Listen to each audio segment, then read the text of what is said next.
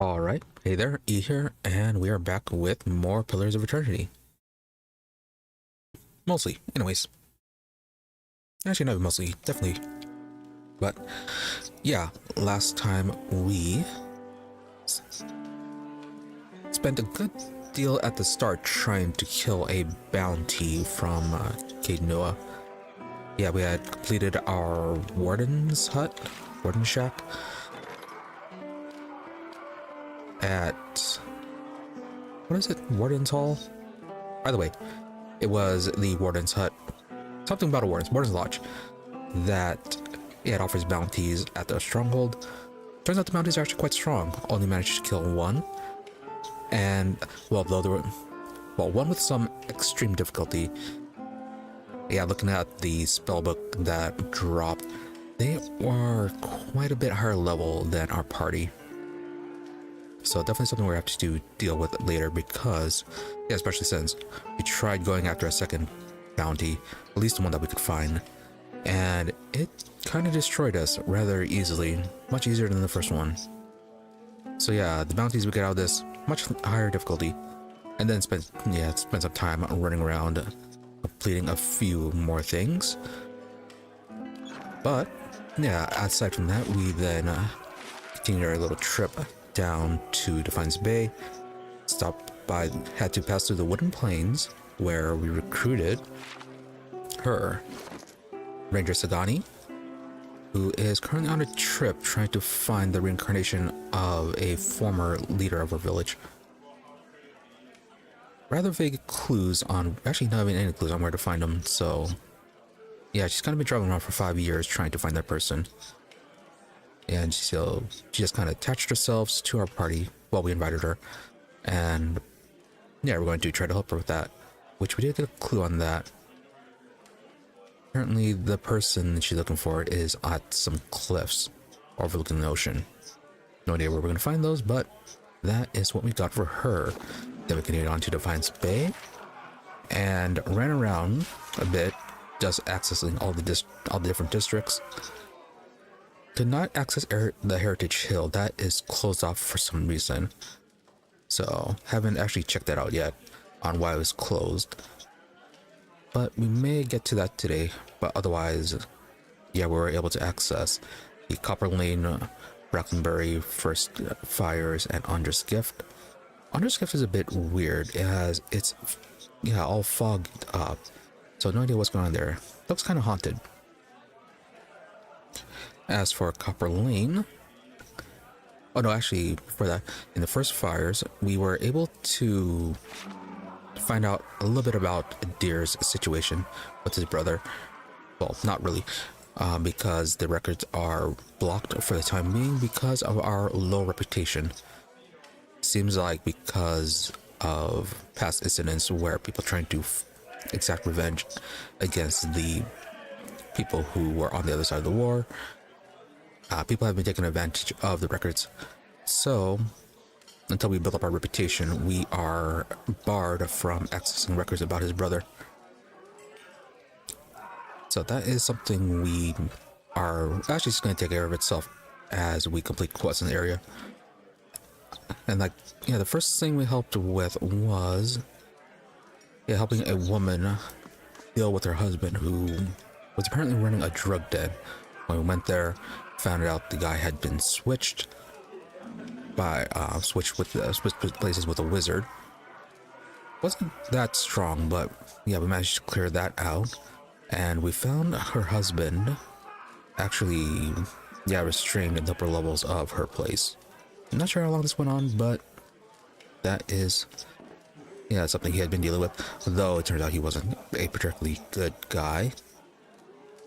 Yeah, it seemed his past was that he had been a drug dealer and had stolen some goods from his supplier, and so had been replaced by the wizard in order to make up for those losses. Yeah, and with that situation resolved, we kind of inspired her or encouraged her to leave her fiance. Did I say husband earlier? But yeah, no, he was a fiance. But yeah, she's moved on and she is no longer here. And then also while running around the city, we found an old man who's being tormented by a necromancer that he had hunted in the past and is currently living in the catacombs, which is something we are going to look at dealing with today. And then, oh yeah, we made a little bit of progress on the main quest, found the Temple of Wodka that had been here, but the temple had been destroyed. Yeah, it seemed like after that whole situation with Eothas, the locals did not take too kindly to most of the other gods, and so kind of destroyed a few things of them. Though that was only the entrance. It seems like their main temple is also in the catacombs. Yeah, so we can easily take care of that, but we're going to avoid dealing with the temple mostly as much as possible. Yeah, main thing I want to do today is, well, explore the catacombs a bit, deal with the necromancer situation, but kind of want to get a more thorough exploration of the city. Last time it was mainly just to access the different districts. So that being said, let's begin.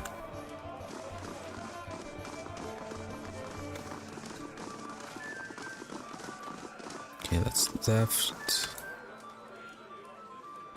Alright then.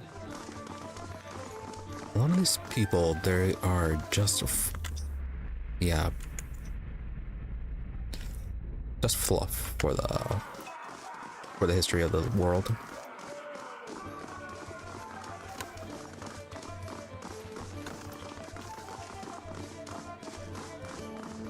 You were also that, yeah. Yeah, so far none of these little interactions have provided anything besides just expanding on the, giving more character to the world. Well met, friend. See if we can get a room, refreshments, by yourself, life place, hired adventurer, no.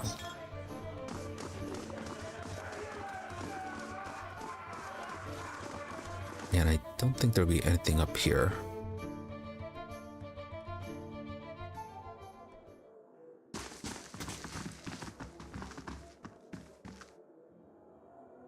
It is busy filling a spur off a small rum. Yes, filing a spur off a small rum bullet. Okay, we can actually properly interact with you because you're not. No. I'll probably deal with you guys later since you're not bringing up that little soul reading. Oh, no, it's two-tone Wixel. An Orland man relaxes his feet propped on the table. Patches of dark brown skin peek out from under a full mane of blue-green hair. Oh, okay, so blue hair is actually natural to the Orlands. Yeah, plain avowed, and one of the first characters you meet is a blue-furred Orlan. Thought that was really out of place, but no, apparently that is normal for this world. He and the Orlan woman with him exchange laughs and comments with the trio at the nearby table, and he spits a dagger in his hand. His hazel eyes watch you. Look like you spent a night or two in the wilds. Join us for a drink. Who are all of you? The name is Two-Tone Weaksel. The lady next to me is Key. We've had our fun with the expeditions, but we are hoping to enjoy a little peace and quiet for the next few weeks anyways. Oh, so hello, fellow adventurers. Man at the next table nods at you. I'm Dread Shot Dead On. This is Hurdy and Ilfa. We are part of separate expedition teams, but we both suffered losses and decide to band together. He takes several items off his fingers. Beasts, barbarians, biowax. It's a dangerous time to be an adventurer, but a prosperous one too. At the next table, Daedon raises a glass. And here's to many more prosperous journeys. Is something else you wanted? Oh, no, okay, apparently that was it. Okay, just friendly adventurers.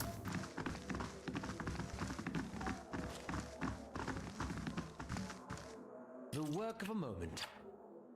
Not stealing.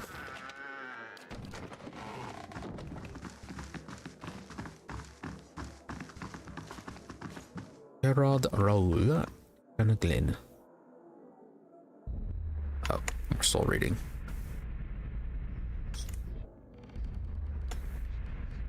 There'll be something eventually. Maybe.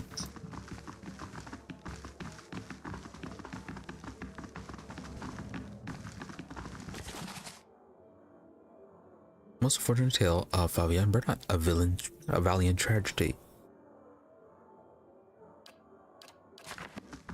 Yeah, collecting so many books. Should probably sell some of them.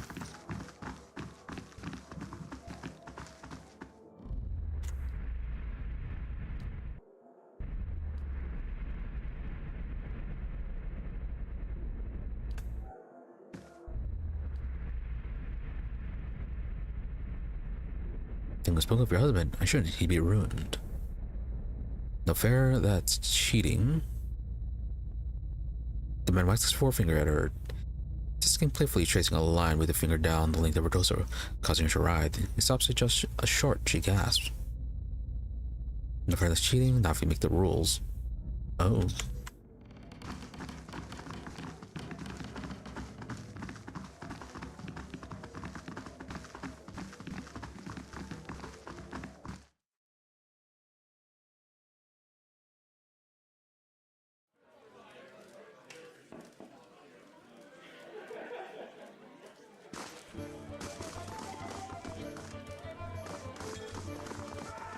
And yeah, there was nothing else in here.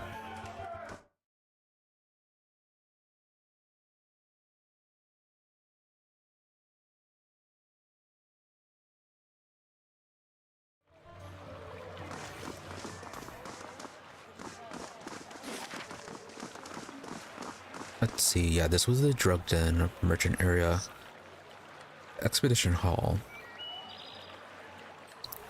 Yeah, it's kind of like fake adventures that they're kind of running around. I think that's what this one was.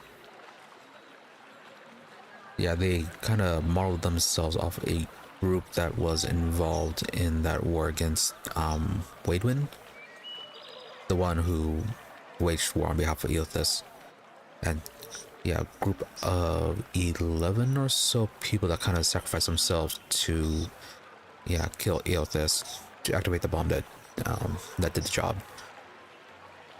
Yeah, they're like claiming to be part of that group, but it seems like, according to Deer, that it's more trying to justify their vigilante actions, which aren't always quite so wholesome or quite so friendly. So I'll probably go there later. Grimdall's house. Nothing in here. There's a locked room. Scrivener's dormitory. Near the whole drug out of the mines. Catacombs. Oh, we haven't gone to the Hall of Revealed Mysteries.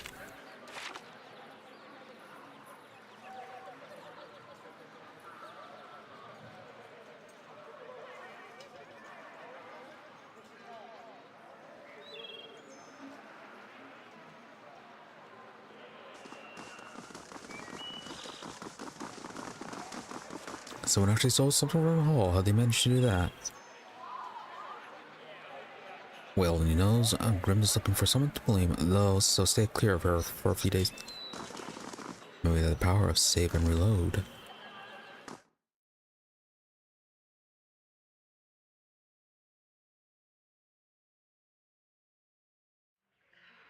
I could while away hours in here, if we had the time, of course.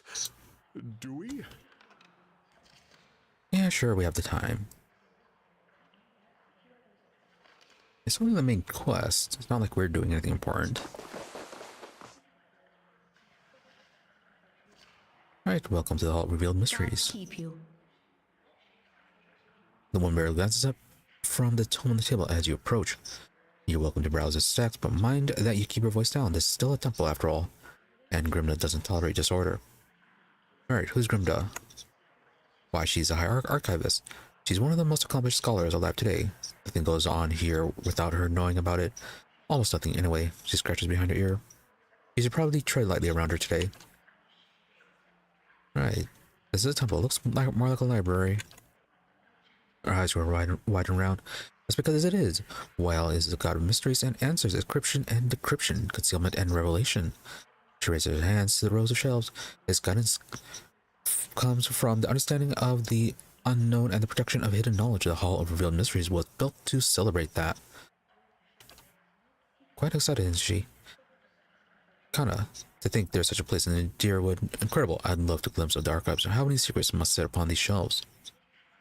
Yes, fascinating. Isn't it? Temples dedicated to wild tend to hold vast stores of knowledge. We use that knowledge to unravel and preserve the mysteries of the world.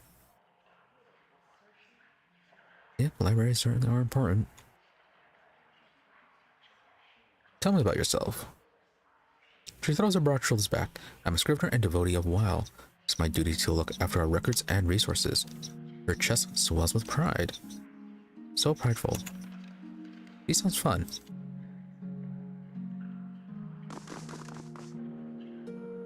Okay, so there's more soul reading with the other people. Yes, it is.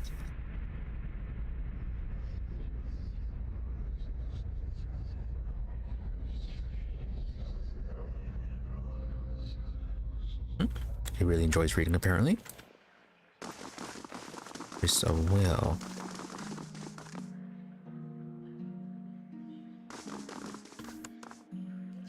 Oh, I wonder if the soul reading could reveal who stole things.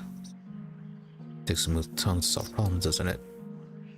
No, not necessarily. I mean, you can use force. Force, gun, magic, skeletons, arrows, what have you. Entry the archives without Grimness permission. Well, it's not marked in red.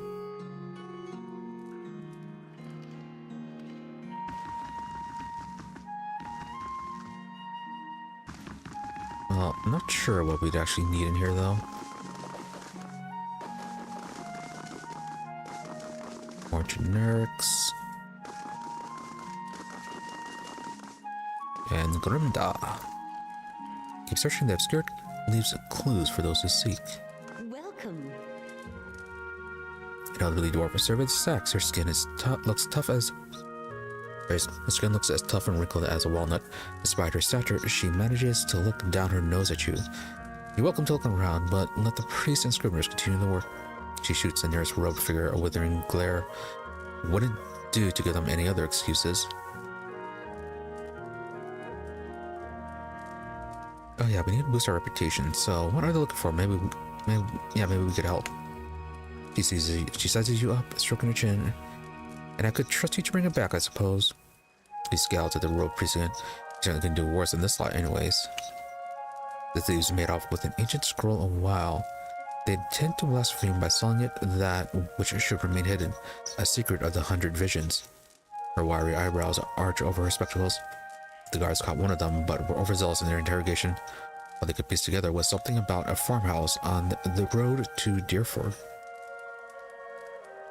Oh, all the way up there. So why are they in here then, searching? Track the thieves down. I don't care what you do with them, but bring back the scroll. Well rewards the persistent seeker, and so do I. And if the scroll well, there's a fine price. I mean, a worthy task. Okay, so where would the body actually be? We could actually try using our watcher abilities to examine the soul if it happens to be still be hanging around. Alright, questions about the missing scroll. Yeah, how would you like us to handle the thieves? However you can. Kill them, rob them, leave them. It makes no difference to me. She waves a hand and smiles grimly. I'll consider it one of WoW's mysteries. Alright, up to us then. So what do you know about the thieves? Very little, except they were foolish to believe they could steal from the guard secrets. That, and they were fleeing to a farmhouse. What's so special about the scroll? Well, it's got our secrets. If I told you that, I'd cheapen it, wouldn't I? True. It's a parable, the kind that nourishes the inquisitive mind and poisons the foolish.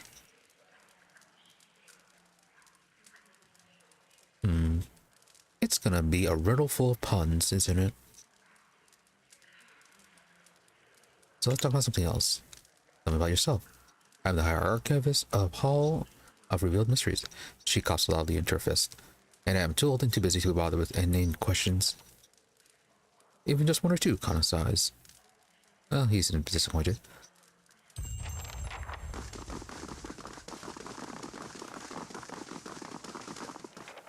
Greetings. So, you know anything? No.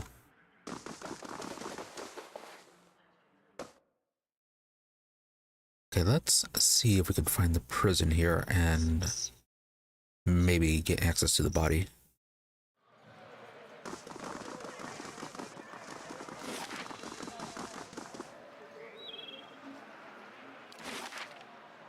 Okay, I think that should just be the entrance to, or the access to Madman Bridge. Yeah, the jail might be in the first fires.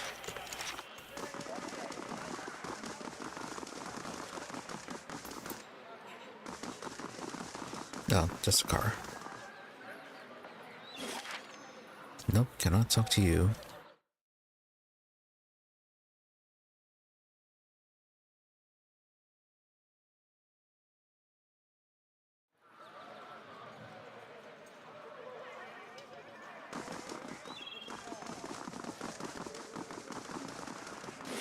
Anything look prison-like? Found an embassy. Maybe it's under the Ducal Palace.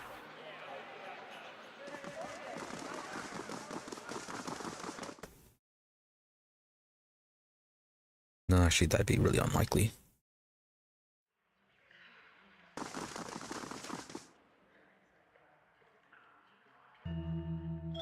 What's going on here?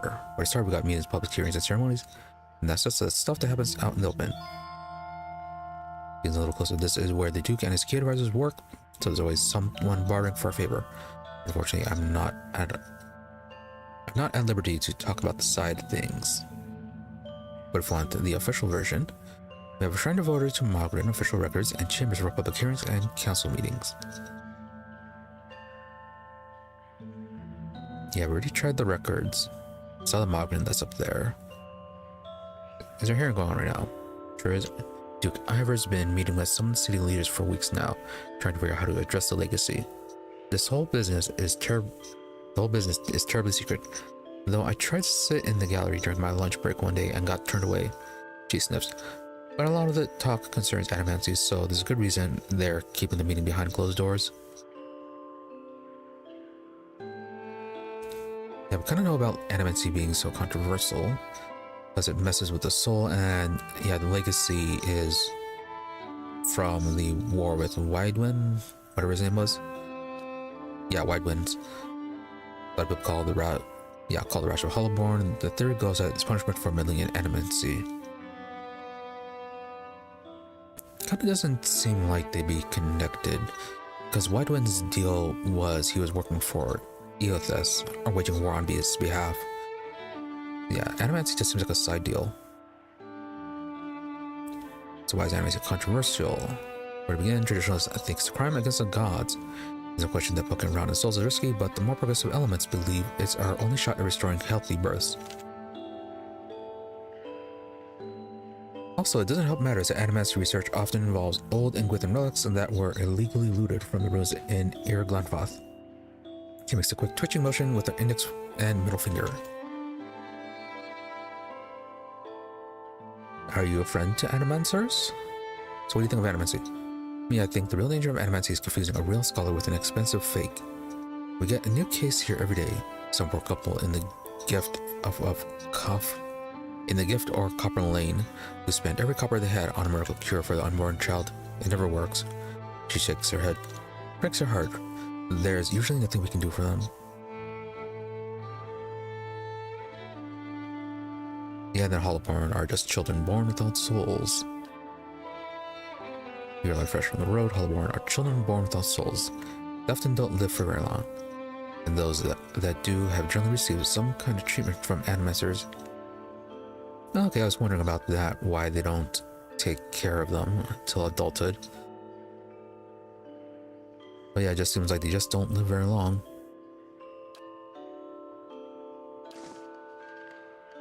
But anyways, no access to the prison. Yeah, that's the records. Might have to run out to the Deerwood then.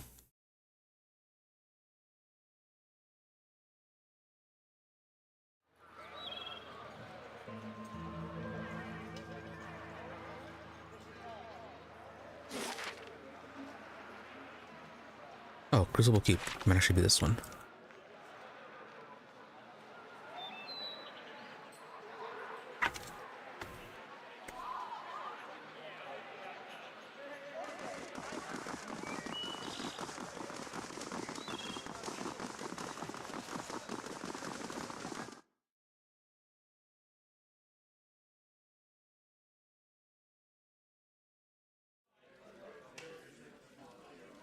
Yeah, you have a name. We might be able to ask you. Justice here, Almar. Almar gives you an appraising eye, judging by the scars on his face. He's lucky to be able to do that much. Every day we get more from the hinterlands pouring into Defiance Bay. Keeps us busy on the watch. It does. You look like you recently arrived yourself. No question about the presence. I guess introductions may be required. Who are you? It's over the Crucible Knights. I'm proud of it. Help keep everything running at the keep so that Commander Cliver can focus on more important matters. What goes on? This is the headquarters of the Crucible Knights, so it's where we store arms and armor, as well as where many of our soldiers bunk. So maybe they don't have a prison here. About the Knights? Defenders of Defiance Bay were not exactly a formal knighthood, but don't tell Commander Cliver I said that. We were the first organized militia to oppose Adiran rule, and today we're the largest force in the city. Our soldiers undergo years of combat training, and our officers are required to have the souls red by that critter out in Dunred Row. Okay, that's odd, having your souls red. So what's this about Dunred Row? Just a requirement of the Crucible Knights, so the higher ups notice nothing messy built into your soul's past. Keeps their ranks pure is fine by me. I just wish they were more careful in hiring their ciphers. Right, so judging you on your past crimes. Fun. What's wrong with their ciphers? He shifts his weight and glances at the empty hall. They're mostly Orlans. I'm sure they're talented enough, but you just can't trust them. Hostility is in their nature, and they learn to hide it over the years. He frowns and crosses his arms. All I'm saying is they should at least be supervised by other folk. That's reasonable enough, isn't it? Should have made an Orlan. I think we just made a generic human. Or either a human or elf godlike.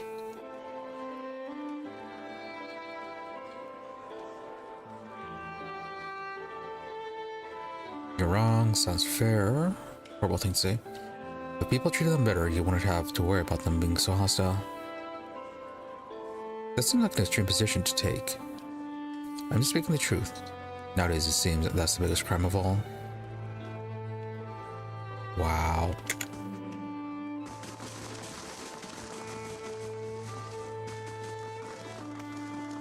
They may be filthy thieves, but you don't have to be rude about it.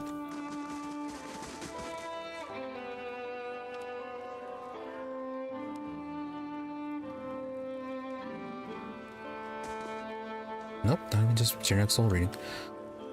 They just sit here as gaze flicks over to you briefly before returning to the Novatars gathered in the training area. Oh, novitiates.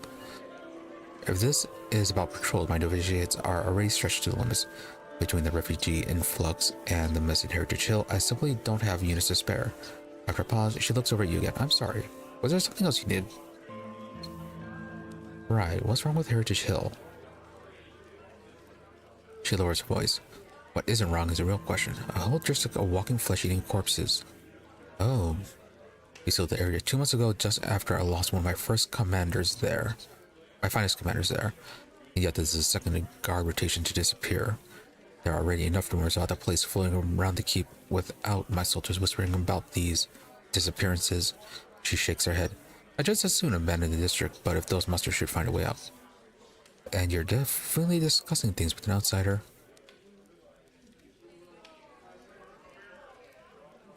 Right, I could look into it. She steps back and regards you. After what I just told you, you want to go to Heritage Hill. I've lost strange soldiers there. Why should I let anyone in? People are disappearing. Someone got to figure out what's happening to them. You got nothing to lose. Your trained knights have nothing on me. Just seems like you could use the help. What's the harm in letting me try? Yeah, you got nothing to lose. If you're eager to rush to your death, I won't stop you. She quietly looks on at the novitiates. And if you're somehow able to put a stop to this, you got my permission to enter Heritage Hill. I send word to the guards at the gate. Okay. Nice.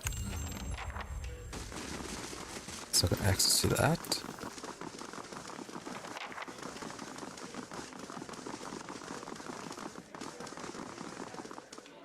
Oh, read something?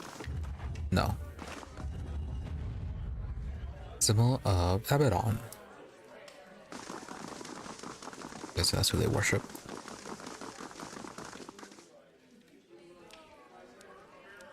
Yeah, not saying anything like prison. So it is just a barracks. Barracks and offices. Well, mainly barracks. We just don't have the manpower. Clever.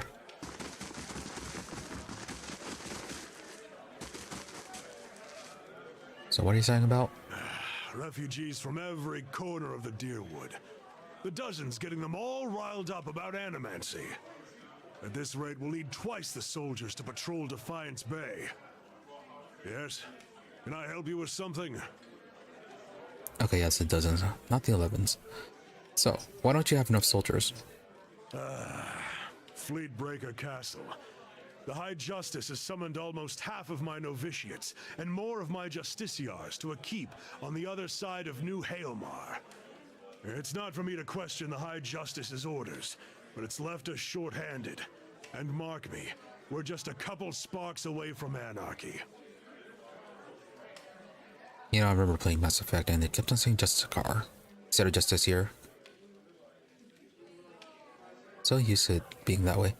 Anyway, is there any way I can help? I was refreshing to meet someone who would rather fix a problem than complain about it.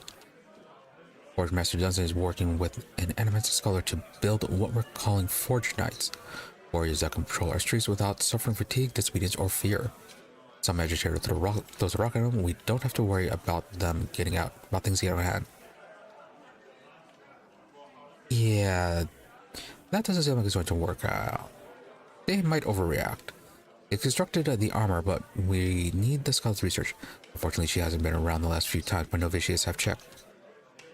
Diana lives with the rest of the scriveners out in the Copper Lane. But I haven't the soldiers spare at the moment. Go to the scrivener's dormitory and see if we can find her.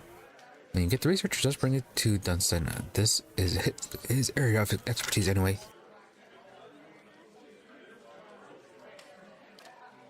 Once you've brought him the research, he can sell you any arms or armor if you have need. Before he repairs all of our equipment, you won't find a more capable smith in Defiance Bay. Oh, nice. New shop, new gear.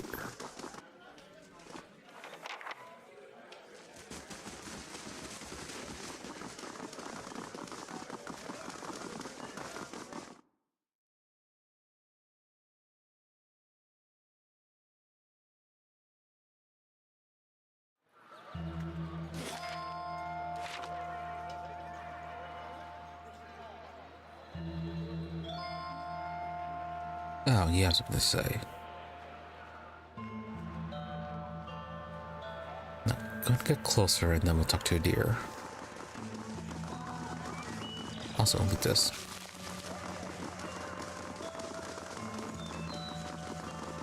Strange place for a shrine to Abaddon, Crucible Keep. Maybe it made more sense at some point before it gathered all that dust. And the only thing the Knights of the Crucible worship these days is the nobility, as far as I understand it. I knew some soldiers who got recruited by the Knights after the war was over. They told me something about it. They get these young kids in there and they tell them about blacksmithing and about revolution and about tradition. Talk about the golem like he created the Crucible Knights in his forge to go win Zero's independence. Then they join, and it turns out all any of those knights ever talks about is when are we going to get recognized as a real knighthood? When are we getting our titles and our land? The High Justice wants to be an Earl, says Abaddon's will. He's got a castle and an army. You wonder how long he'll wait before he starts a war over it, saying Abaddon's told him to. Yeah, that seems odd. Probably not, maybe Abaddon is telling him to. No, if Abaddon was telling him to, wouldn't be asking for, for the nobility. He would have just taken it.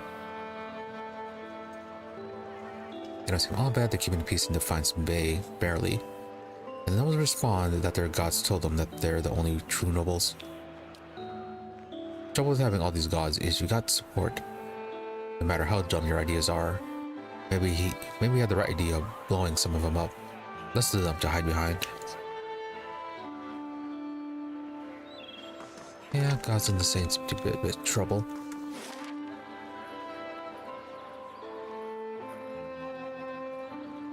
Right, let's... yeah, search for that woman in the Scrivener's place, and then we'll head off to the Deerwood.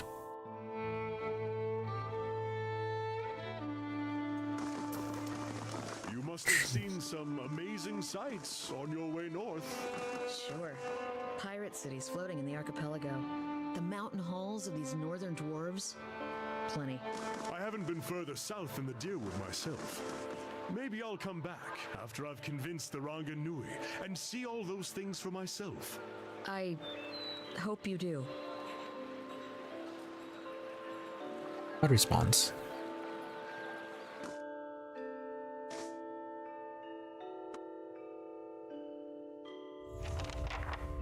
Up, and they're level up. Built to last. Why did we gain XP just from coming here? Oh yeah, and then last time we leveled up the rest of the party.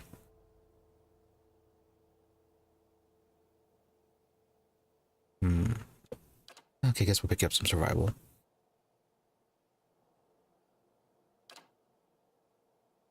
Right, new chance.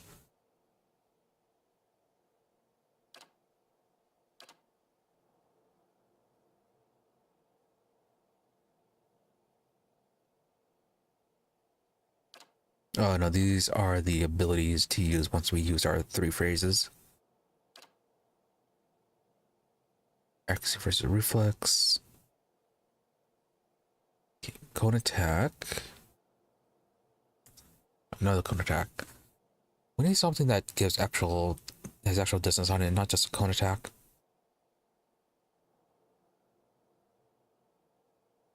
Slash and shock damage reduction. Summons a phantom. Maybe this one. Hopefully it'll be better than the skeletons. Skeletons are kind of weak.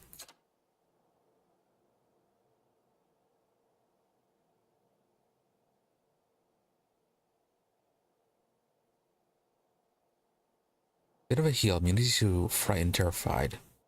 Oh. That requires 4 phrases.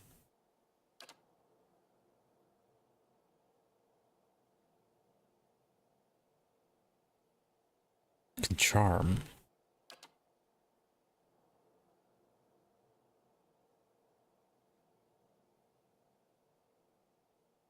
Defense against hobble attacks.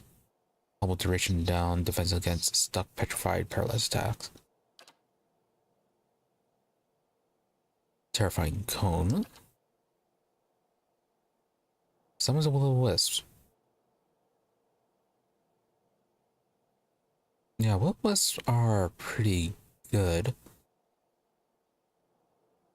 Well, they're a pretty good attack, though their defense is kind of low. They're kind of squishy. Oh, could summon worms. Then AoE paralysis.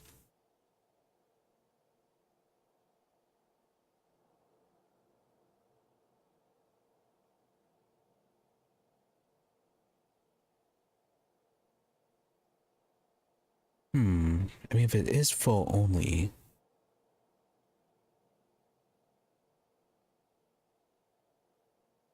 Yeah, we could get you built to be more melee focused.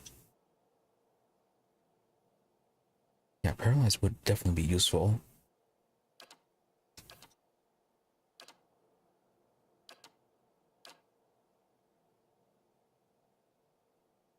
I started with charmed.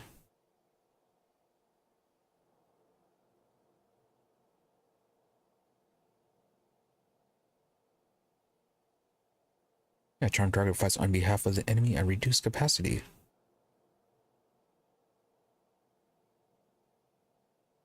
Yeah, let's try to get that one as well as the paralysis one.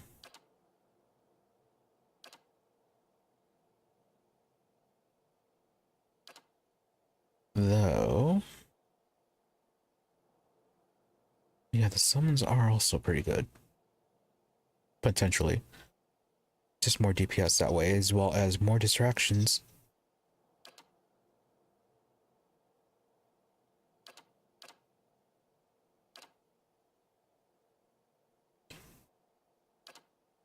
Yeah, let's get the worms since they have a ranged attack.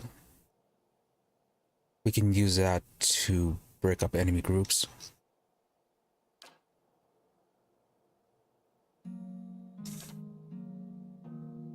Through the chance connection to the soul fragments employ, increasing ancient memories, healing capacities.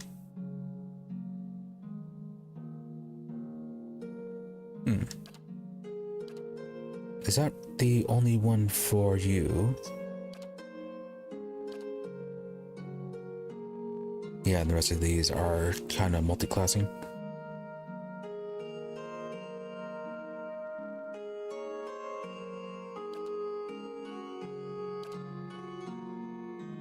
Increasing ancient memories healing capacity.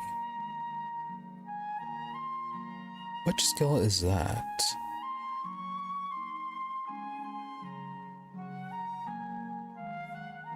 Well, more heals is more heals.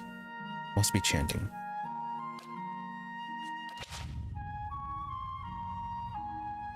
Yes?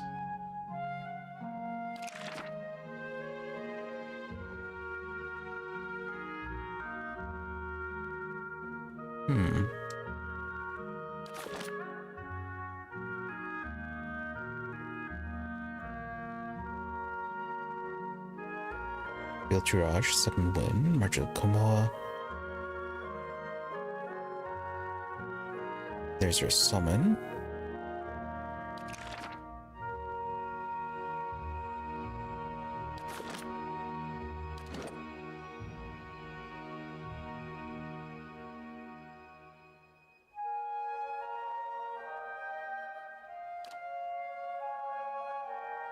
Modifies ancient memory. Ancient memory is... Oh, is it just something you do while chanting? Oh, okay.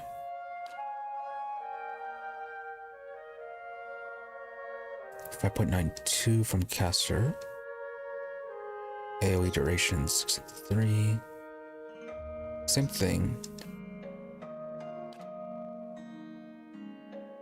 Allied AoE 3.2 endurance.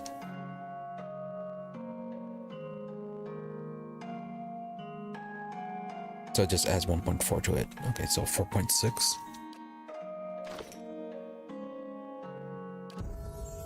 As for you... Yeah, the distribution of your stats is a bit odd. I don't know, I guess more stealth. Vicious Companion. 15% damage and DR bypass. Modifies wounding shot. Make that more accurate. Resilient Companion.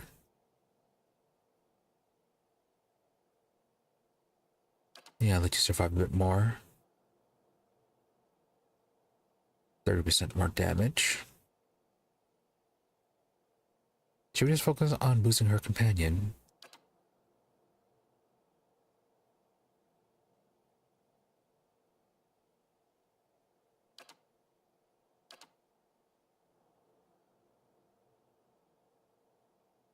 Yeah, make it more survivability.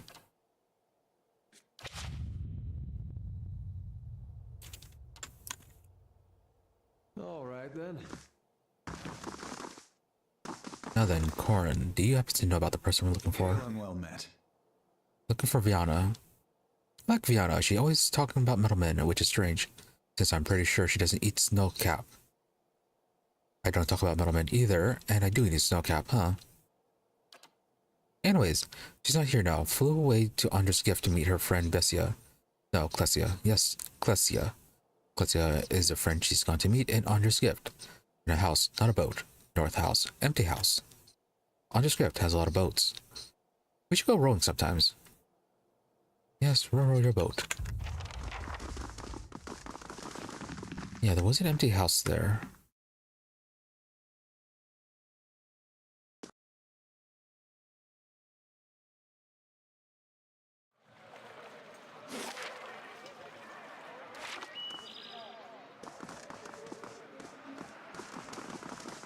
Yeah, that will still be foggy.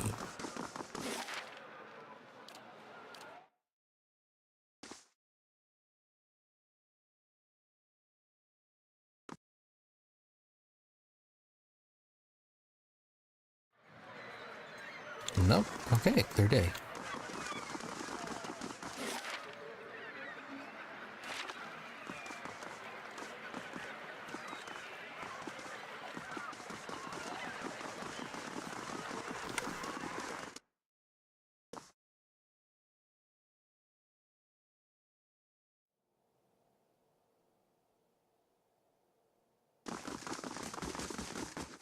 Right. Okay, we can actually access this part now.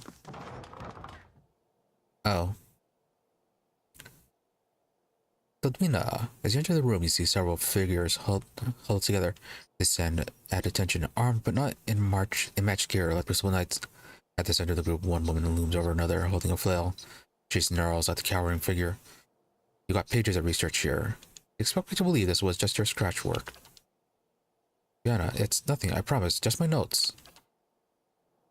You hear a painful smack as a woman backsends her captive. You know you're meeting with the Crucible Knights. You think they're the only ones with power in the city. They call us the Dozen for a reason. Now I won't ask you again. Oh, the Dozens. Them and their vigilante justice. Sort of justice. At a nudge from one of the men, the woman turns and sees you watching. Her eyes narrow. You shouldn't be here.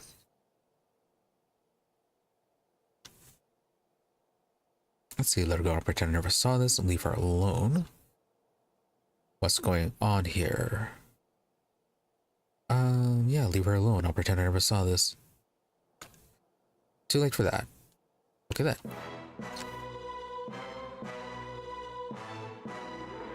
Alright. So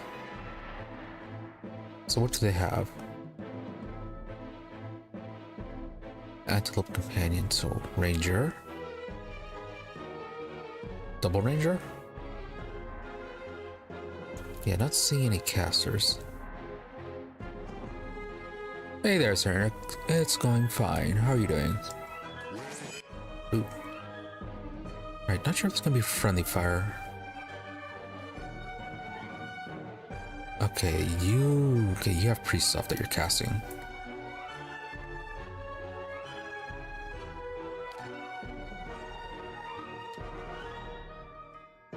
Let's see, everyone get into position.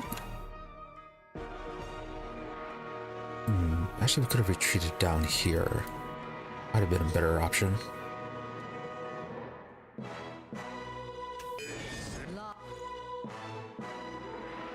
Ready, Watcher. Up, you're gonna get knocked down. Can you knock them down first? Yeah, we might have to get rid of you since you're gonna be casting.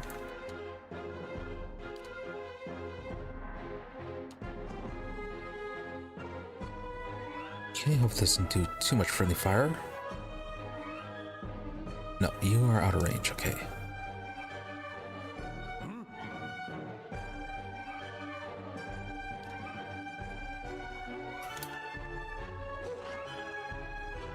You eat their companion.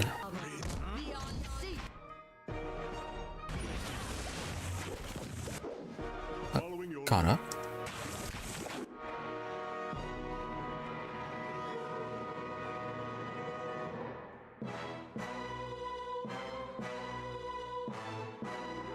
See how we stand back.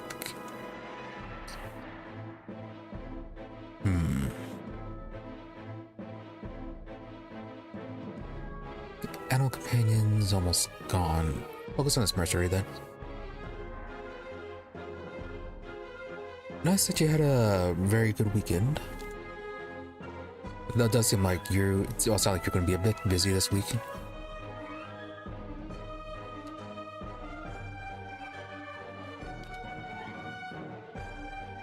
Are you far enough away, dear? No.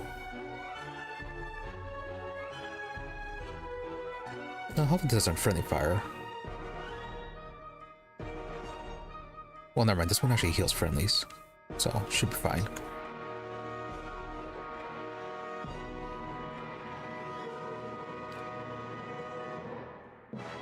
And then, yeah, toss some of these guys, make them slip.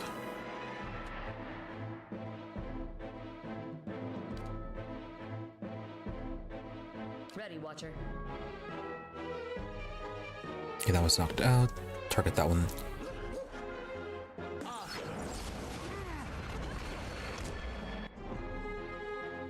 Okay, good. Yeah, probably didn't need to be using so many spells. Following your lead.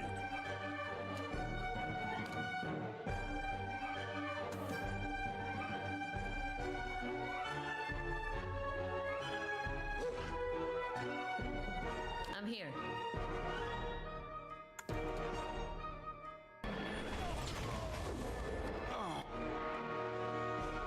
No, Antelope's knocked out. Right, you are the last one. You're not getting through me.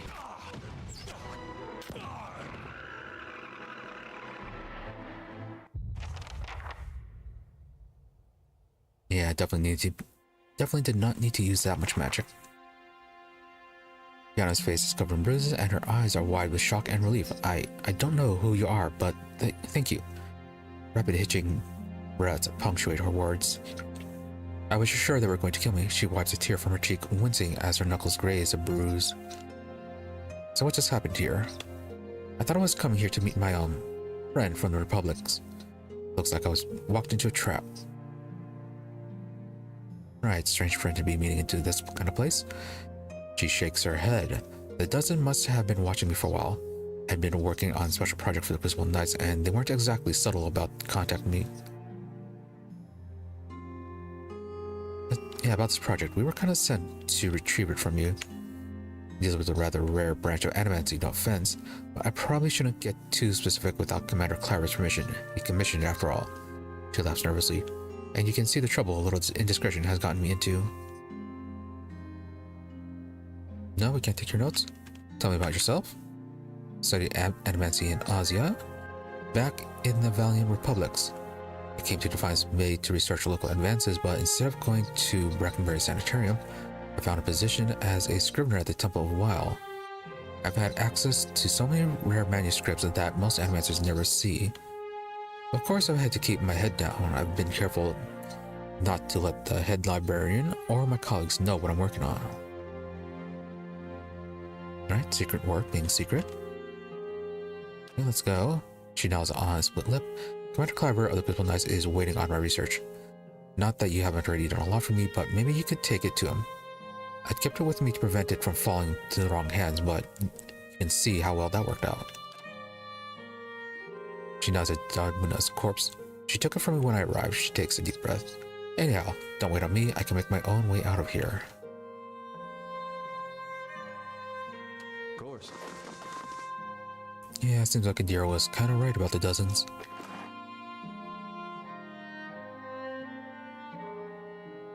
Eru Breaker. Heavy armor. What's so special about you? Move speed up and deflection against range attacks.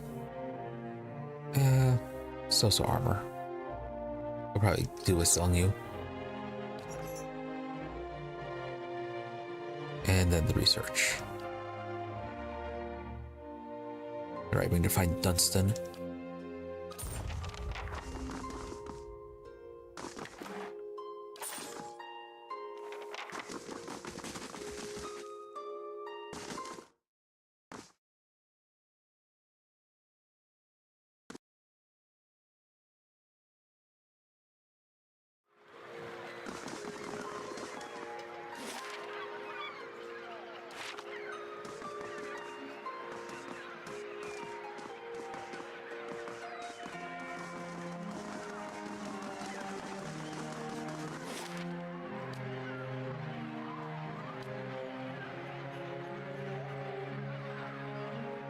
No, it's supposed to be the first fires.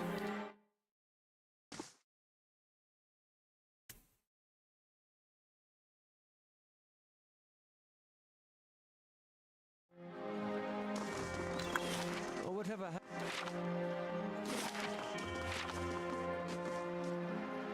Okay, so turn this one in. Then we get down to the Deerwood. Try to find that stolen scroll. Shouldn't need to rest anytime soon. Yeah, then once we get the scroll, we can head down to the catacombs.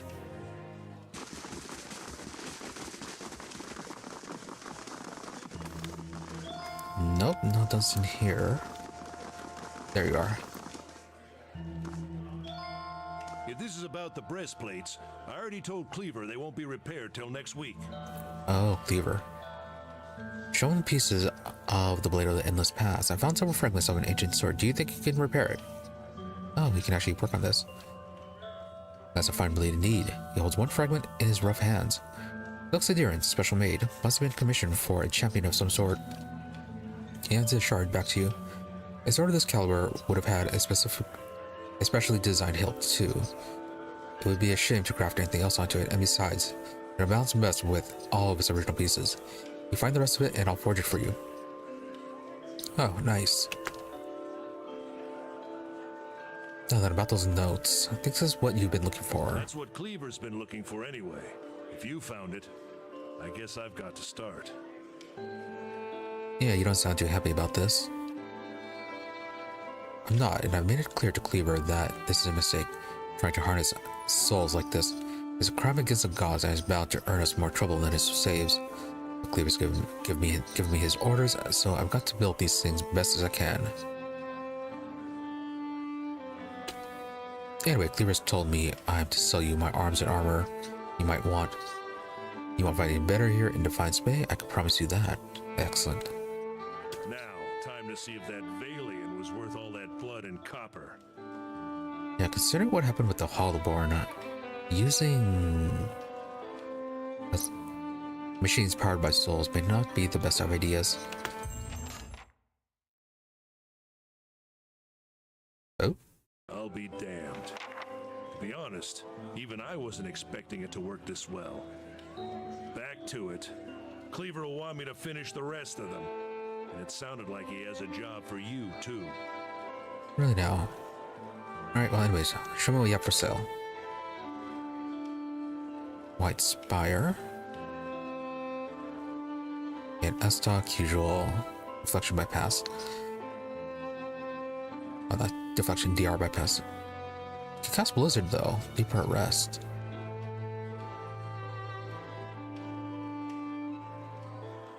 $1825 freeze damage. Maybe. And then the rest of it is just fine gear. Oh, Forge Master's gloves. Get Firebrand. Summon a weapon Firebrand. For 30 seconds. Two-handed greatsword.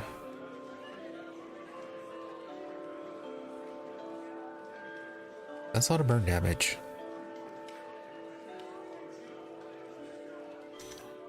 But 3 per rest.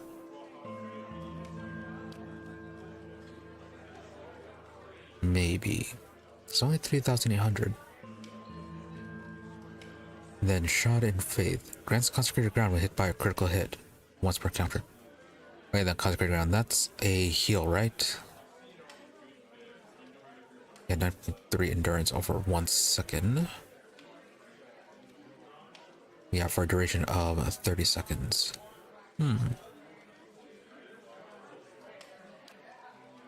It is once per encounter.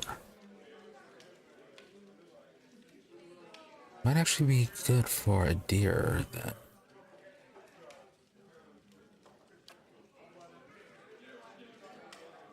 Yeah, let's get the one for him. Unwavering resolve. Oh, we forgot to equip that. Then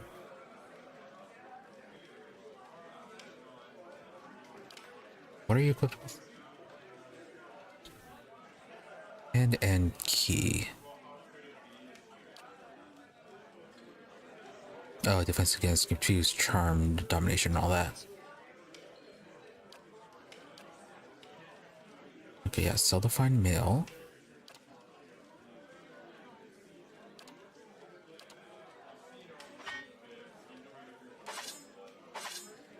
Sell a lot of these generic weapons.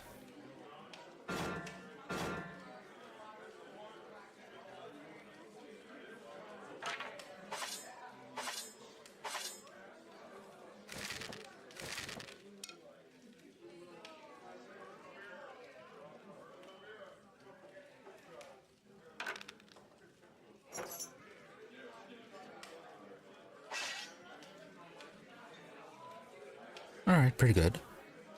Only spending 1,300 now.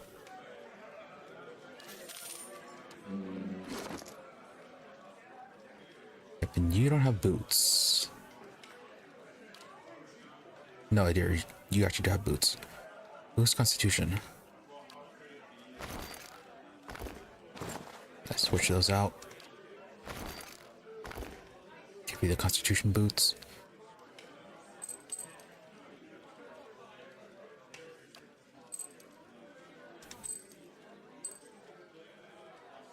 +2 intellect plus resolve.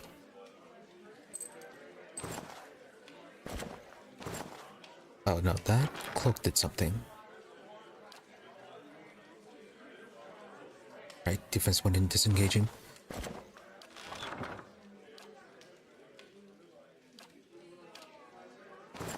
Sure, we'll give it to you.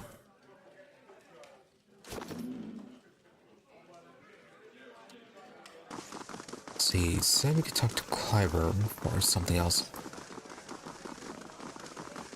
But before we do that, yeah, let's head out. Take care of some of our other things first.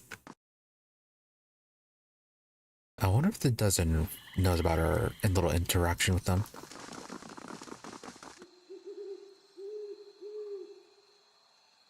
Yeah, I think that doesn't work with the exhibition hall, so that might cause some problems.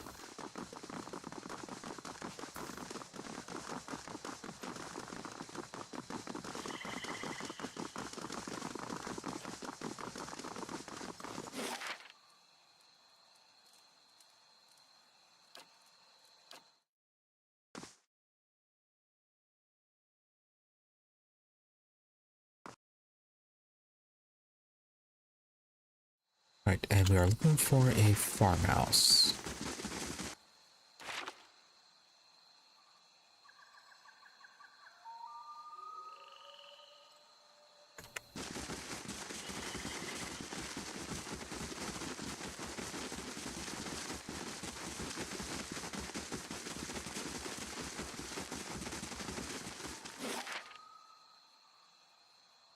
Really, Stormwall Gorge, not directly to Deerford.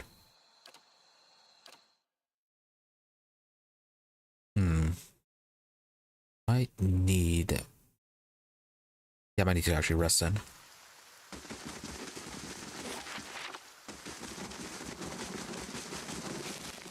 Gotta be careful of our fights then.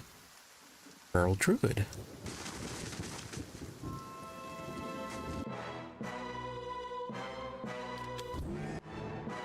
Okay, right to bear form.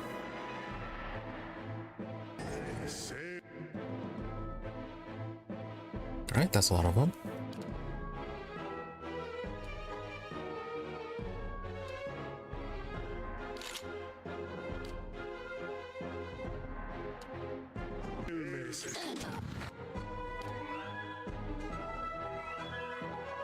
All casting lightning.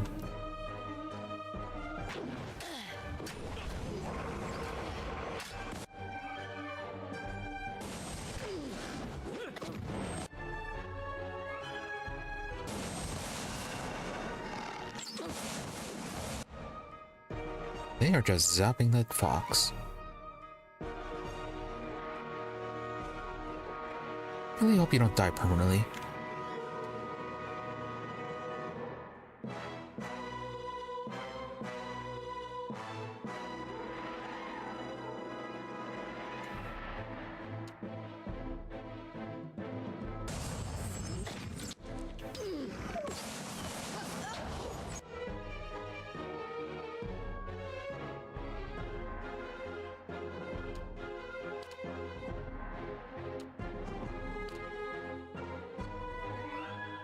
You are stunned. For how long? Oh, 2.5 seconds left.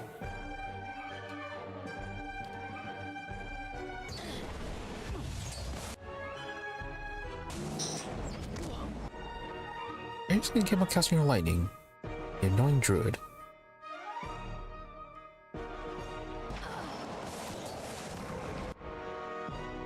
Following your lead.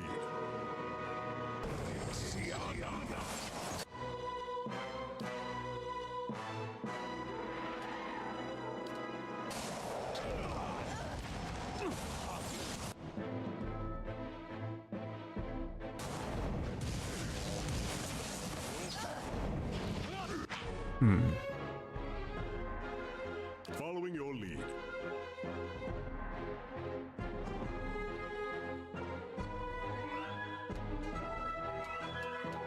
Following your lead. Okay, we should. You know what? Athletics. We'll do that next time. Yes? What?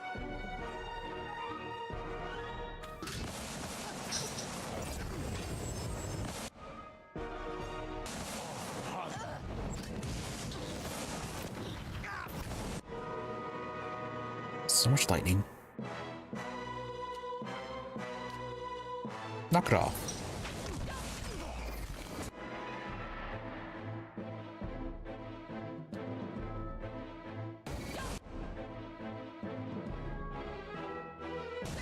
Yeah, focus on that one. Stop them from casting.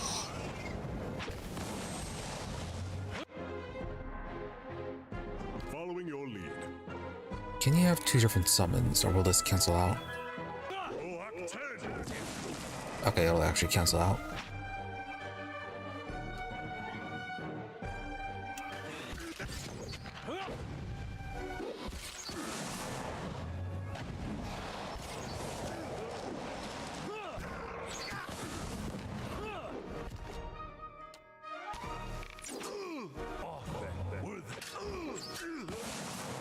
And you can still cast. Fun.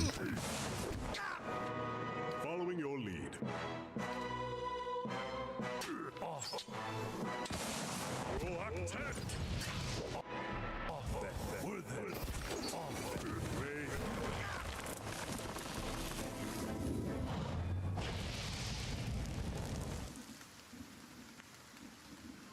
Alright, and okay, you heal back up to full. I said no permadeath for the pets.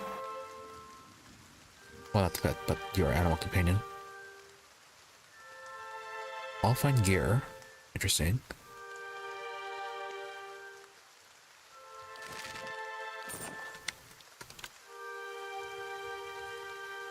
Of course.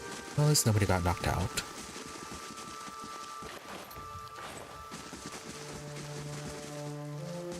How big is this place? Oh, okay. Normal deer.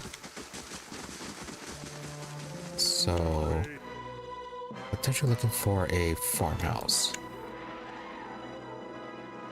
Oh, you guys, you poison, right?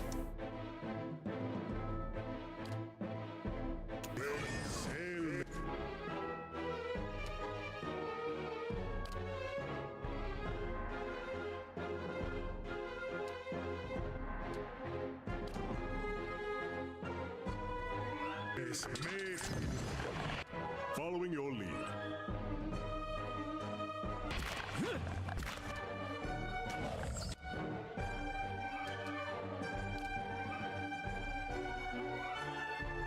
Yes?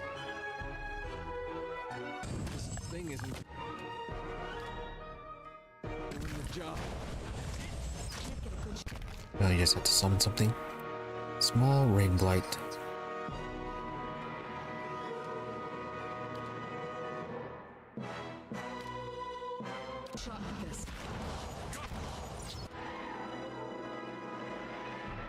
How may I help? Not sure if you're going to disappear or not. Ready, Watcher. Focus on that one, and you can focus on it too.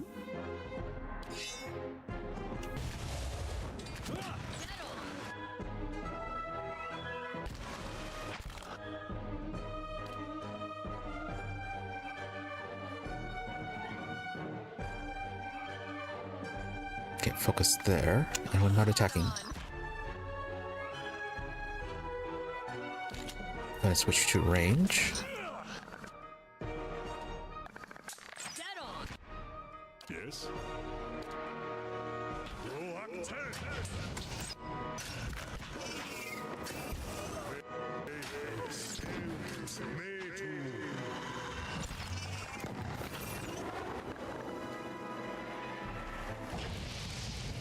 Of course.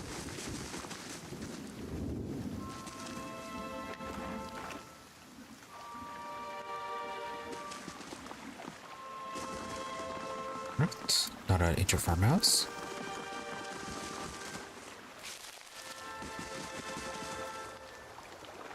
The starlight illuminates a pattern in the ground. You need to also get a better look. The stone here has been carved with a few simple shapes. A small circular indentation marks the center and a much larger circle surrounds it. You see what appears to be writing above the two circles. Let's see. Examine the writing. The characters are completely foreign to you, no doubt the remnants of some long-forgotten language. I think Kana should have had a chance to look at this. Or just someone with a high lore skill could identify it. Anyways, examine the outer circle. Several shapes have been carved along the outer ring, though most have been worn away. You can make out a crescent above the center.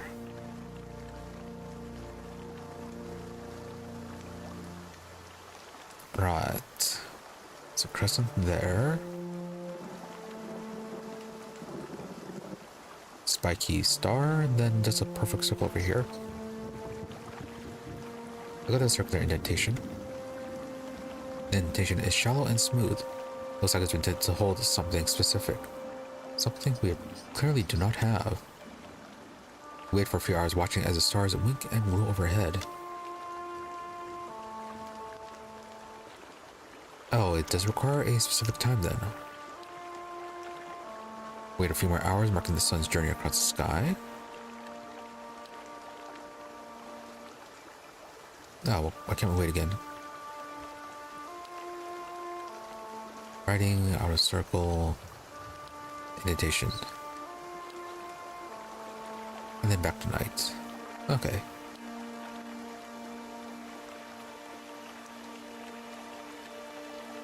Yeah, so we're missing whatever is supposed to go down in there.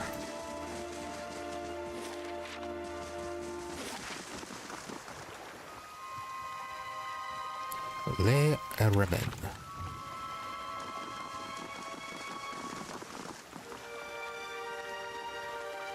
Yeah, looks like the kind of thing that's going to open a portal.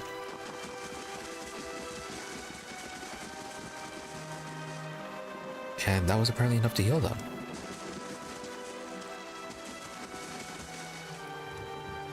Awesome. Hi? Oh, free rest. Okay, that's what that is. All right then. Though, should be careful for any time-sensitive items.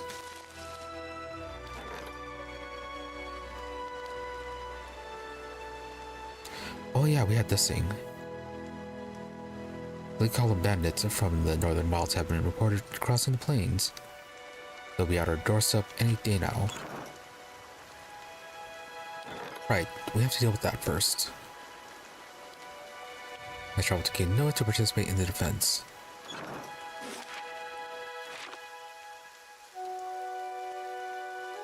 Yeah, I kind of forgot that was going on.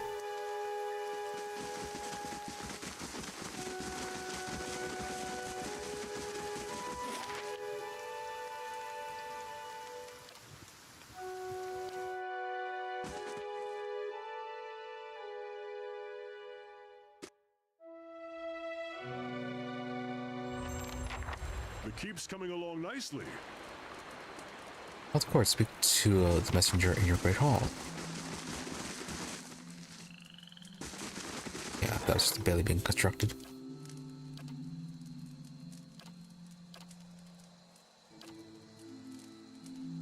We need more defenses.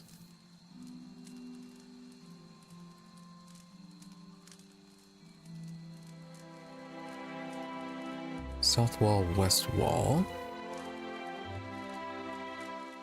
Library, dungeons. Craft hall.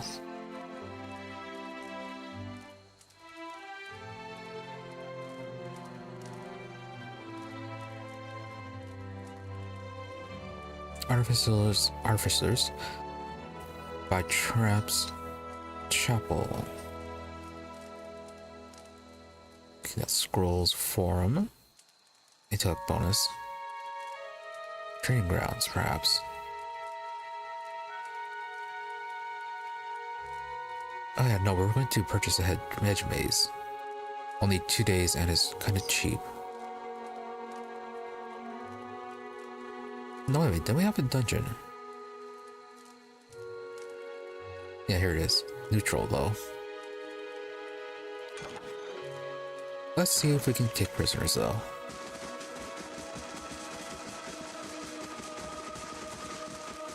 Right before we redo the fence, let's see what the visitor has to say.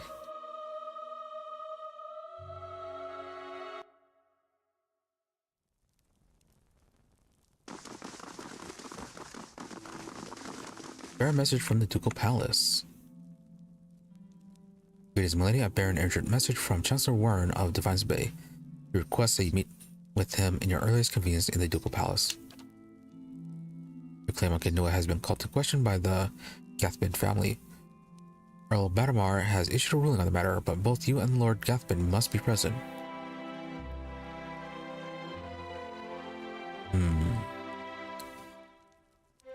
We were acknowledged as the rightful owner, but I guess we need to get their acknowledgement as well. Annoying stuff.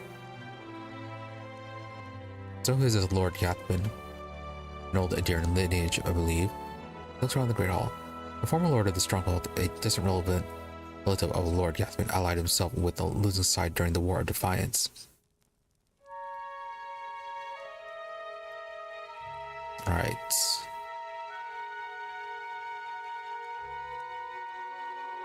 Not so much for being a former lord. If he wanted it so badly, he should have taken it himself earlier. So who is Chancellor Warren? Arbiter of legal matters. Fair enough. Chancellor will await you in the records room of the Ducal Palace in First Fires.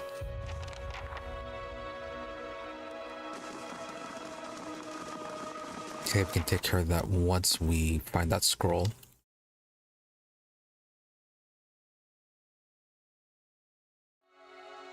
The keep's coming along nicely. Yes, it is. Now then, Magnal Resolve.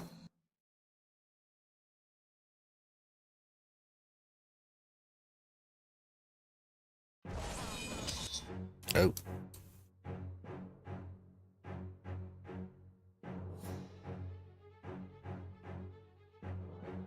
Okay, Weird Blue Bandits. Oh, this is a very trouble formation. And they have 2 crossbowmen and a wizard back there.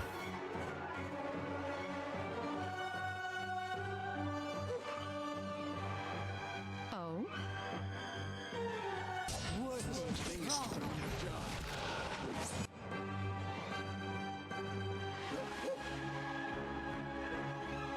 Ready, Watcher. Following your lead. Okay, work on that. You help out with this. How may I help? What? Why are you following? You should not be following you. Oh?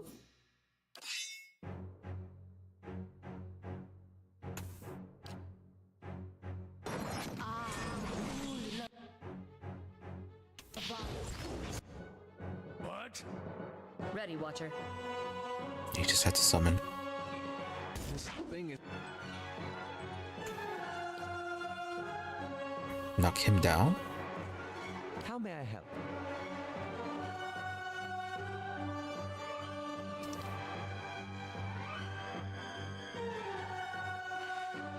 Okay, since we're already here, we can just rest while we're here.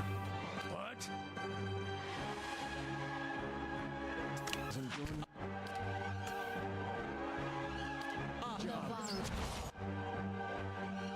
You guys really don't care about the engagement, do you? Ready, Watcher.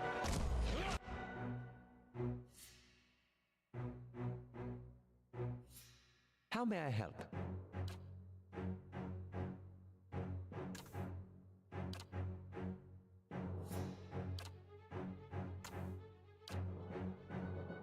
Alright, knock down that one too.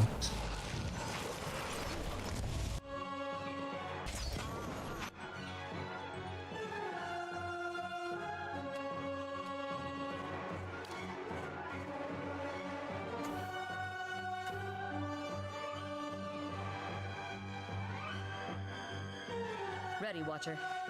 You're still alive? Yes, you are.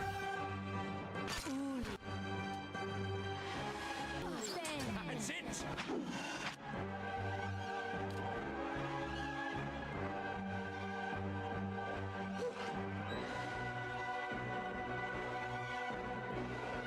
Ready, Watcher. Oh, where are you running off to?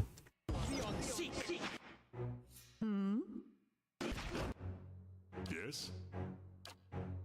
Recapture.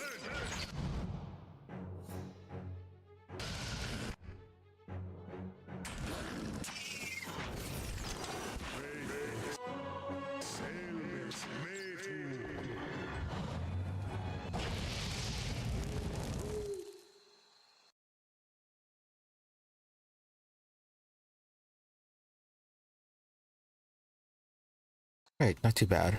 The keep's coming along nicely.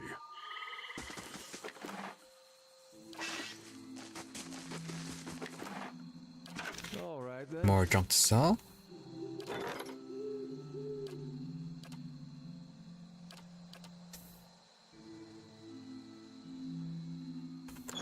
One day, 25 hours left for the dungeons.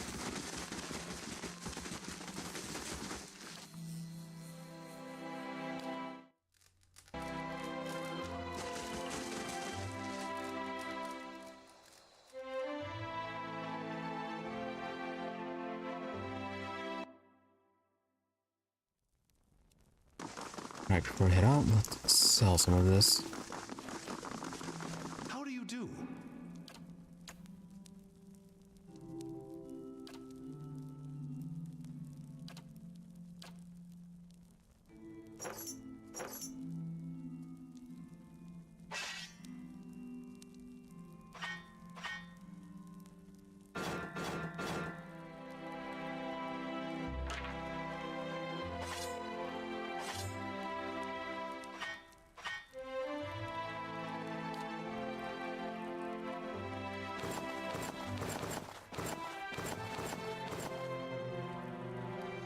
Yeah, all these fine hide armors.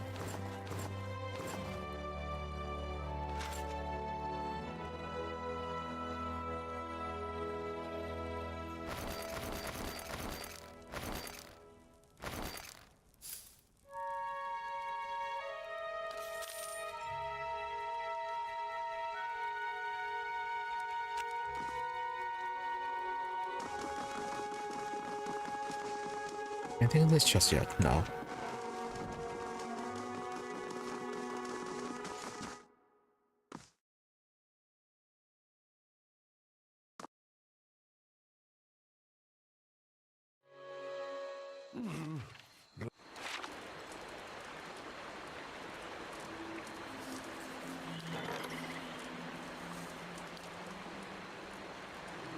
Maybe we should hire someone here.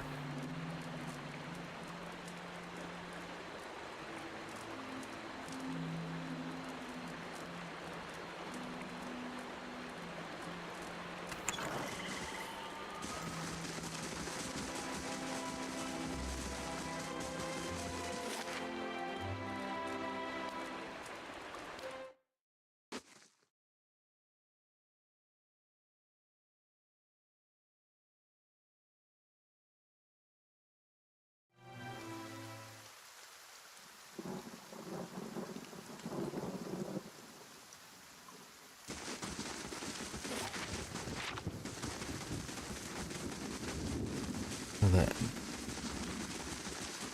any farmhouses in this place?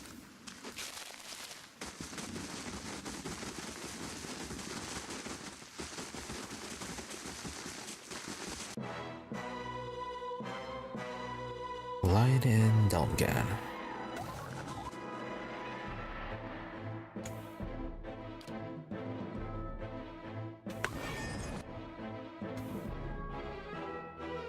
And an Adrian, Primordials.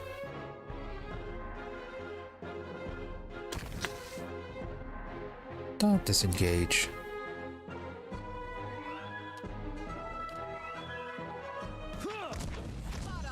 Right, a lot of beasts.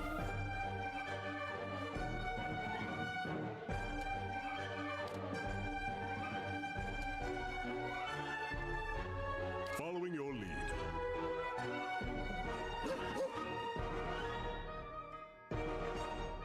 I'm here.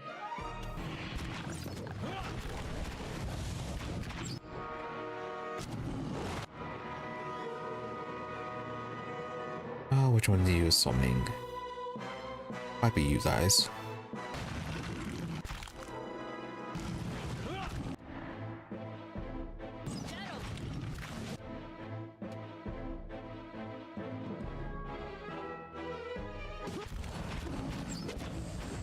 Great. Following your lead. I'll get if the invasion doesn't wake up. Flame Blight, Earth Blight. Yes, the Adrian and Delmgan that are summoning.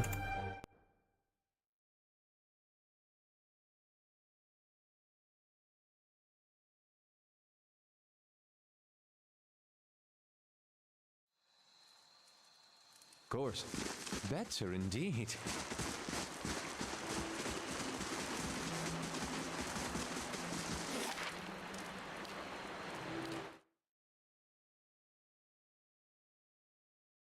Right, and then we should switch his weapon for the one that does extra damage to the beast.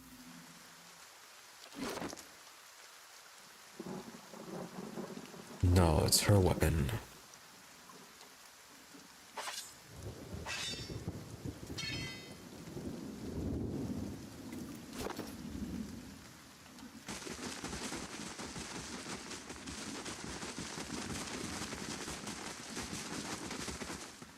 Nice and quiet.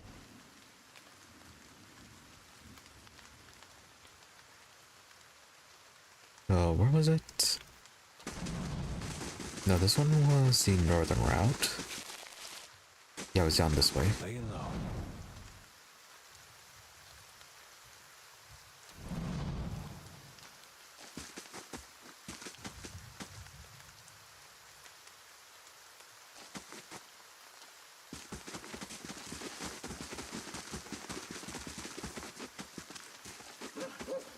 Ready, Watcher.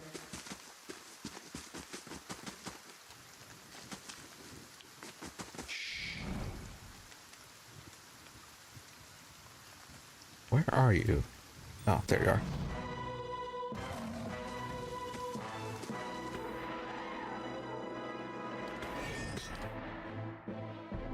Did we only learn one of them?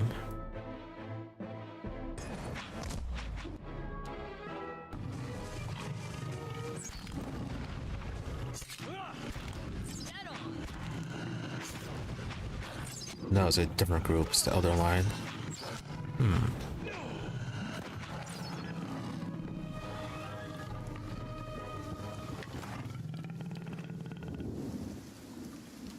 Laying low. So were they further down south? No.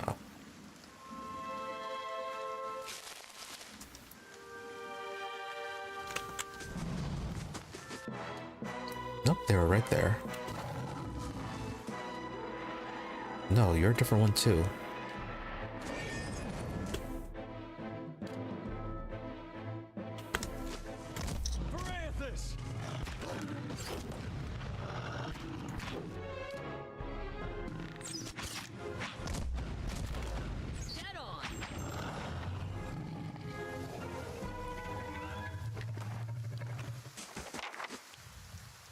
Laying low.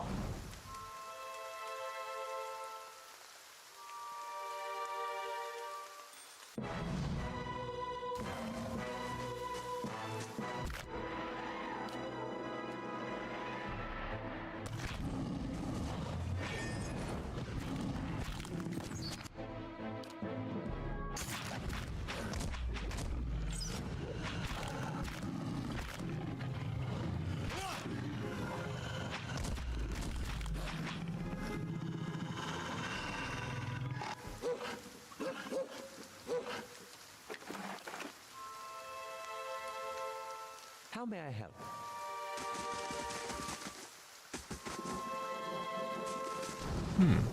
Oh, there they are. He just didn't pull the full group. Which, if that's the case, that is perfectly acceptable. Oh?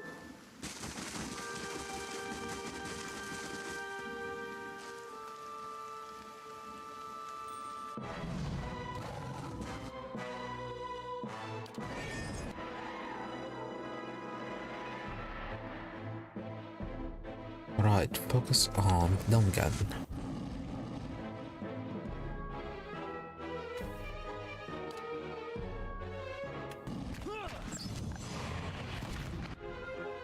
Pretty sure they can't cast.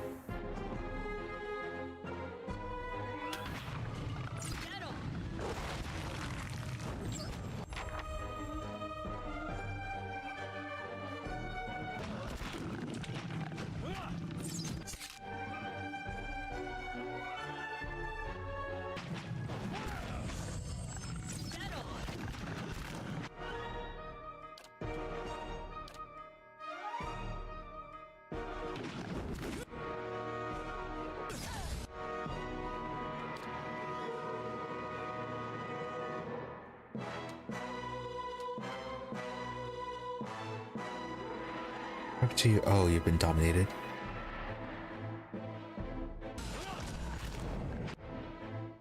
Following your lead.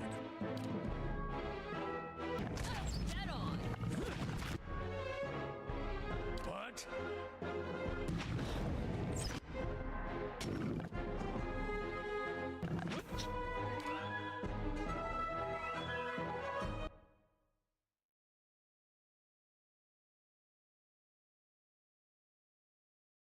Right, didn't see. I hope we're not getting attacked.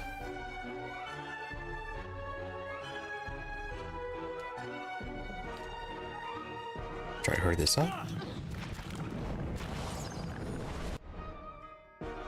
Okay, and summons do not disappear.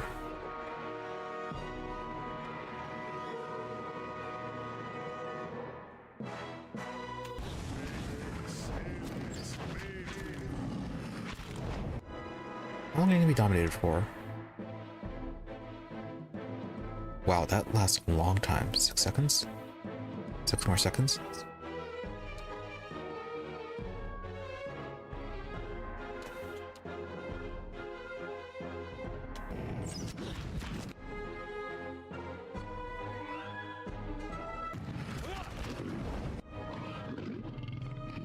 Alright, let's focus on his lines now.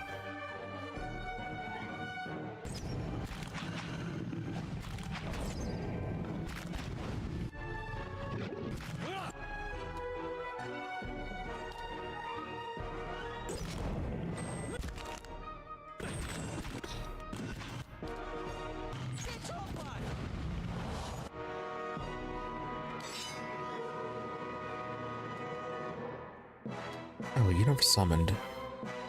Following your lead. Roar.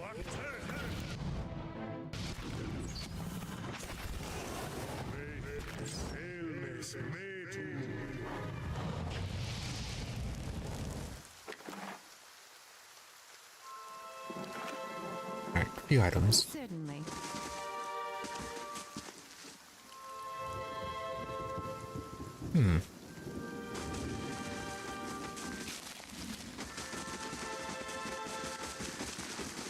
Run around a bit more, and then we can...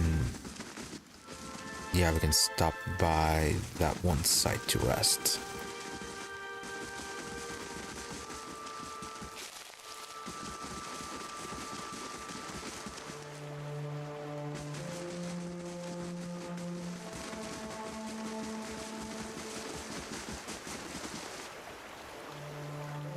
Hey, Rubus. Oh, and you have a portrait. You want a piece of uncooked meat? A small ornament dressed in tattered leathers offers a mumbled greeting and waves his hand. Despite his pleasant smile, the upper right portion of his face is in a sorry state. An eye patch stitched with a stylized eyeball wraps around his head, and his ear is a mangled remnant that twitches in spasms while the other ear perks up at your approach. Next to him, displayed carcass of a deer that appears to be ripped open by a bear or a wolf. You hear a gurgling rumble next to you. Sagani places her hand on her stomach, her eyes on the carcass, still fresh. Itamak's pink tongue lolls out of his mouth. If this is your deer, you need a new game warden. Name's Heravius. Hungry? I can't eat all this. First catch of the day, help yourself. He smiles, bits of sinew and tendon dangle from his bloody lips. His one good eye twinkles. Really eating it raw? Taking a step back, he spreads his arms wide, presenting the carcass to you. I'm the Duke's game warden. Do you know there's a fine for poaching, right? That is a blatant lie. Yeah, so what killed the deer? One ornery Stelgar. Though looking at the deer's insides, it had a malformed but delicious heart, and would have been dead within the year regardless. Still though, killed by the Stelgar. Galloway chose a fitting end for this fine animal. Pardon me, I shouldn't pray with my mouth full. Yeah, shouldn't you be cooking that? Anyways, what brings you here? Other than the delicious venison, new trees to document, new animals to sketch, new sights to be seen. I've learned as much as I can from the druids of my circle. I'd rather wander and learn than take root and stagnate. Okay, you're a druid apparently. So if you're traveling to Deerwood and need another set of hands, I'd welcome the safety of a group.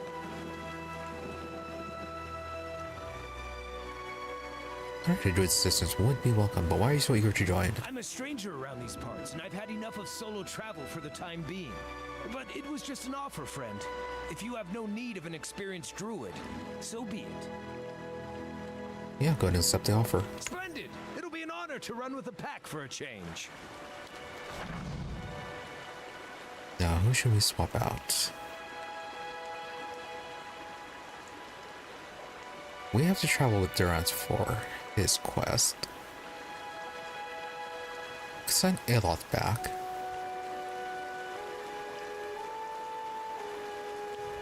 Yeah, I don't think we'll be needing his spells for the time being. Farewell.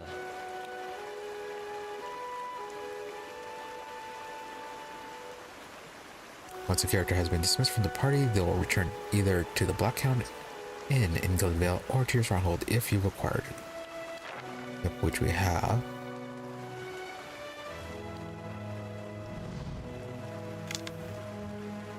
Okay, so what do you have to offer? So you use spears and wands. Bunch of spells. Okay, so good. Replace Aloth.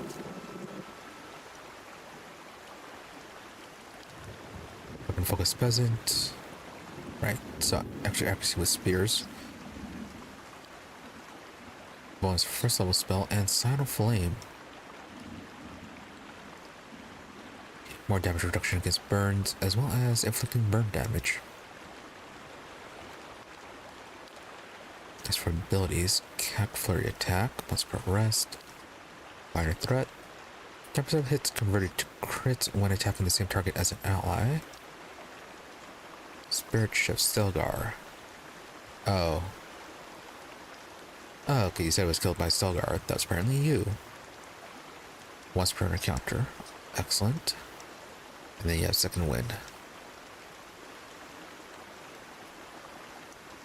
Oh, we discovered our person who can actually disarm traps and pick locks. Alright, bit annoying.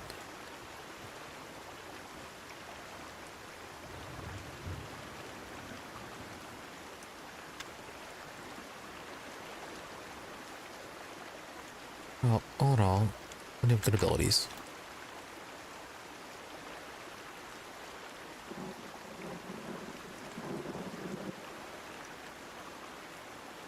Yeah, the abilities seem kind of like the priest-like.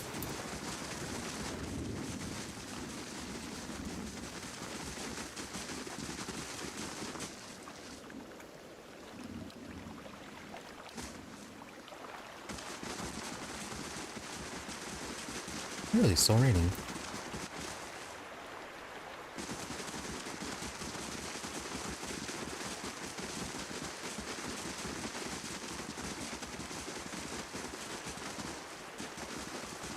And flooded all the way down here. Right, so no farmhouse apparently.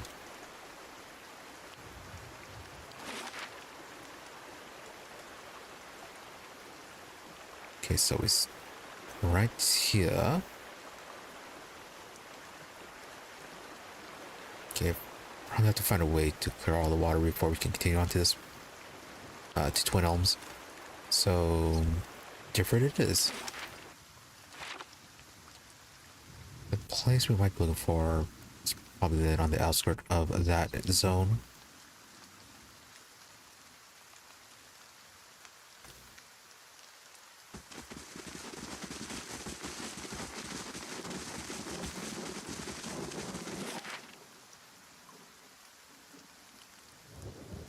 Oh, not this one.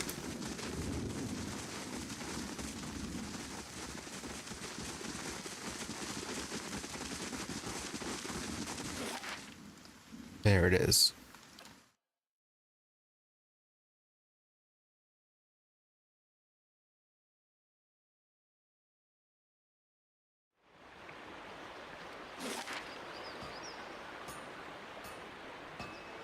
No grieving mother. Not the carry. Curry. Oh, Barath. At an end. What happened to the farmhouse? We're told there's going to be a farmhouse.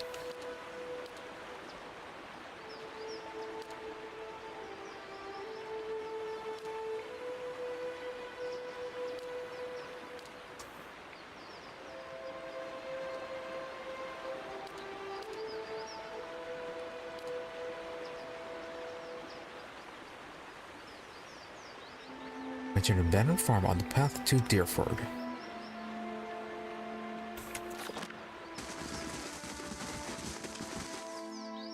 Caldman? Just minding your own business, sure. Enough idols by the road, watching the village across the river. Now as you approach, as a Cal figure stands near, then him fall silent. Hello. Greetings, Blaze, you just come from the village, have you? How bad was it? Uh-huh. How bad was what? Haven't you heard there's a murderer on the loose? Said to have gone mad with grief and strangled dozens of healthy children when her own was hollowborn. He nods at the figures with them.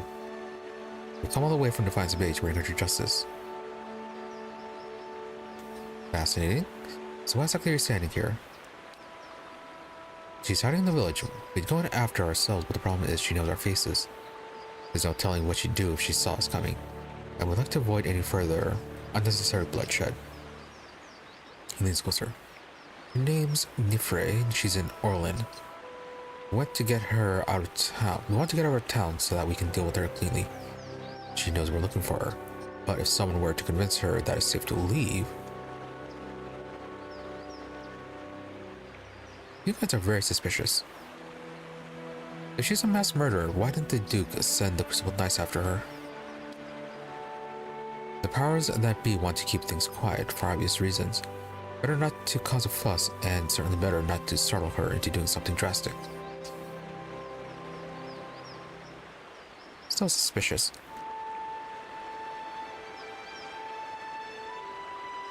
Right, not sure about this. A bad woman like that is everybody's problem. Just keep an eye out. If you come across her, remember what I told you. Perhaps I'll make it worth your while. Questions? No, okay, nothing too specific.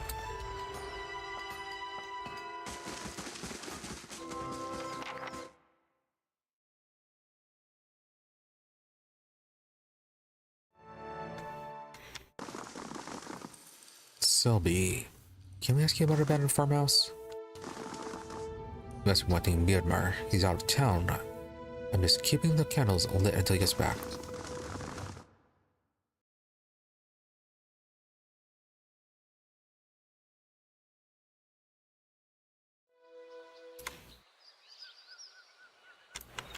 Alright, there might have been another path from Deerford.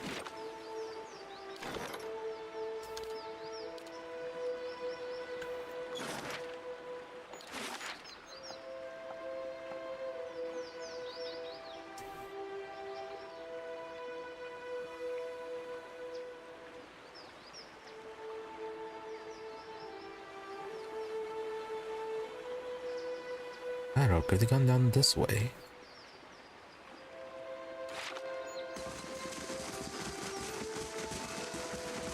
Well, it's certainly not like they could be telling the truth. They definitely lied.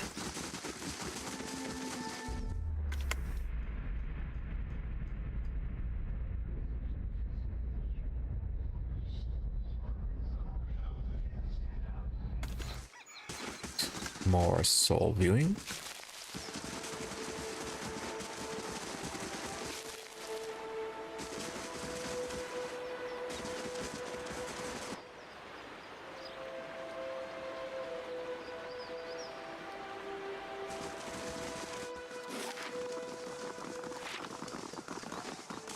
War traveler, I only require a moment. What do you need? Well met. You usually come to Deerford, I take it. I don't suppose you saw a young elven noblewoman on the road. Stuck in this wretched place with the rest of my unit until we find her. Right, who is she? Lady Alis. She's the daughter of Lord Nestor Harond, and she's gone missing.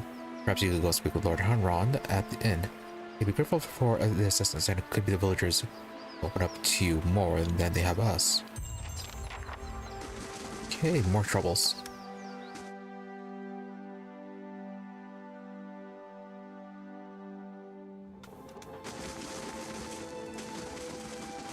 Alright, this was the mill.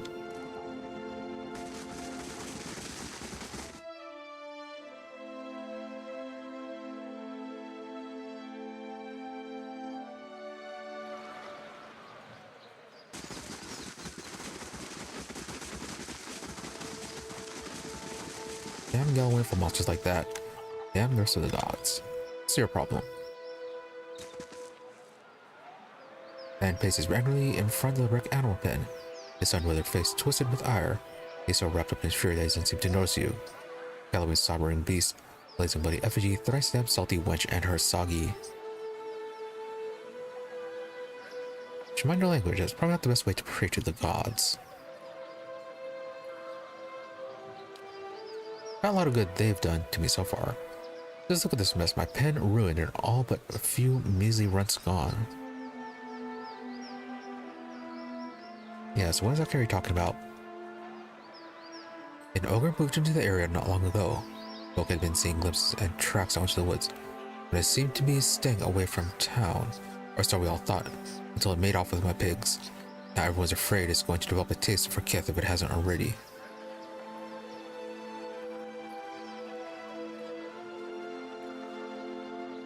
Right, did you see the ogre take your pigs? What else would have destroyed my pen and made off with my herd? And at the same time, the rest of the village is seeing a 10-foot monster in the area. I know it's too late to get my pigs back, but it set my mind at ease to see that thing's head shorn from its neck.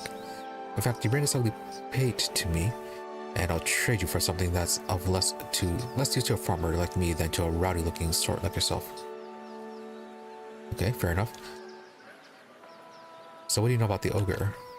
Same as any other, I'm sure. Big, ugly son of a bitch with a nasty temper and an appetite to match. Fergal could tell you more. He claims to have seen it in the wood. Right, but he would be lying. We'll find him in his shop right by the broken tower. Okay, before we talk to him, sent to find an Orlando named Nifri. Know where she is? Never heard of her. Okay.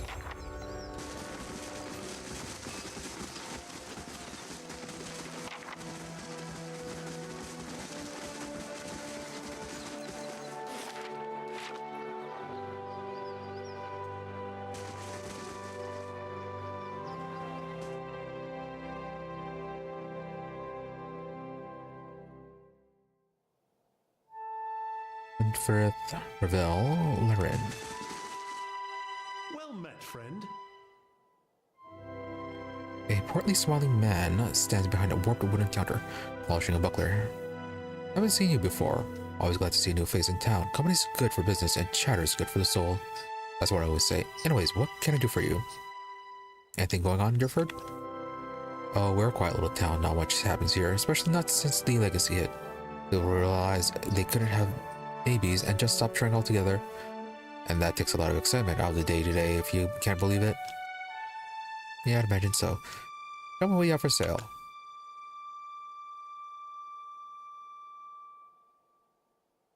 Ooh, he has some surprisingly good stuff. Crits can inflict prone. Yeah, but you're a great sword. Tall grass. Also can inflict prone.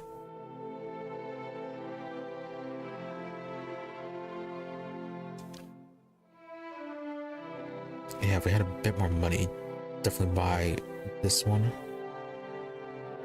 Grudge Keeper. More damage against prone, stunned, flanked enemies. And then this one.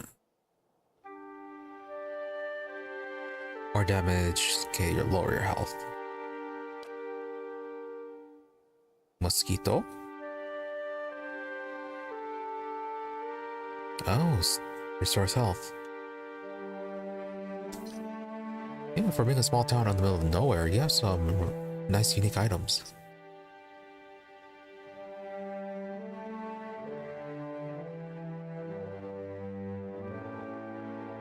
Once per rest, deleterious alacrity of motion. Once per rest, attack speed up, minus 11 endurance, and plus 2 move speed. So. Voice of the mountaintop. 20% chant area of effect. Oh. Yeah, good for Kana. It's only 825. Boots of Zealous Command. Zealous Aura area of effect. Oh, paladin item.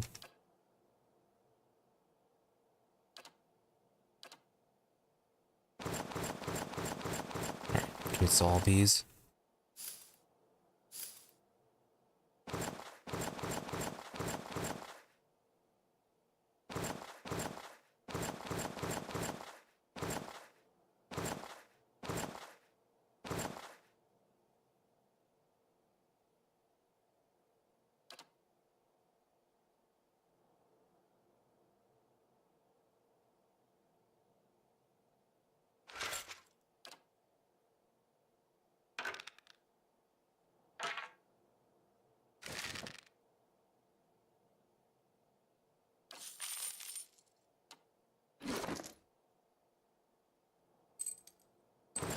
What do we replace my new? Vortex, Reflex, and Will.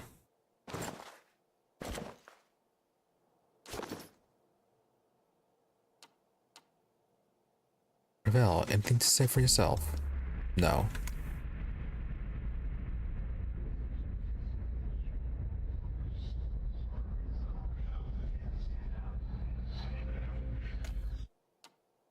Alright, so you hunted some people.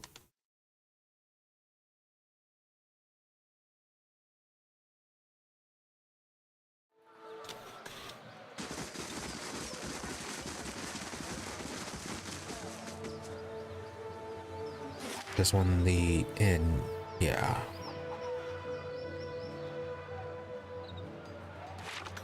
deal with that one later. Were you the one that asked us? Yeah, you're the one that asked us to find that missing noble woman. No, you're one of the people who are looking for her. Hunting leathers. Who are we supposed to be talking to?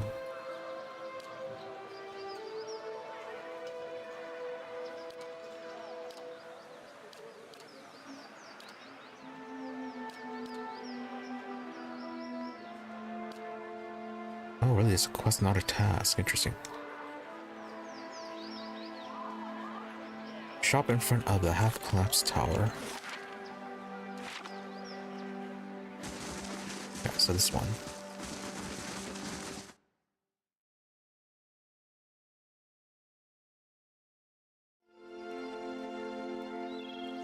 Can't find it anywhere.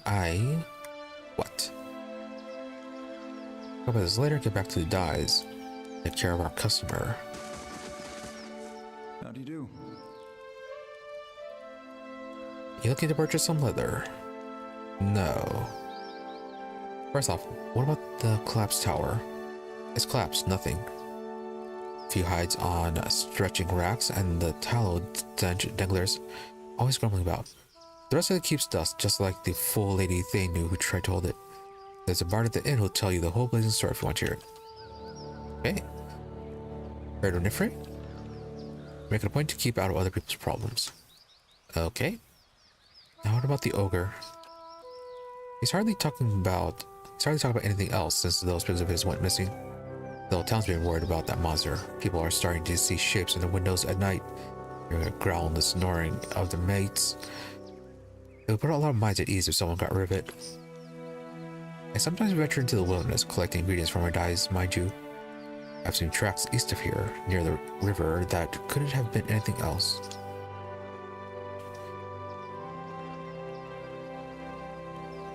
Well, he's not acting dodgy, so maybe he did see something.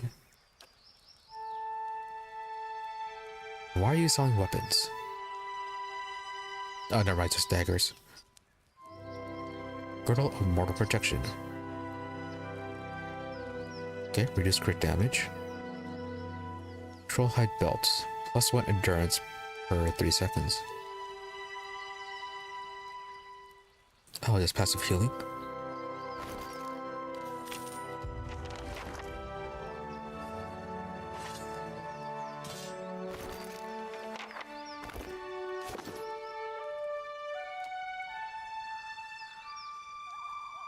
And cannot access that. Need to get Aloth back. Oh yeah, we can send him out on a quest, can't we?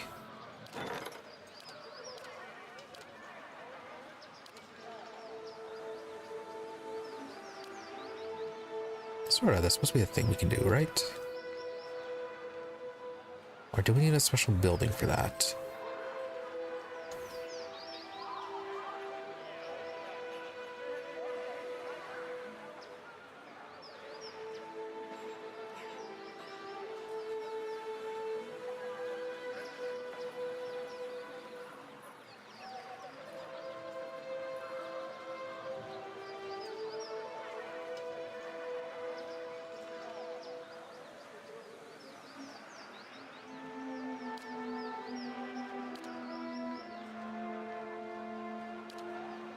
Maybe we need to go into party management.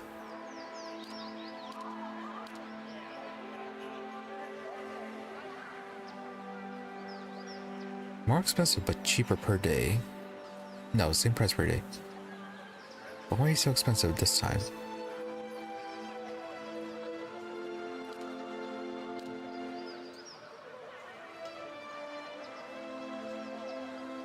It'd be nice if we could hide the stuff that we already constructed.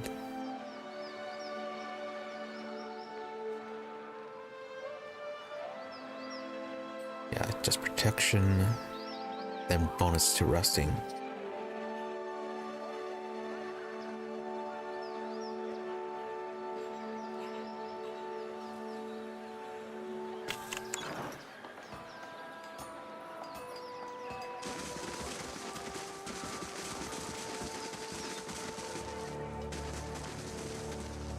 Guard your mother.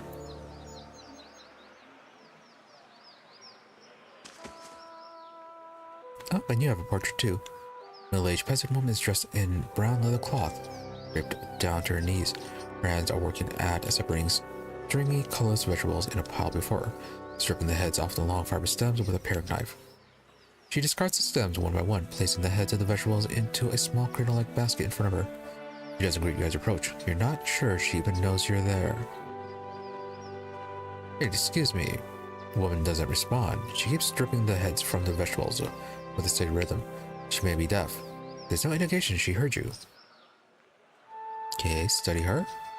First glance, she seems nothing more than a middle-aged woman, unremarkable, maybe less stern than most, who seems more focused on the weaving in her lap than her surroundings yet. So you suddenly notice she's not stripping the vegetables before her any longer. She's weaving, and the vegetables pods are now missing. She still pays you no mind, her brown locks torn and snagged from lack of washing, like many of the townsfolk you've seen. There's a strange blur to her. Even the motions of her hands seems to be playing with the threads that lack color, and a shape that lacks interest. Maybe that she is half-minded or deaf, but something feels wrong. As you watch her knitting, it takes an odd cadence, and you have a terrible suspicion that something lurks beneath what your eyes are showing you. Focus on her. Brown hair is long, almost impossibly to the length of her hands. As you follow the streams of her locks downwards, the hairs become long and black, splitting off into threads of black and silver and wrapping around her hands. Interesting. She's forming a soul cradle with the threads. Braiding a net in front of you, each finger long and sharp like a series of knitting needles, almost hypnotic. The silver and black strands of her hair weave together, with silver predominating as a highlight, the black shadowing it. And suddenly you're calm.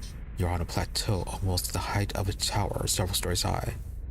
The plateau is like a table lying beneath a clear sky, and beneath the plateau surrounding it in all directions, a forest hazy with mist. Although whether it is an actual mist or just a recollection.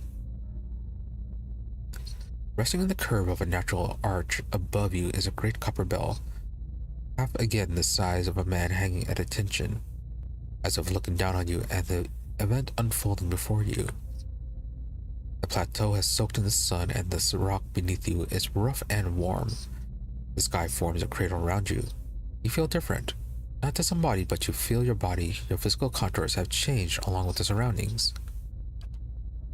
And you hear a soft series of chimes, like wind chimes. At the sound, the scene gains color and texture, as if the sound is beckoning you gently forth, filling your senses and thoughts, like mist roiling softly into a sealed chamber. And focus on the chimes. The chime coaxes you deeper into the memory, and you're certain it is a memory, a warm one. You are on the stone of the plateau, your knees on the warm texture of the ground, silver, white, shimmering like Adra. The plateau is formed of it, glistening in the sun. You can feel the heat on your skin, your wrists, and your hands. Your hands are in motion, weaving it, not thread, but gathering tenderly, moving along the first movements of Barrett's wheel. Your hands are wet. Your hands are upon the flesh of a newborn child, and you can feel the crowning of a tiny head, turning your grip, its head slick, wet from the womb. The hands you are wearing, inhabiting, have done this many times, and they are practiced and confident. You can feel distant pains in your own head. As the head emerges, a stream of fluid from the womb, helping the newborn slide forth, and a woman's labored breathing, crying out. Oh, the experience of childbirth. Focus on the child, the movement in your hands. As your hands move, you'll hear the sounds of chimes clear-cutting through the haze of memory. You cannot see where they are coming from, but they are close, and they are meant as a comfort. Or that you are certain. Draw the child forth, and coax by your hands, every movement causing the chimes to sound again. Almost eagerly, a child comes forth, and as it does, your hands are in motion, weaving, moving along the length of a wet rope, known umbilical cord, from the legs of the naked woman before you. You are holding a small child still wet from the womb before you. The child cries out, his cry full of life, full of soul, the ringing of chimes echoing in the thoughts, filling it with its welcomes. The soul is blurred at the edge as if you are viewing a soul from within a soul. But it is there, it is alive. The woman before you is weeping, and at her first cry, her hands reach out for it. Surrender the child? You surrender the child to her, something you have done many times before, and as your hands move, the chimes echo the movement, and you realize the chimes are hanging from cords on your wrists, and where once they echo in the memory, they are now echoing in the child's mind as well. The chimes are intended to welcome the child to be its first gentle greeting into the world, a soothing sound guided by the tender motions of your wrists. You are helping to weave its thoughts, its perceptions, and the experience. The woman laughs with a ragged joy, and laughing from a parched throat. Her emotions seem soothed, but the physical demands of labor have left her exhausted. But the child is here, the child is safe, and all atop the plateau is peaceful, calm, distant, flattening out as the memory persists. Slowly pull back from the memory. With effort, the scene bleeds of color, and your mind becomes your own again. There's no pull, no anchor, yet the sound of the chimes remains. As they existed in the memory, they sound here as well, and they're hanging from the woven braids on the wrist of the one before you. Even as your head is spinning from the touch of her mind, the sound of the chimes on her wrist is sharp and clear, as if coaxing you back to the real world. The woman still sits before you, but she is nothing like what you first saw. She is wearing black, shredded garments that drape over her form like streamers. Her hair is streaks of black and runs through with silver. Her age is almost impossible to tell. She simply feels old, like a crumbled watchtower. As she lifts her head to face you, you see that her hair is draped across the front of her face like a veil. What you first saw of her was a mental glamour of some sort, unconscious, and you realize what you see is not what the world sees, and you're perhaps the first to see her true self. Still, you don't sense a threat in the realization. If anything, you feel a sense of relief from the figure. You can hear her thoughts, and she's glad at last to be seen. Ooh.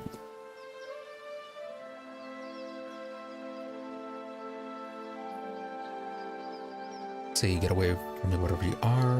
What was that? Who are you? What did you do to me? Who are you? I am seen, but the eyes of others do not remember. You were the first to see me as I am, the call stripped aside. No, your case is not normal. You have a portrait. There's a light touch on your mind, a caress, and her left hand mirrors the motion of the touch, reaching up to the air between you. Hear the chime on her wrist a sound. Softly her hand moves as if pantomiming resting on your cheek at a distance, and she speaks softly and slowly. Your memories. The cadence of wheels on a caravan track.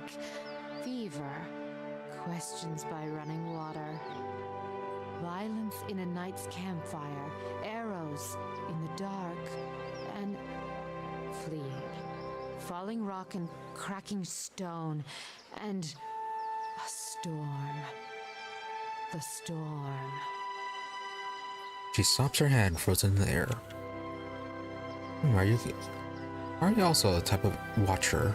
The storm that brushed you. Did its screaming wake you from your mind's cradle? Your memory of it is painful.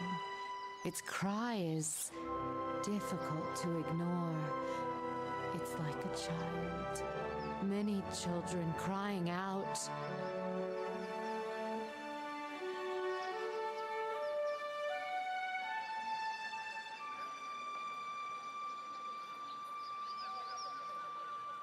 And with the children crying out, I wonder if that's going to have any relevance to the legacy.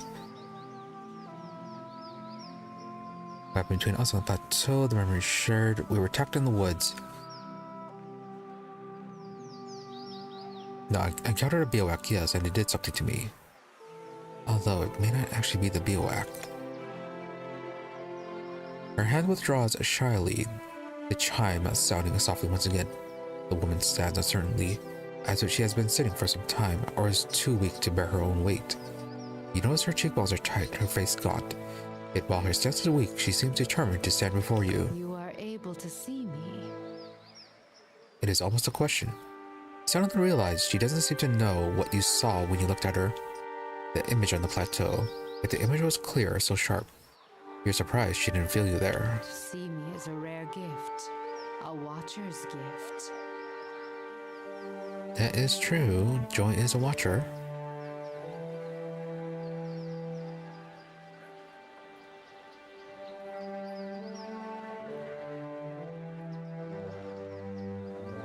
Let's see. Yeah, I've never been able to do that with a living person except you. So many questions, thoughts, whirling like storm winds. That storm still roars through you, deep beneath your thoughts, yet muted and secret, like an underground river. I cannot tell if it is carving new channels or eroding what keeps your true strength buried.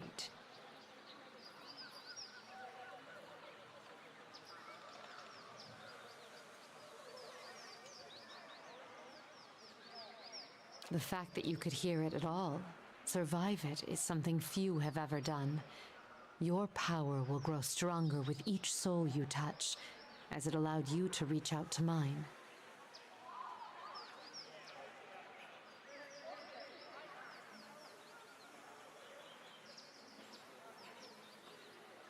Right, so does that mean that all those lore bits that we've been seeing, all that flavor text we used to be seeing on those souls, does that actually matter then?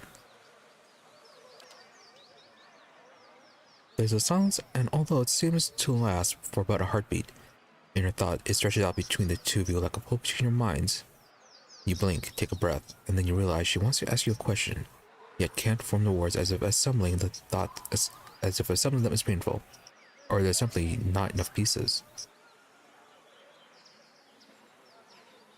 Alright, someone thought, do you wish to travel with me? You feel a wave of fear, gusted with the strength of relief, although oddly her expression does not change. Then fear dissipates and you feel strength and certainty, as the plateau from her memory lies beneath you and a calm sky looks down upon you. Okay, new party member.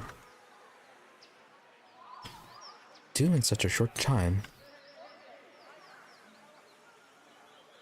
You are a cipher. Whatever that is.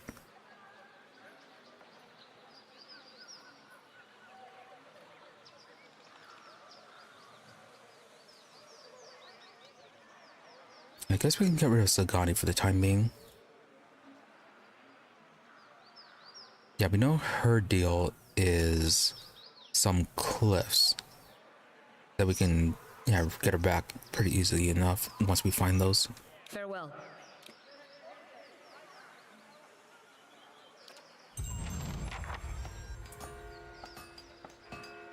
Okay, learn of her past.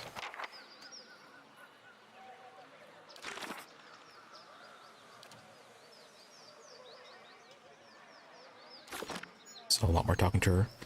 So what is a cipher? More spell casting.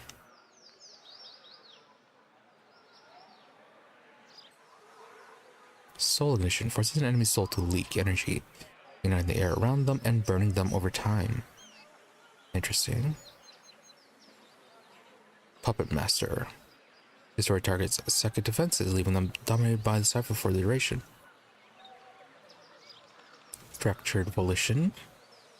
Cause the enemy's memories to bring vivid recollection of the past. Recollection of past failures to the surface, leaving the target hobbled and weakened. Okay. Oh. Should be right-clicking. Hobbled for 16 seconds, weakened for 16 as well. Domination is 21 seconds. Burned, wow, 124 burn damage over 13 seconds. Yep, it's versus Fortitude.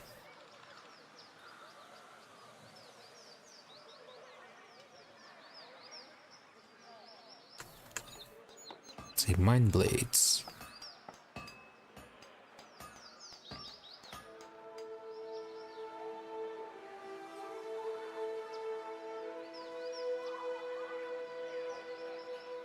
Generate a slashing blade of force that attacks them before leaving up to 5 additional targets. Oh.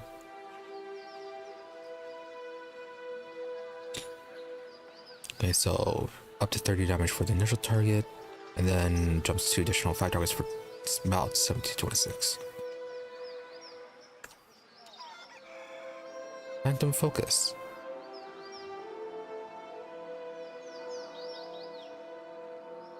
I say enemies needed to flank. Frightened accuracy.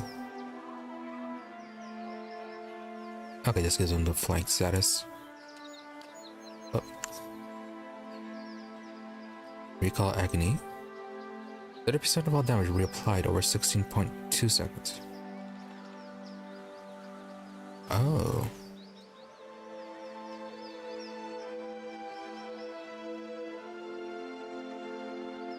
So over 16 seconds they gain 30% increased damage.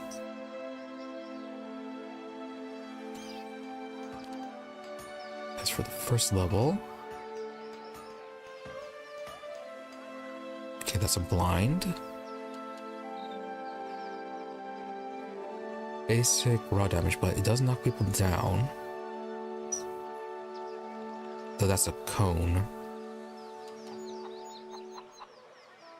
I guess a good knock. Oh, good escape if anyone attacks her.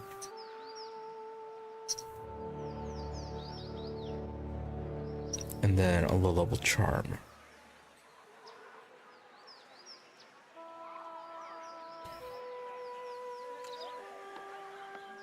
And how do we charge focus?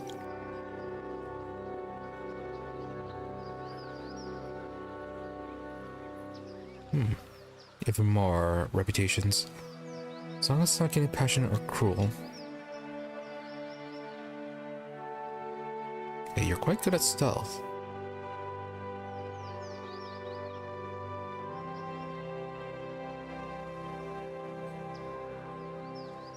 Okay, you're wearing padded armor.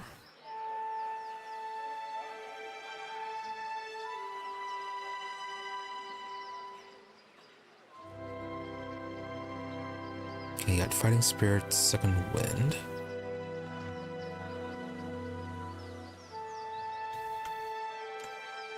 And Soul Whip.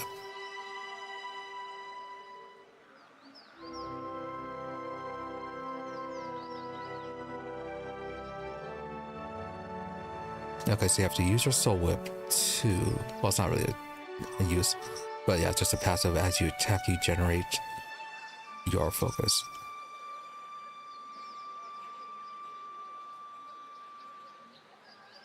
Looks like it's also just boost damage.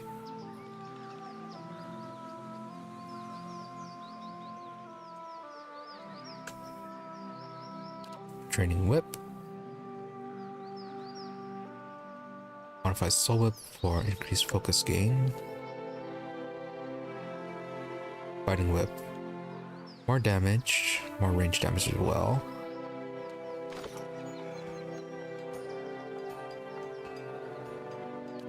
Are you really melee focused then? Okay, you wear light armor. So a bit of a sneaky type.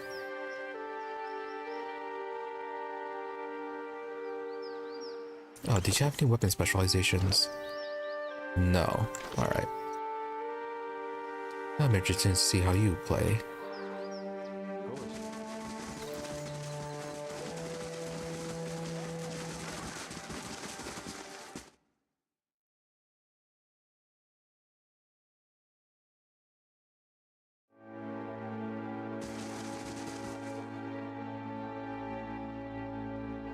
Willie Ferris. Oh, another soul interaction.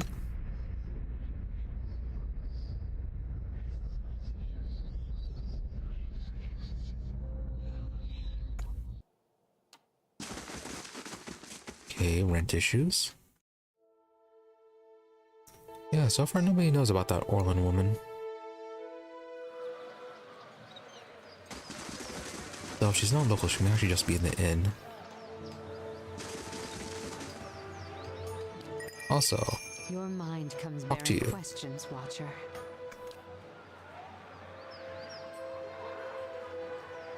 Hey, I dressed me as a watcher when we met. Do you know what a watcher is? There's a slow chill, and for a moment it seems as if she is going to fade from your vision, as if she can't bear to be seen. The title came unbidden. I do not know why I spoke of it. Yet it seemed the right mantle, a familiar one. Damn, mystery woman. Yet I do not know from where it came, if I've given offense. Oddly enough, it feels like she's not speaking to you. It feels like she's speaking to an audience. The air takes on a curious edge, a chill which persists for a sharp moment, then fades into a dull fear. If I've given offense, forgive me, forgive me. You would know more than I.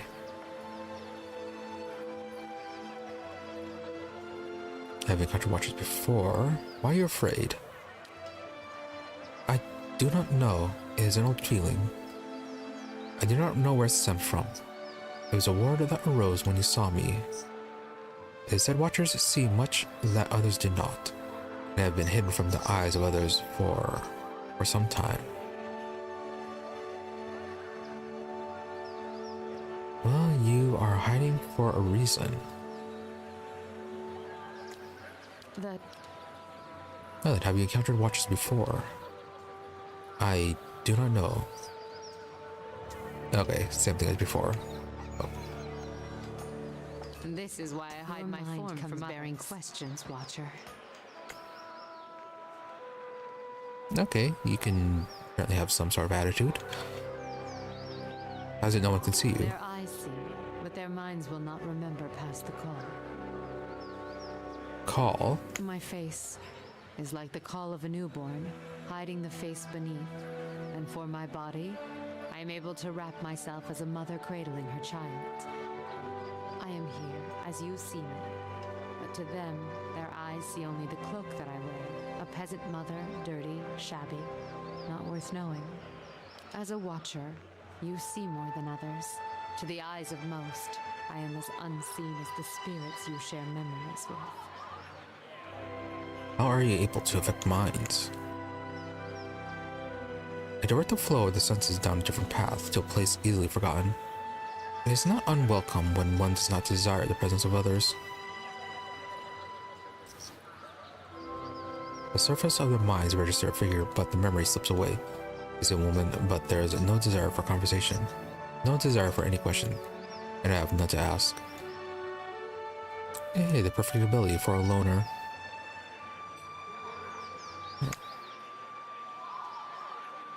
See, when we first met, how was I able to enter your dream? I do not know. What you speak of. If you were in my thoughts, I could not feel your presence, nor do I know what you saw there. As she speaks, you suddenly feel an odd sensation in your mind, as if walking. Your thoughts would be as if walking down the back street of a merchant stalls. The claustrophobia of wooden shelves and canvas tarps made less oppressive by the sheer number of enticing vials and bottles that stretch out to the side of you. You suddenly realize that whether she repents it or not, you could enter her dream and observe it without her ever knowing. And in response, your hand twitches. There's a feeling that you could simply pick up a vial, taste it, sample it, and keep the memory as your own. That would be incredibly rude to just steal from her mind. And suddenly you find yourself back in your present thoughts. Though you were away for about a moment, she seemed unaware of your diversion of thought. It may be one of your gifts, an ability to walk in memories as easily as someone walks upon the ground. Perhaps you'd like to hear what I saw in your memories. A mixture of curiosity and fear well up between you. She raises her left hand with a chiming of her wrist, quickly rises within her. She is frightened, but curiosity anchors her. And what did you see in my memories? I would hear you speak of them. I should at least tell her that you could kinda easily enter into her thoughts. The dream, the memory I saw upon meeting you, it was you helping me give birth to a child. There is silence, and as your breath falls silent, you hear the faint cry of a child in the distance, a newborn child, almost exactly like what you heard in the dream. As you listen, the grieving mother raises both her hands as if weaving her wrist, chiming. As if weaving, her wrist chiming as she does, in a semblance of the gentle churning she provided while the newborn was crowning. To your surprise, you recognize emotions and the words from the memory, even as they are new to you. As she weaves her hands through the air in front of her, the child's cries grow still, yet the sound of the chimes weaves almost hypnotically into your thoughts. The sky seems sharp and clear, and you feel as if you are towering over your surroundings, as if kneeling atop a great pillar, just as she did in the memory. To your surprise, the Weaver Mother falls as if her strings were cut and her knees crack hard against the ground. Her hand never ceased moving in the air, the chimes echoing her movements. In a ragged voice, you hear her speak.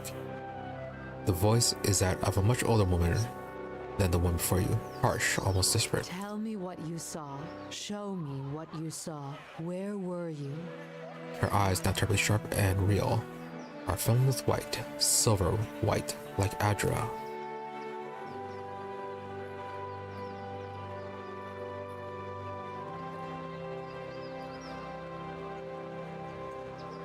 Mountains, let you think it was high up. No, you're on a plateau.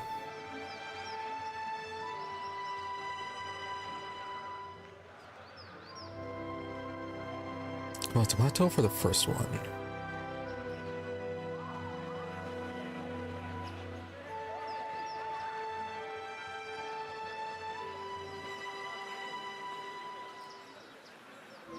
Middle of a clear forest with a strong wind tearing through it. That's no huge forest stretching out beneath a great rock. Mountain ledge, I think. It was high up. Snow, I think. Was this one any different?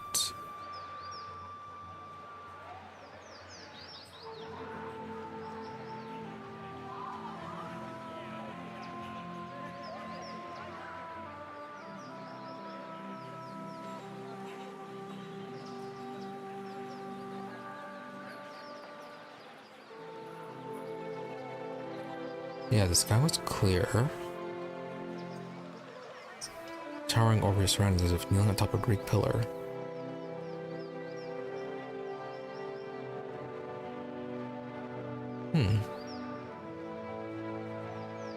Yeah, a bit different than the first time.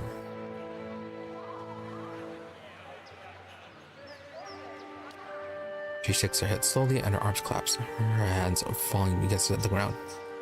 The foam of her eyes give way to tears that move slowly down her cheeks, but her expression doesn't change. No well of emptiness, anguish, but more absence than sorrow. I do not feel the memory. I do not know if it's mine, but... Her hair falls across her features again like a veil, and she nods. Not with her chin, but a push in her mind. But thank you for trying.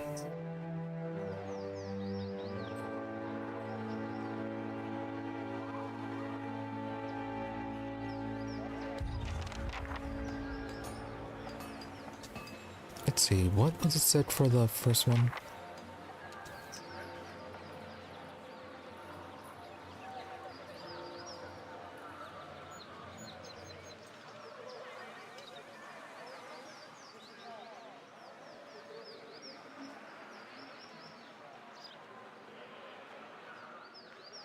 Right, just out of... Yeah, just out of range of the limit.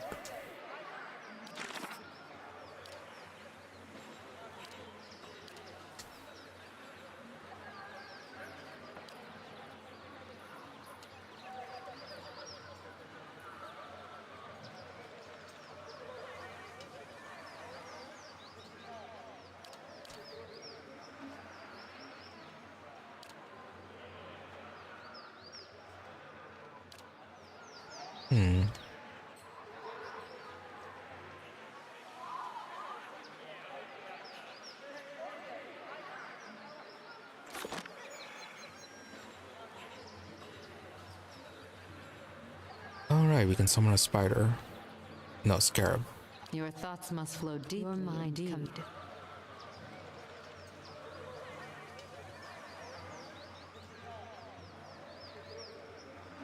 Yeah, appearing your memories again. Vision gives way to waves of feeling. While you feel the jagged marks of violence you passed before, this time the path is easier. There's no resistance, and you set about casually harnessing her memories, focusing on what you see. There's a slow rush of warmth, and your thoughts enter as before, circling the memory you shared when you first met. Suddenly you're calm, on a plateau. Yeah, I knew it was a plateau. Almost the height of a tower several stories high. The plateau is like a table lying beneath the clear sky, and beneath the plateau surrounding in all directions. A forest, hazy with mist. Oh, okay. Plateau's in the middle of a forest. With mist, potentially. And then a copper bell.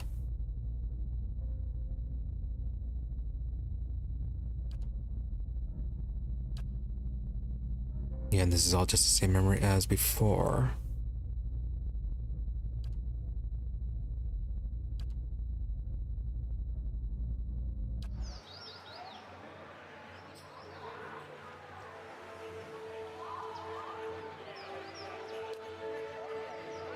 And what did you see in my memories? I would hear. Okay, back to that one. Tell me what you saw. Show me what you saw. Where were you? Yeah, a huge forest stretching out beneath a great rock.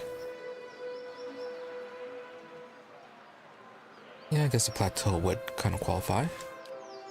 As she kneels before you on the ground, she whispers to you hoarsely, and even fainter with distance between you. The stone of the plateau. Its color. Tell me its color.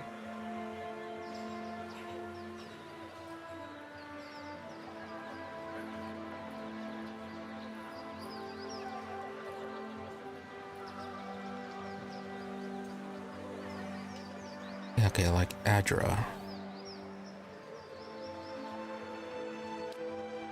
As you watch her hands rise before her, she clasps them and cups them as if feeling them for the first time.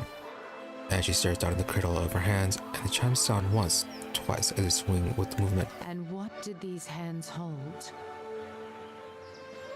Okay, gonna actually have to pay attention to it and try to remember it as best as I can.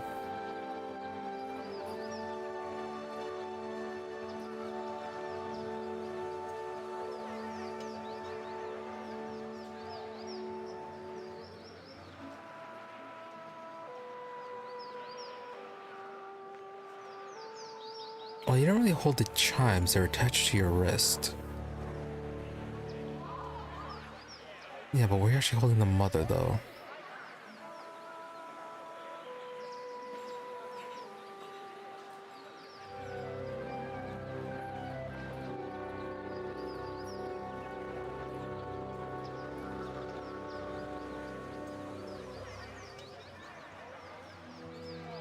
The same chimes you hold now, or they held the mother?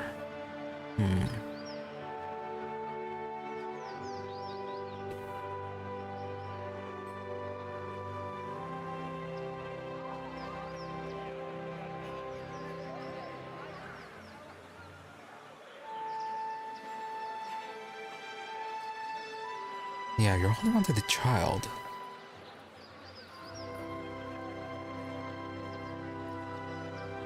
It's not quite the mother. So I guess the chimes would be the most appropriate. She leans back as if looking back in the sky. Her eyes are closed, the film building on them. So when you take a breath, you feel time become quiet around you. And do not feel the memory. Okay, apparently that was the wrong choice then.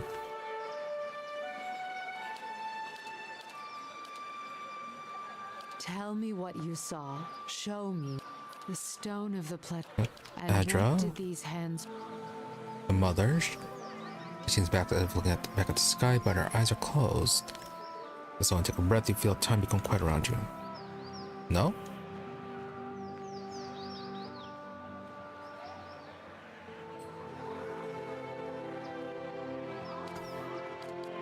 Tell me what... The stone... And what did these hands hold? Yeah, I suppose 3 would also work. She was bringing forth the child, and it wasn't until much later that It became clear that the chimes were actually attached to her wrist. The suddenly take a breath and then a release. Her eyes blur, close, forming into slits, but in the brief glimpse you have her changing expression. The rippling pain in her features seem to have smoothed. She swallows once, twice, and then you feel her once again in your thoughts. The rasping husk in her voice swallowed and drawn within her. It was the birthing bell you saw. Has it been so long? Have I forgotten so much? Yeah, there was that bell that was the height of a man. With the words come to river impulses, thoughts, as if loosed from a breaking down. As your mind wraps the impulse into words, you realize it is her muscles and her hardened thoughts relaxing and breathing again.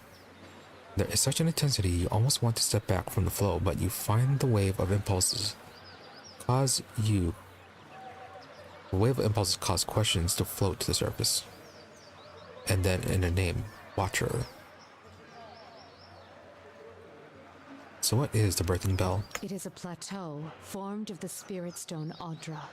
At its top is set a great bell, cradled in the reaching arm of the plateau. It stirs in the wind, and it sounds for leagues when struck by Kith hands. In distant times, the great bell served as a Glanfathan watchtower, perhaps. Why they abandoned it, I do not know. Other men came in time, settlers, and claimed the tower as their own. I, in turn, claimed it from them. The pillar became a cradle where I could draw new souls into the world. I wonder if this could help with... Yeah, it sounds like something that could actually help out with the legacy. Yeah, there was that woman back in the Gilded Veil. Maybe we could find this place and help her, take her there.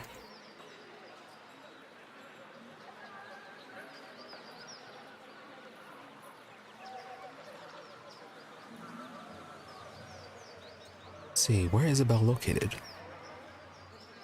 The birthing bell lies deep in the great forest of the Deerwood at the borders of Glanfathan lands, surrounding it. Barely a town, not one you would find on any map, but it held an important place for those there. Even if we were far from the beaten track, small families tied like a knot, joined at the wrist in mind and thought, all were welcome, all had a purpose. And you remember, were you helping a woman give birth? Yes. Yet, I believe you only saw a small part of the birthing ritual. It is not all in a moment, nor in a day. It is a journey of many years between the child, the mother, and I.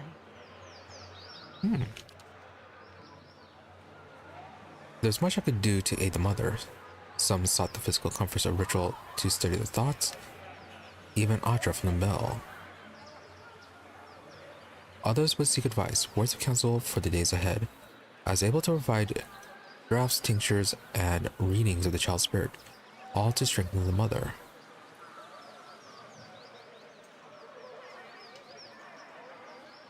Telling of the child's spirit. Many would come seeking their child's future, or a reading into the child's past, the lives its soul is said to have lived.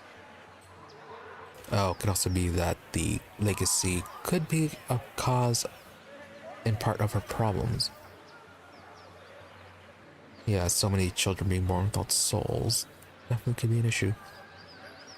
There's a slow chill for a moment. It seems as if she is going to fade from your vision, as if she can't bear to be seen, and there's a spike of fear, alarm. Such things are not mine to see. I meant no offense.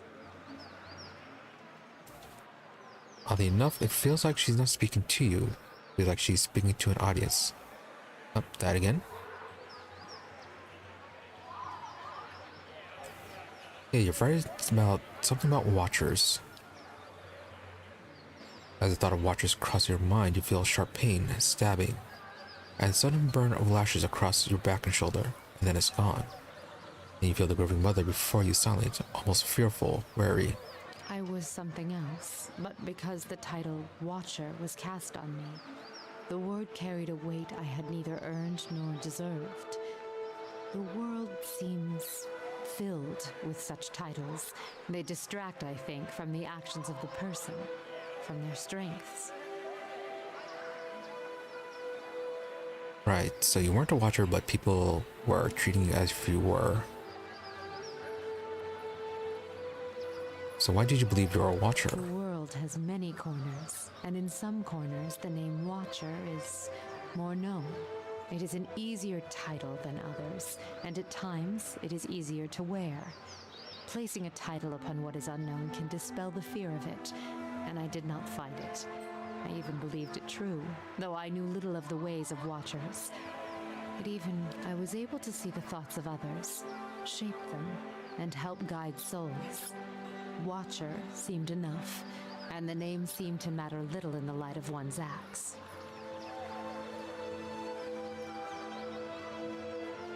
Right, but then apparently something happened and people became unhappy about that title. So to keep to read your child's soul, what did you tell them? I drew upon the present. I felt the soul of the mother before me and used that to tell the child's path, to give it a voice. If only the thoughts of the mother and the emotions that lie beneath were mine to impart. I did, and so I used that as the telling of their child's future. Okay, so if it turned out to be untrue. Futures fulfilled by one's own spirit are as strong as anything seen by another's eyes.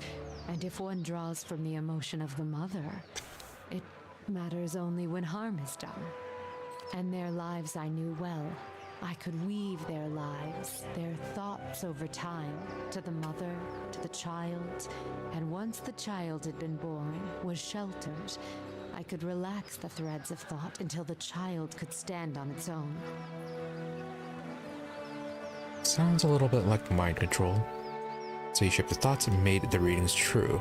This is my calling, to show them the life I see before them, and even greater, make them believe it. Okay, so you twisted the mother's feelings for the children. Why would you do such a thing? Well, you're kind of requested to. See, that is not what a watcher does. We do not shape minds, we see them as they are. Even the most strongly worded tells may not be enough to save a child and allow it to be born. If I have the strength to strip away the stem of a mother's spite to expose kindness, weave nurturing from disdain and neglect, then that is my calling. Okay, so she was trying to actually help the mothers care about the child. Or at least the ones that were maybe not quite mentally suited to become mothers. And with the weight of Watcher behind my thoughts, these tells gain strength. Strength I never possessed on my own. They believed, and what they believed became the truth. With each child that was set upon that path, the title of Watcher became stronger. You must understand, without such weight upon my words, many lives would have been lost, drowned, cast in the lake beyond the bell. Now the trail to the lake is lost and reclaimed by the forest, as was meant. A watcher was not there to look over us, but it was a watcher that saved them. And with a watcher's strength, children were born, were cared for, and grew strong. Yeah, it seems your readings were necessary. What use is a frightened will when a spirit is at stake? Would you let the fears of a mother end her newborn's life? You felt it in the memory, the weight of it, the importance of the child's life. It was a memory we shared. Did we share the memory or did you inflict on me? The memory is not the truth, is it? Yeah, there's something more to it. And suddenly there's a rasping cry across your consciousness. She raises her hands and you see the chimes drip from them, but they make no sound as she moves. A greater good was done, and children were saved. It is a choice you may be forced to make one day, and when faced with it, you will make the same one.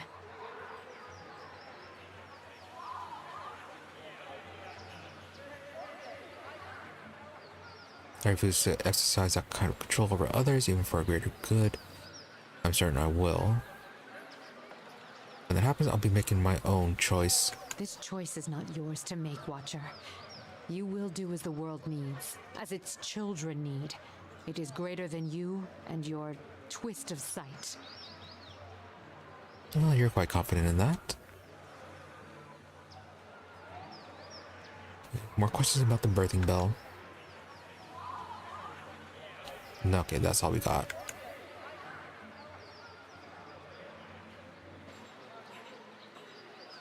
Okay, what about you then? And are you?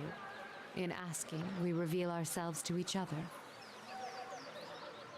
Why are you called the Grieving Mother? The air seems to go still for a moment, and time stretches as it did before when the two of you first met. There's a wash of uncertainty from her mind, slowly shaping into questions that swirl and do not coalesce. She does not move. She seems paralyzed, as if you have just wrapped her in a cold blanket. That is a question for you, not I. That is not my name, although if you wish to hang the title on me, I cannot stop you. Is that what you see when your eyes fall upon me? Really? Okay. So we named her that. As a watcher, you may see what I do not, or your mind shapes the thoughts I project into a new meaning. There is truth in the title, but it is not all I am. So what do you grieve then? You must have felt it, seen it, as many names as the pain it has caused. As the words take shape, they seem to stumble from her, and the wave is great, rushing into your mind. To your surprise, you feel as if you have been touched by the biawak again. And behind it, cutting through the torrent like a knife, are the thoughts of the grieving mother. There's a wound cut across the belly of the world, a jagged knife that has stripped the stems from men and carved furrows across the wombs of women. There's much I have forgotten, but I can feel the wound all around me. It will not let me rest, not let me be. Children have gone silent, yet their voices may be heard again. Yeah, the Hollowborn. The word. There's a slowness of thought, as if the word is being weighed, accepted. It doesn't feel natural to her, you can sense it. Was once unknown to me, as was much of that unfolded in the outside world. When the curse came upon us, I thought it a smaller thing, a thing of communities and a hearse. Her thoughts seemed to stumble as if on weak legs.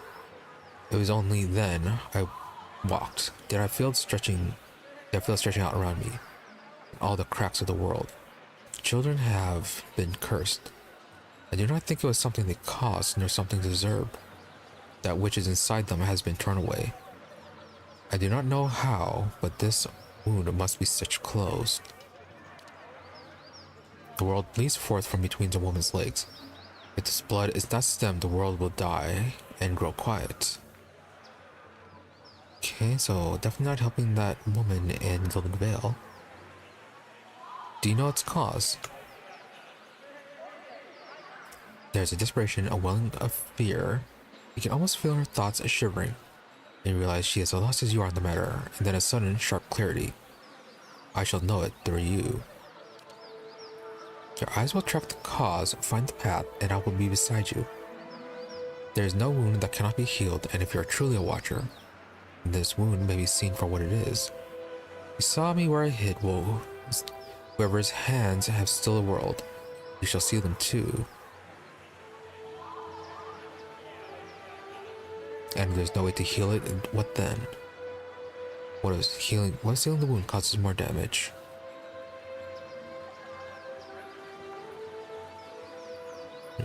Yeah, what is healing the wound causes more damage? I will be there, and you will do what must be done. You are given your sight so that you may watch the world, and you will tend it. The children shall have their voices again. If your will is weak, then I shall strengthen it. Lean upon me. Feel weight in her words as if her hands are on your shoulders. Feel the question in your mind lose their edge and become merely words, as I lean upon you. You shall be my eyes as I shall be your hands when the time comes. Very much she's willing to sacrifice herself if the time is necessary. As well as the whole party. Fantastic. So what do you think of Deerwood and the Empire? The titles are marked on the map and channel people's minds in violent directions. Such things are a threadbare blanket cast over the world where men and women seek more importance than simply being. So how do you see the world then? The world is a field of souls tilled by Barris' wheel. The thought of cultures and territories do not concern me. The sowing and harvest of the field does. Barris' wheel has slowed, perhaps stopped altogether.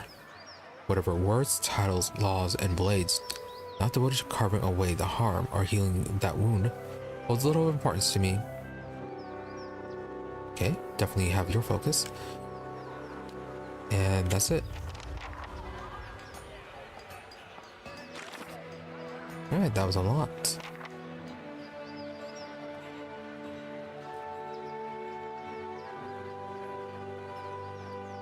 Okay, so she's dealing with the legacy. Kana's dealing with ancient laws. Durance is investigating us, apparently. Adair, his brother. Adair's situation seems rather small compared to the others. Aloth, yeah, nothing new with him. Need to get him back in the party. Maybe we can eventually get him to open up about his past. Then nothing again with, yeah, Haravis and... Oh yeah, we did have... Yeah, finding the guy for Sagani, so there's that.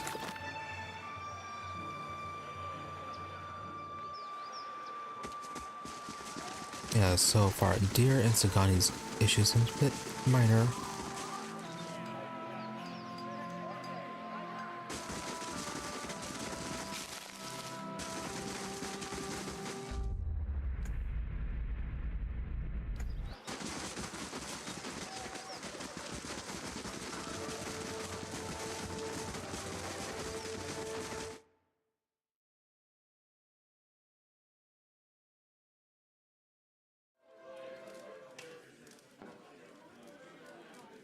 Let's see if we can find that Orlin woman. I just want to find her. Surely even you can understand that. We're decent folk, my lord. Perhaps you should leave and check the wilds. How do you do? A redhead stands by the fire, tuning her lute and plucking the strings. She hums snatches of a melody as she goes.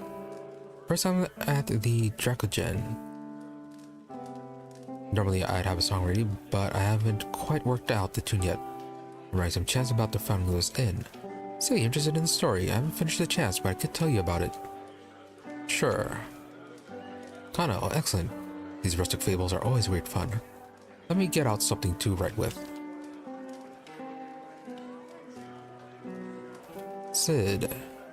It was built in the time of Hadrian's rebellion. An Adarian lady, Thanu, once had a keep here. One of the towers still stands, but the rest is said to be buried underneath the village. Anyway, she stuck to the side of the empire, and a contingent of Duke Hadrian's Knights of the Crucible helped the farmers and colonists in the area turn her keep to rubble. The inn was the first building that sprang up from the ruin, built with some of the same bricks the colonists had pulled from the Lady Thanu's castle. They say, supposedly the quarterstaff of her chief wizard even got lost in the construction.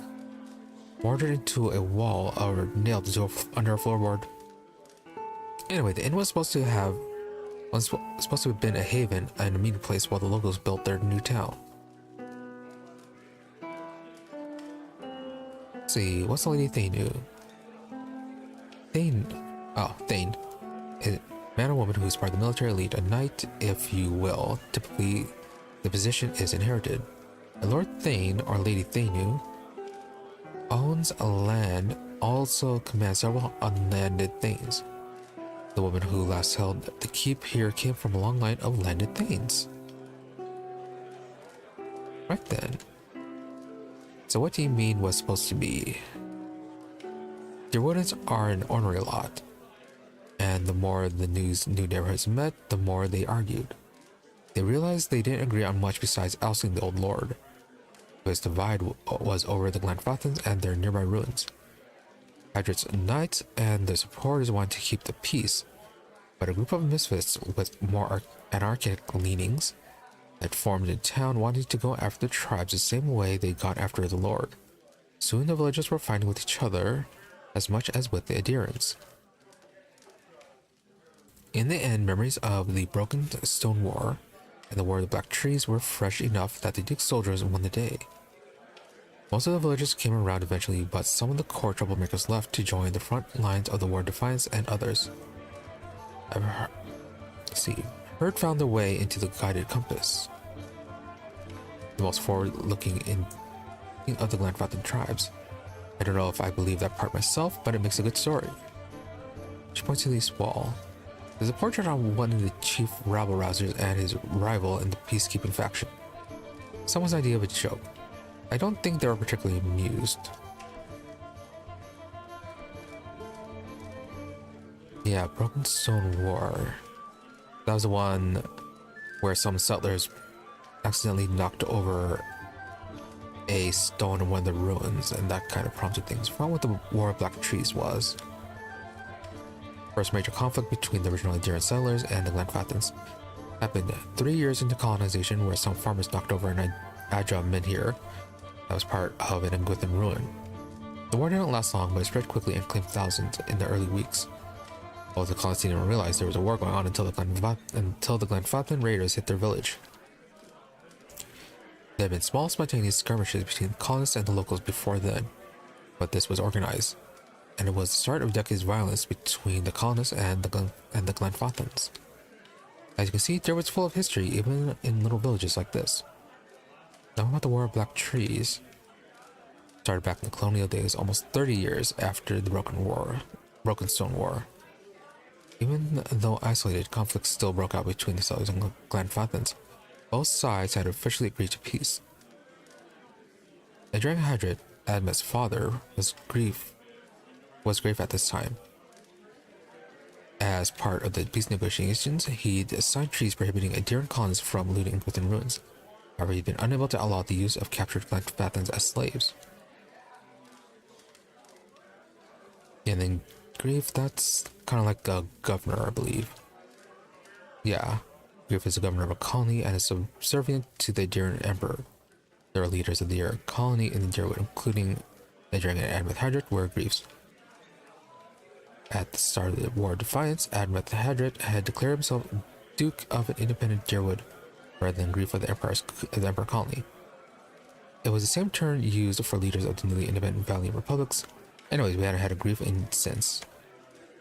See, indeed, taking out Glenfathen slaves had continued to be a source of conflict. It came to a head when Imperial agents, aided by certain earls in Dyrwood, began looting the ruins again. Yeah, definitely not good, considering the first time they went to war was over ruins. See, the Empire had never actually agreed to Hadri's treaties on the matter, and the recent secession of Valiant Republics likely left them eager to weaken Hadri's position.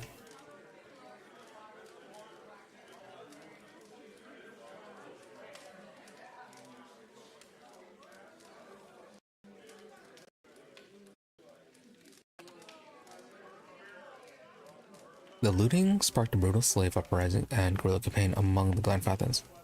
Adrian Hadrit was too old to lead the forces in battle, and so he sent his son Admeth. Admeth made a costly but effective decision that ended the war faster than anyone could have imagined. He burned the forest near the Iskian River to keep the Glenfathen war bands from retreat. Yeah, wasn't that what happened with our stronghold? Yeah, the history that we saw at our stronghold. Thousands of Glenfathens died, and as Admeth retreated his scorched earth tactics in the following months, he wore down the remainder of the forces. To this day, over 150 years later, there's still sections of Dyrwood where the trees are nothing but bare, charred trunks. Fascinating history. So many dead people. Ace. Okay, can't talk to you. Dingler. Question about Deerford. Right, Nifri. Twitchy lady, that one. Okay, apparently upstairs. Not many travelers. Of course not. Why would anyone come here? I mean, you have decent weapons. We got bandits on the road and an ogre in the forest. Worse yet, has been a healthy child born here in over a year. Most kid that come here is just passing through.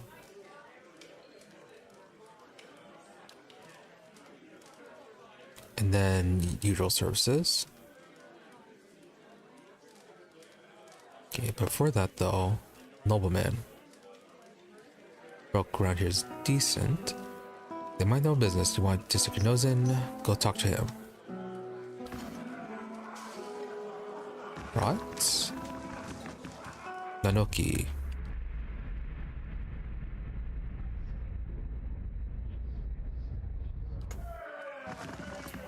More soul reading.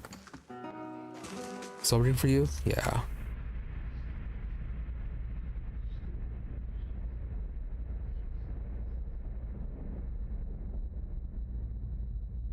Sad news for you.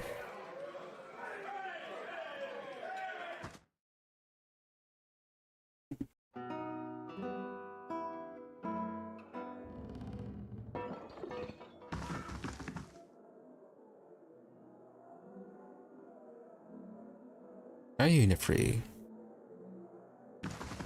Okay, yeah, you are, probably.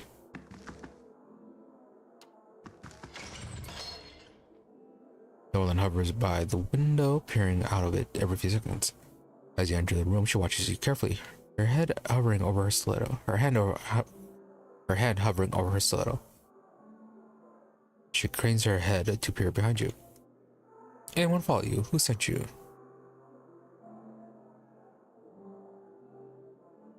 Yeah, someone told me you're responsible for heinous killings at Fine's Bay. Let me guess, was that someone named Medrith? He draws her stiletto. It's a lie, plain and simple. Got on the wrong side of his employers, and now he's after me. But if you're here to do his dirty work, I won't make it easy on you. Well, you are certainly traveling with quite a lot of people for being a serial killer. I actually want to hear your side of the story. What story? No one else came after me. I just happened to rob the wrong place. Oh, so you're a thief. How was I supposed to know? They already claimed it. She runs her hands under her hood and through her hair. It was an honest mistake. I'm just trying to survive now. And if you spoke with Medrith, you know where he's waiting. Please help me get out of here.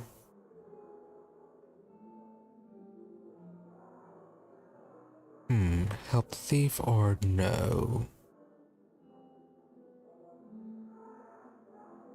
Well, he didn't lie to us, and he didn't really give us any reason, any concrete reason to not help her.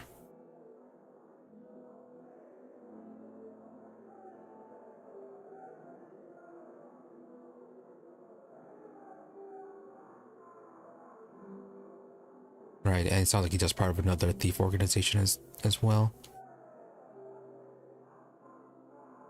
Okay, go east.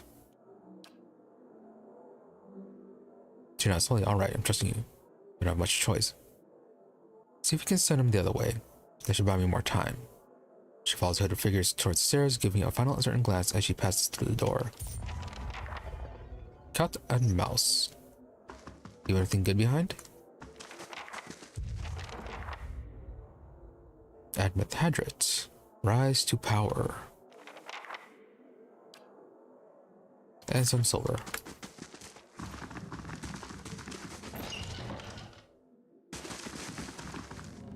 Ariane de Medici.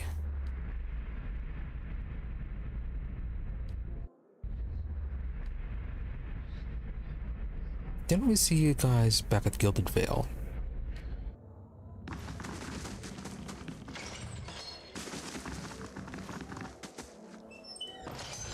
A simple test.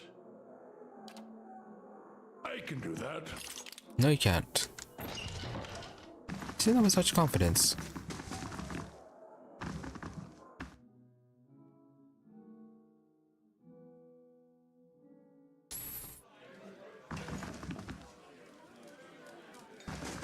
talk to the Lord, and then that's just about it for this place. The man wears a deer-styled robes, simple but elegant. His fine leather shoes look like they were made bounding around indoors, yet they're caked with mud. He yanks out a lock of hair twined around his silk-gloved fingers.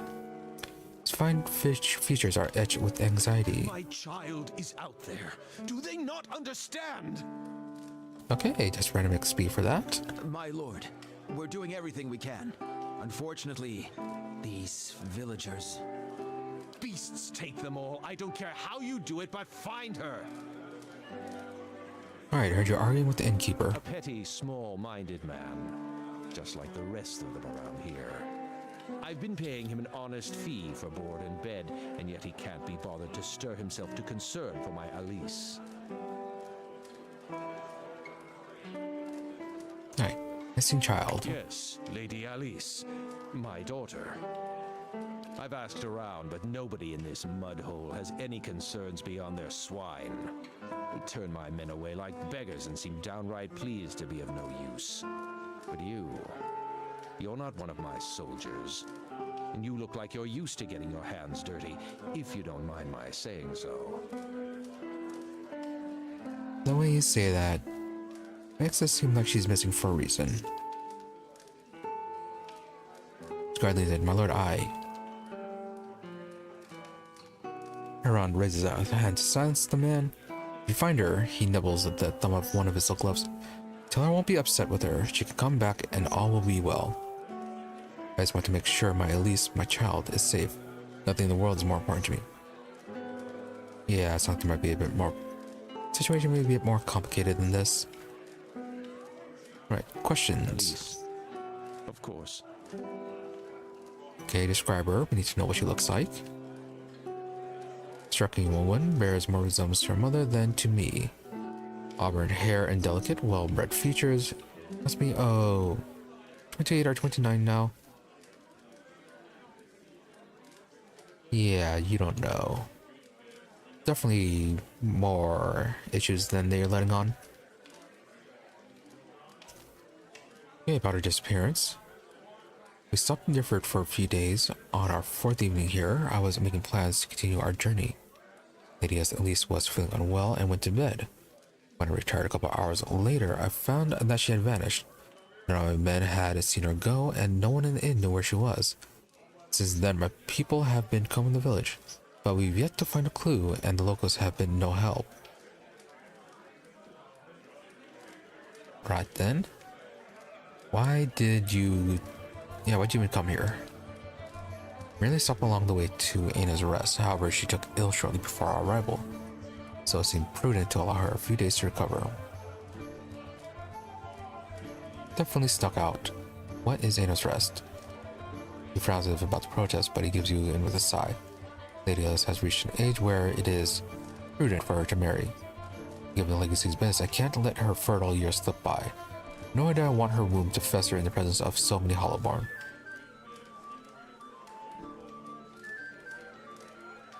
Yep, definitely ran away because of this. Seems there will be more potential suitors in New Hyomar or New Yarma.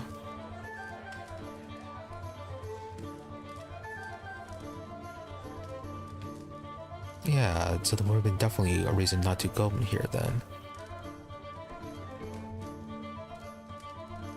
There are better roads along the coast. Wouldn't it have been easier to follow them?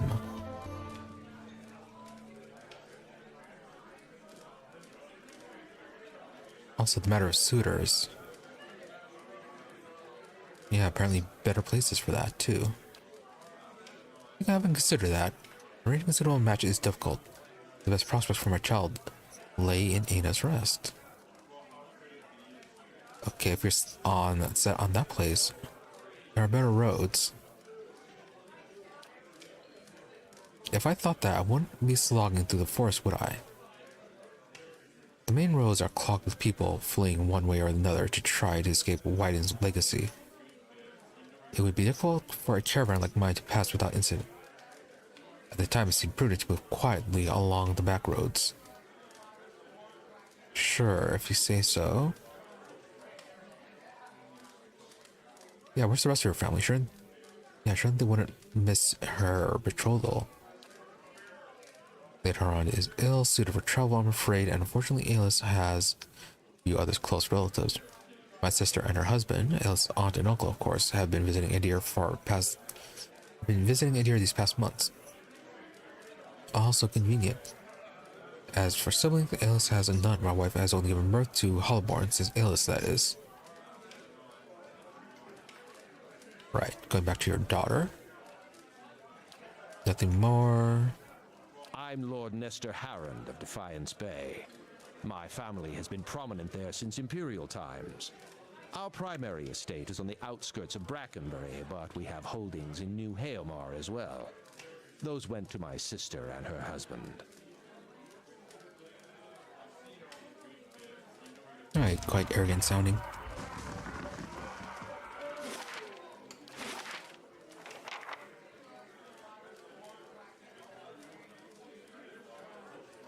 Oh, and I see in Brackenbury.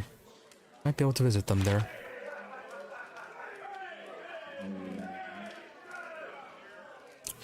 Right, and I've been distracted by so much reading. So, be right back after a bit of a stretch and move around. So yeah.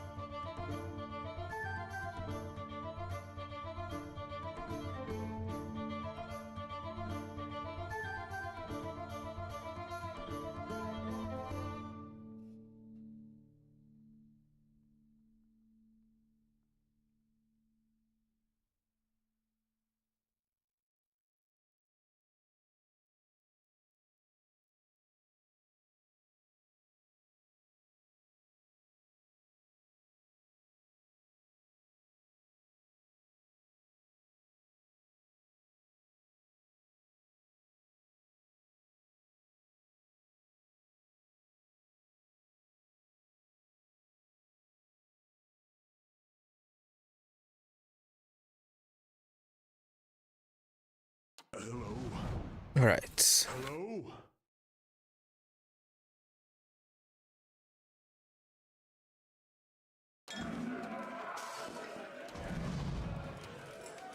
Hail and well met. Yeah, let's start with you about Heron's daughter.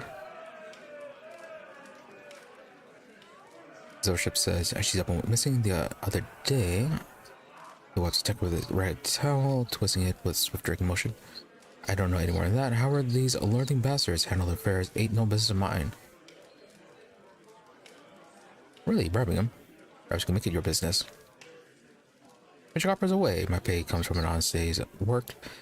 Enough for me and should be enough for anyone. But you know, it's just like the Lord rattling your purse out, like it's fit to buy the leave of gods and kith. Oh, joy, an honest bartender. What you mean about the Lord Heron and buying the leaves of God and kith? Look, I don't want trouble from you or him or anybody else. I just wanted him to tire of my ale and leave so things can go back to normal. Oh, benevolent.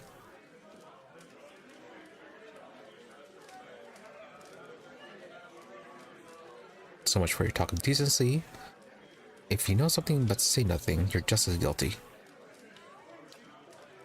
That girl, Alice, she was looking to disappear. You should have seen her watching the door like a sheep at slaughter. At the same time, she didn't hardly speak to no one. Only folks I see her talk to is Tregil. He shops by the broken tower. Bit of a hothead, that one. My advice is to let the matter drop. Like I say, it don't profit to dig around in other people's business. Alright, is she going to be behind the locked door?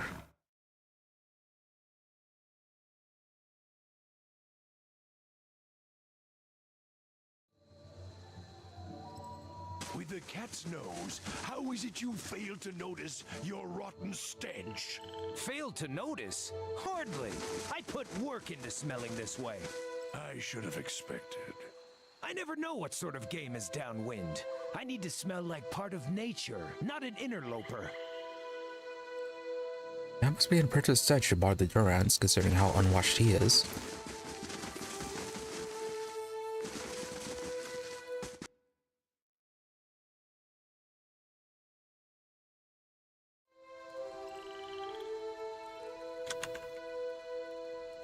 Yeah, Socrates says it first. No, never mind. About Alice. One of her father's men have been banging down doors and stirring up trouble looking for her. Never met her myself. That's strange. Dingle told me too you two were acquainted. He doesn't miss much. What exactly did he tell you? He said she was looking for an escape. Her father dragged her out here to get hitched to some backwoods noble. She wanted an escape, all right, and I was happy to give it to her. Aha.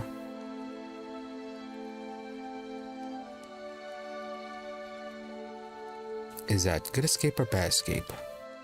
We snuck across the river a few nights ago for some private time. Come to find out, we weren't exactly alone. An ogre, taller than Winfrey's tails, sprung out of the forest, and we were so lost in the heat of the moment, we didn't notice it until it was upon us. Oh. I grabbed Alice and disappeared into the night before I could even pull my breeches up. Right, so that's why you kept it to yourself. Yeah, if you told her father, he'd definitely kill you. Not proud of it, but that's what happened.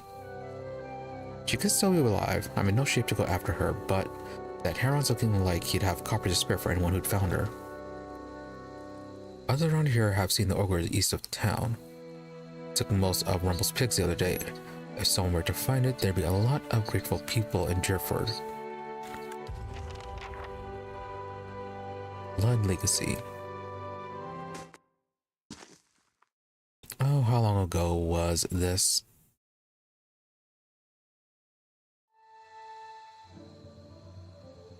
Okay, before we leave, deal with this guy.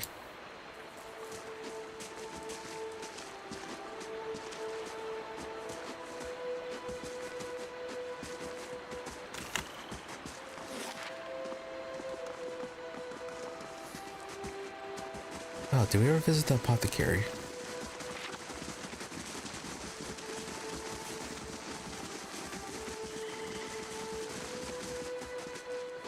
Oh, a little too far.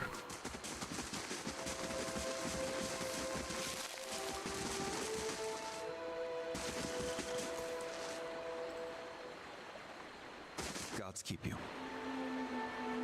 And she snuck out the back of the inn and went north. Did she now? And how would you known that?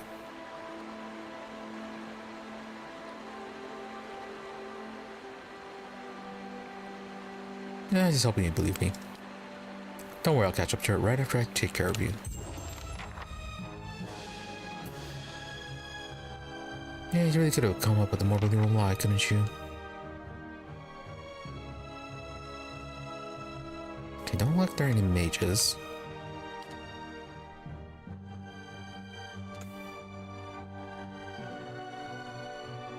Your boar companion. Not exactly a good setup. Following your lead. Probably have you transform right away.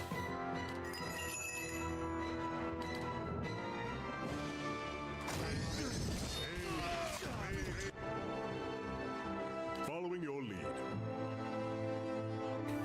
No, focus on Medrith. I'm gonna try to dominate him.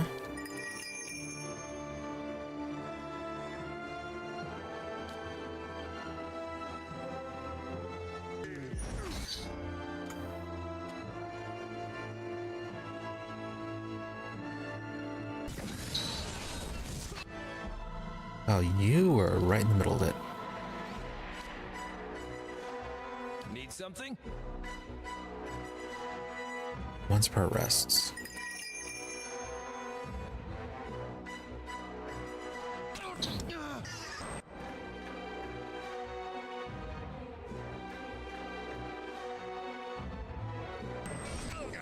Voice.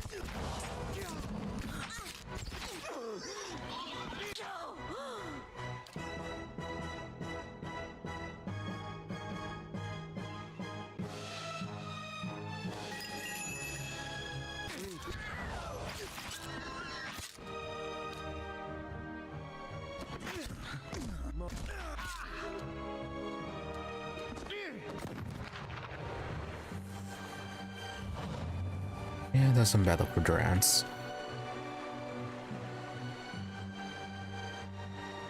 Of course. Oh. Forgot about you.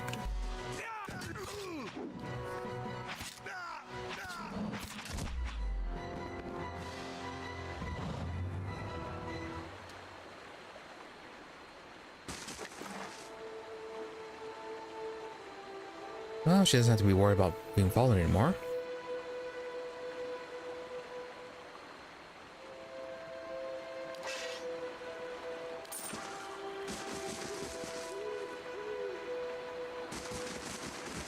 Okay, no, then your focus just defaults to 30.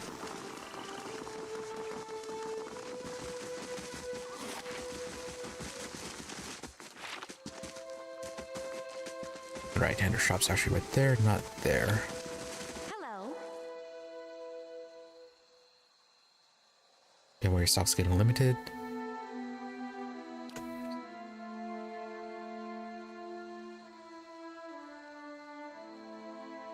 Generally, most potions require something stronger, troll skin, vessel bone, what have you. They're just rare, really rare ingredients. Let alone find on your own. What'd you find? I've been keeping an eye on drakes in this east of town at Deerfoot's Crossing. The beast stayed just long enough to lay a clutch of eggs and moved on. I think the Sky Mother wasn't a folk nor dragon. Fresh eggs are much more useful than the ones that can pass between merchants or left in nests for weeks or more. That clutch looked to be at its peak. Thought I'd see about getting an egg, but I didn't realize so many of them had already hatched, or that young worms were so territorial. Alright, we could actually get an egg for her. We are going that way.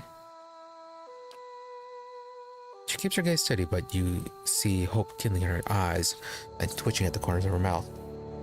I sure hope you're not leading me on. I don't think I could stand getting burned again. She bites her lip. If you really mean to go after it, I'd certainly pay you. Just remember, because they are, dragon eggs are fragile. There's a lot more I can do with a whole one. Hello. Right, so if we do after, we have to be very careful, apparently.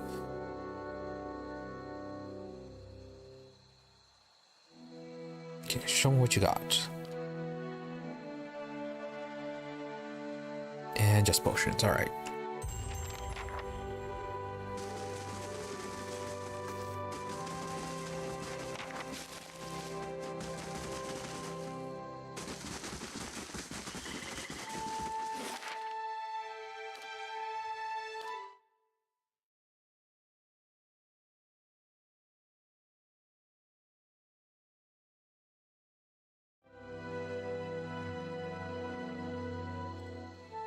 Hey, we got our dungeon.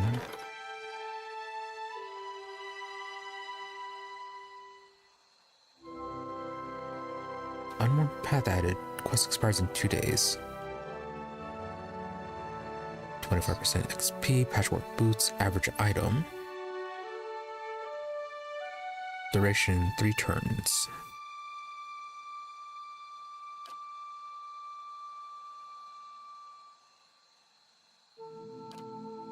Oh, okay, so this is how we assign our people. Okay, we'll send her going. Since Aloth, we might need him back for some lockpicking.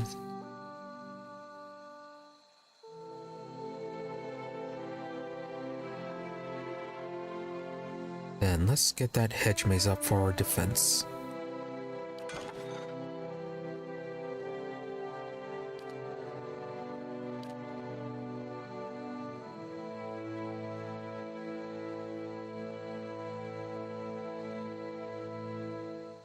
Only 50 copper.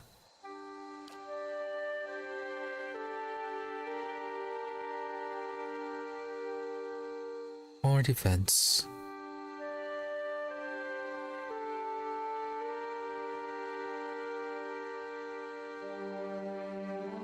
Okay, we're at 2 and see how that goes.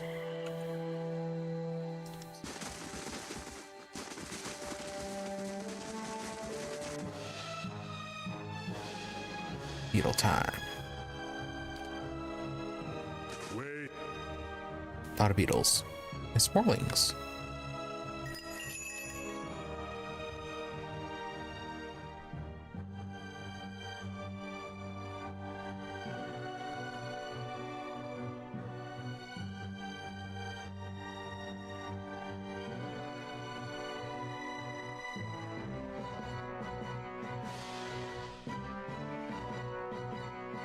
Yeah, that's single target. Go with the blast.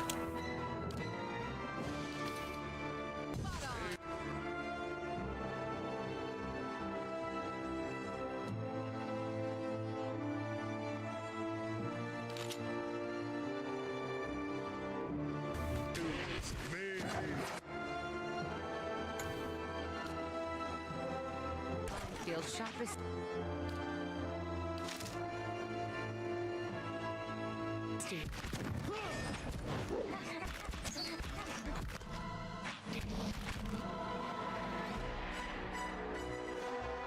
Following your Okay, getting a bit extra damaged. Don't even slowing it down.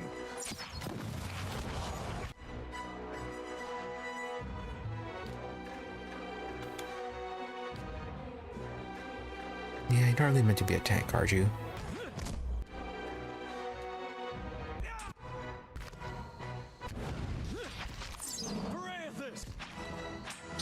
Don't even slowing it down.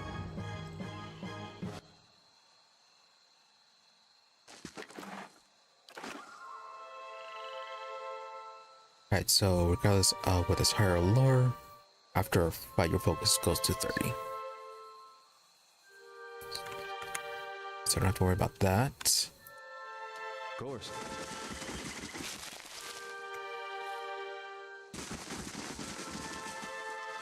But if we want you using a lot of your abilities, melee attacks seem to be the way.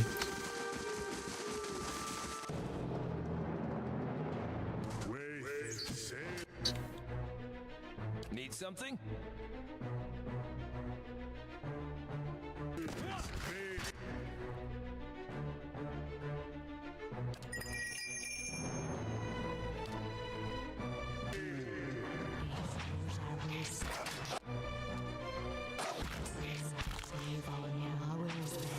Leave it to me!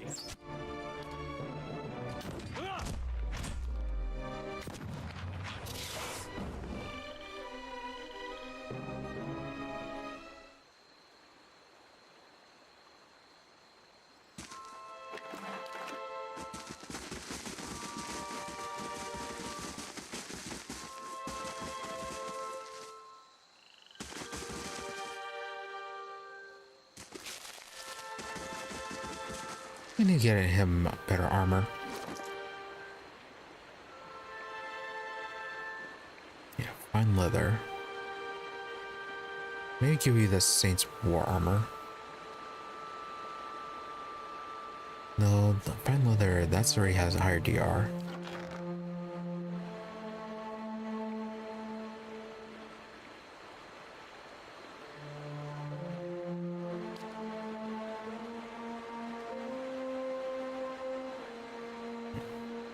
Can you use sword as well? Or does that count as something else? No, you don't have a weapon focus.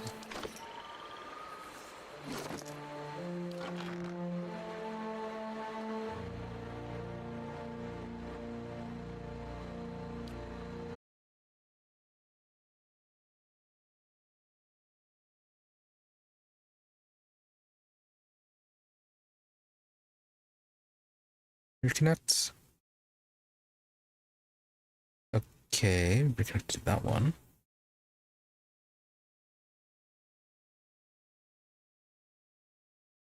So this YouTube is back. Twitch, you back? Yes, my Twitch is back. Okay, that's a bit odd. Yeah, OBS just had a sudden connection issue. Had to fully close the program and it wouldn't want to start back up for some reason. But yeah, looks like things are working now.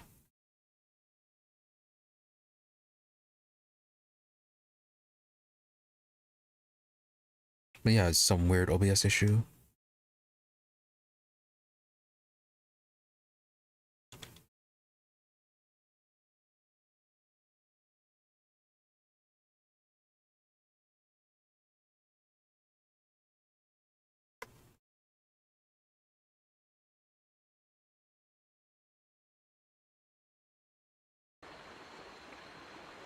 Alright. Let's continue before something else happens. Yeah, switching out for your fine crossbow to a hunting bow.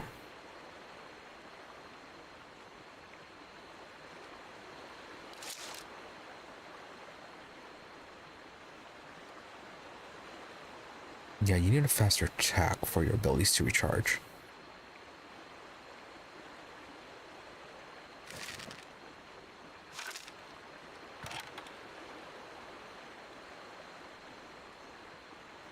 Yep, thankfully we came back. Don't know what OBS is doing, but...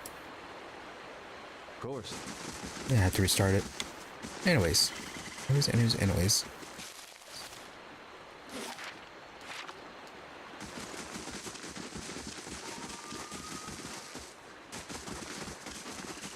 Just a minor delay in things.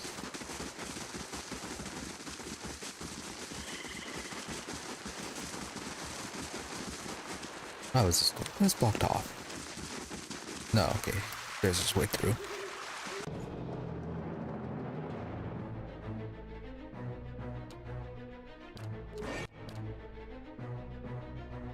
And a Zarup. Oh, it's a Zarups.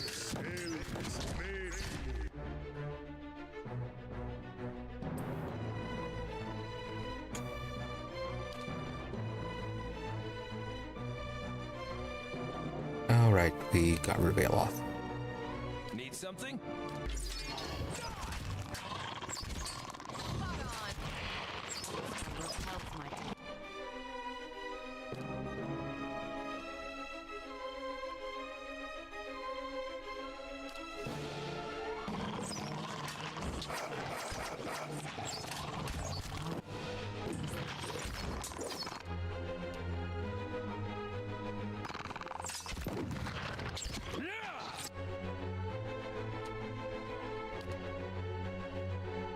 something?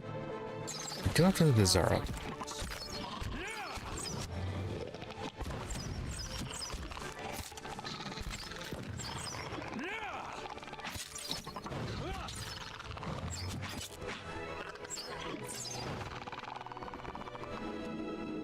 Another beetle. This thing isn't doing the job. Leave it to me. Do I have something to cast on you?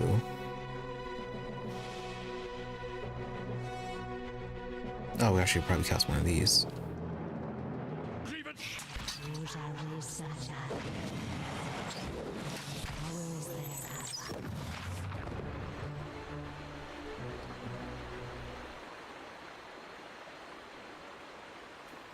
Yeah, Ravius, you are not that great at melee.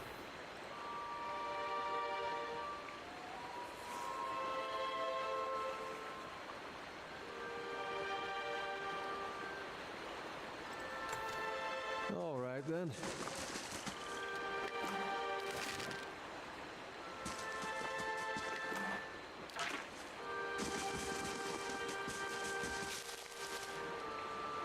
Now then, once they go up the statue, you stand within what looks to be a ruined shrine. The moss-covered remnant of an ancient statue lies before you. Only the broken legs and feet of the sculpture remain. Long grooves alongside it suggest that it could be moved. Near the base of the statue, you discover a skull carved into stone. Right, we can just hammer and chisel our way through it. Let's see, first examine the skull. The skull is carved into the stone in intricate relief, its mouth agape. Peering closely, you notice a rusty keyhole between its jaws. I doubt we have anybody who can pick the lock. We need Aloth here.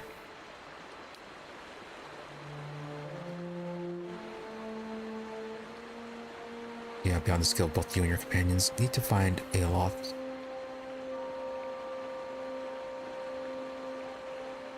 Or we could just use a hammer and chisel to gouge a hole near the statue.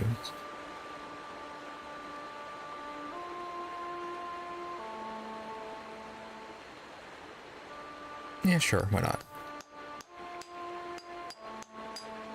Chip away at the base of the statue. By the time your arms are numb from the ringing hammer blows, you scratch out a hole just wide enough to fit 3 fingers.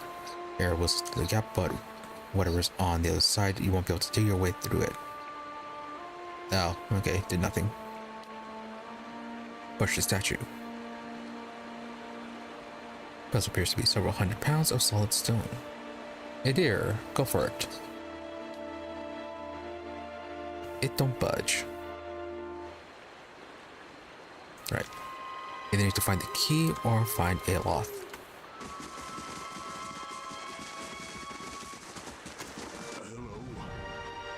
Hello?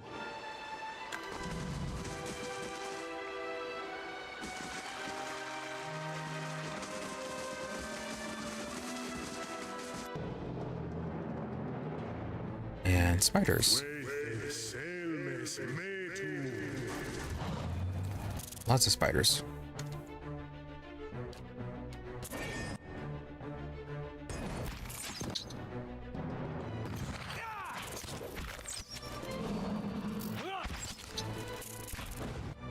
Need something?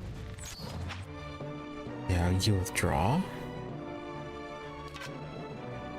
And yeah, get to casting. Much safer for you. Your thoughts must flow deeply indeed.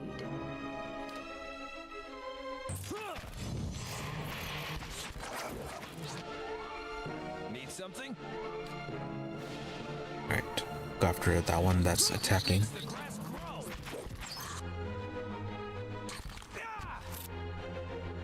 Oh, must you?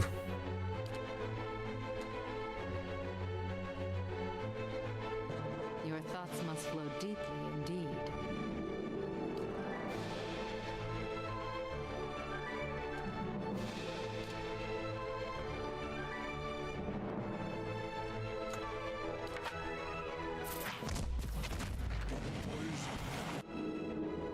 Alright, you might end up exploding again.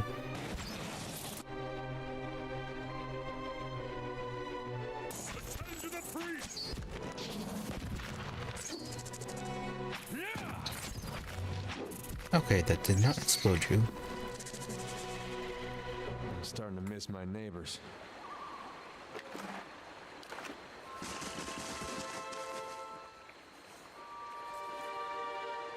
Yeah, you got lucky. Oh, and you're actually fatigued.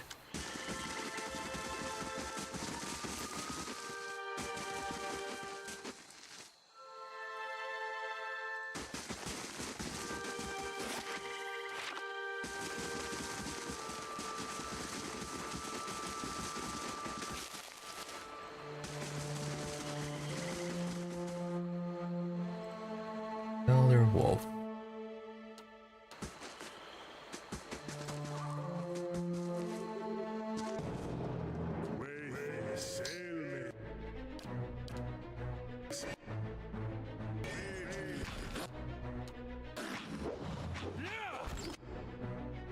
Did y'all miss?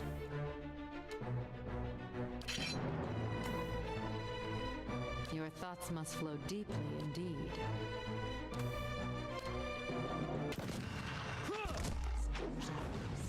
Alright, pretty sturdy against knockdown.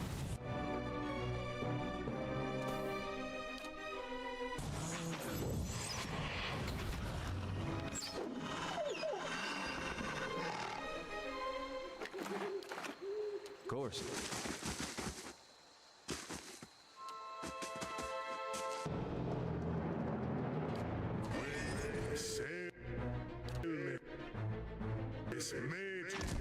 Not getting through me. My thoughts are dull.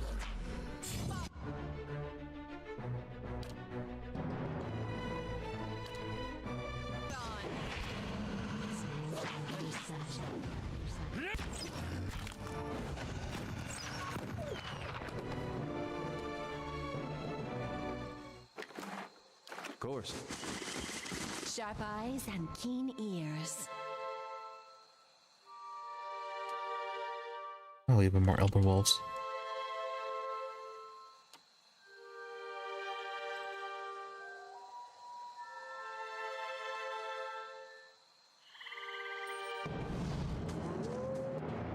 Alright, got all of them.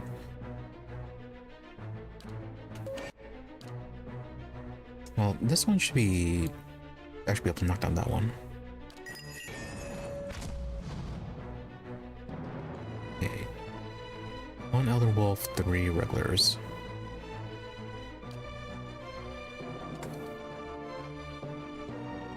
Focus on the regular ones. Your thoughts must flow deeply indeed.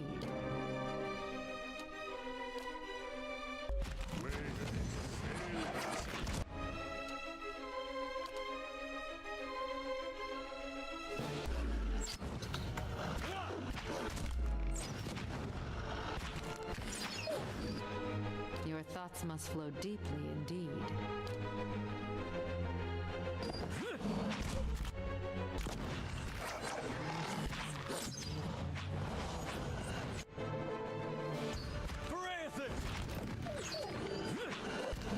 You're not getting through me.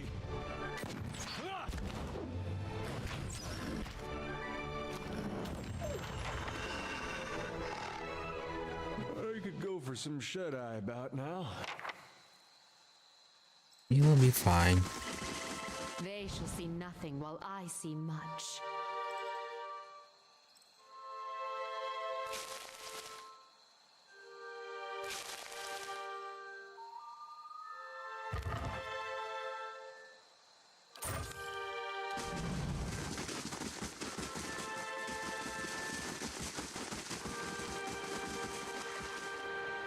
Okay, there's a way down there.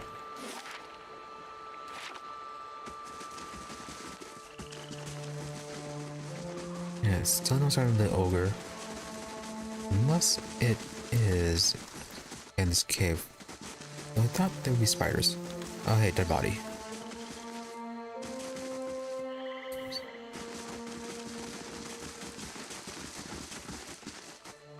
Yeah, that Looks like there's no way up there.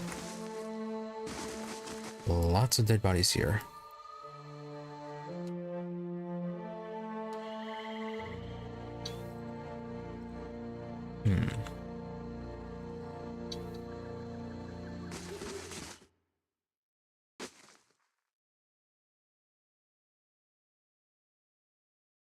So, Spider Cave or Ogre Cave? Which is it?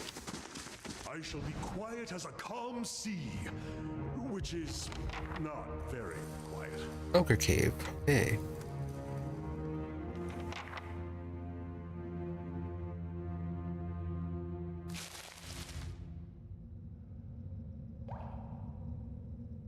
With a lot of very dangerous spiders.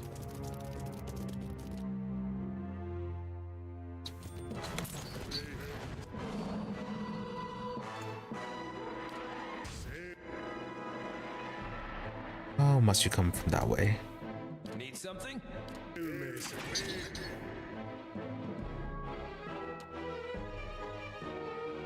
Your thoughts must flow deeply indeed.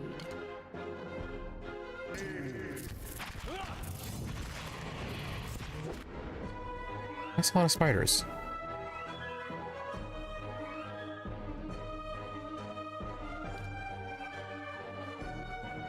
Didn't really have to be all of them.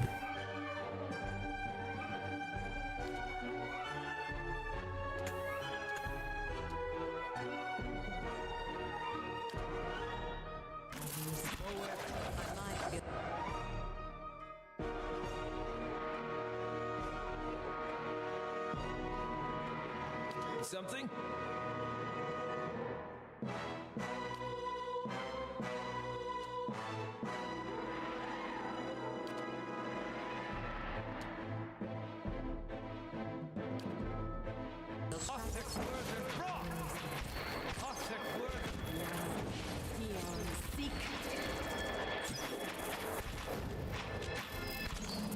That is very much endless spiders.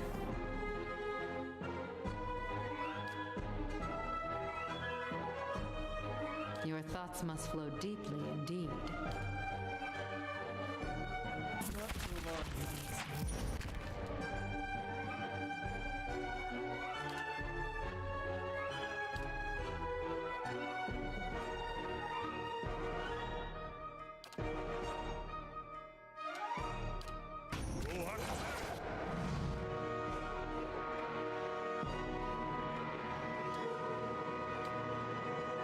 Following your lead. Switch over to melee.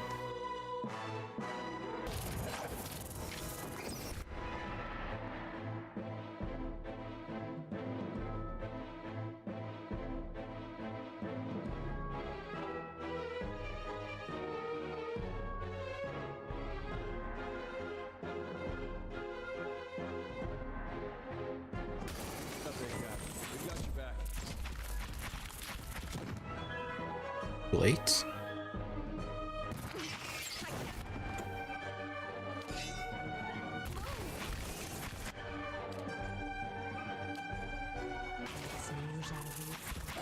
We are one fewer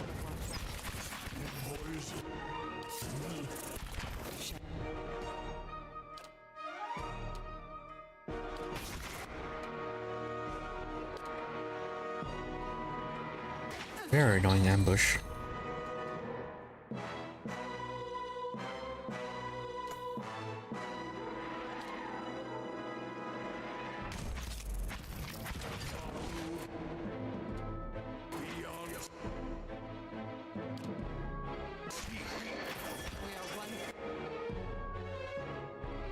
And you're not using second wind, why?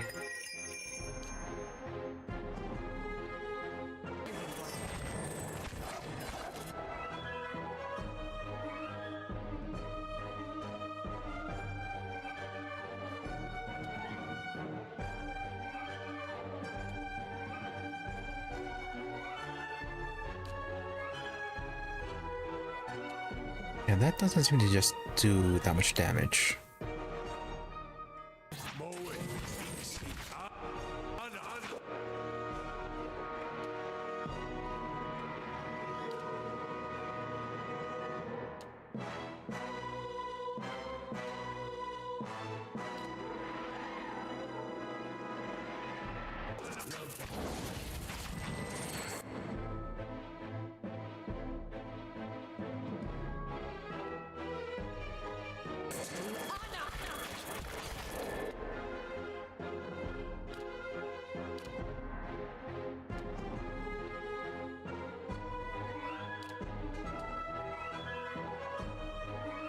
some consecrated ground.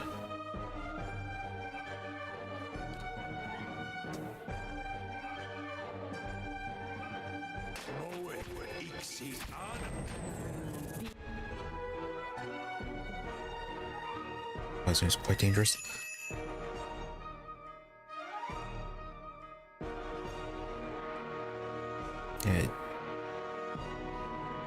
Yeah, no clear path for you.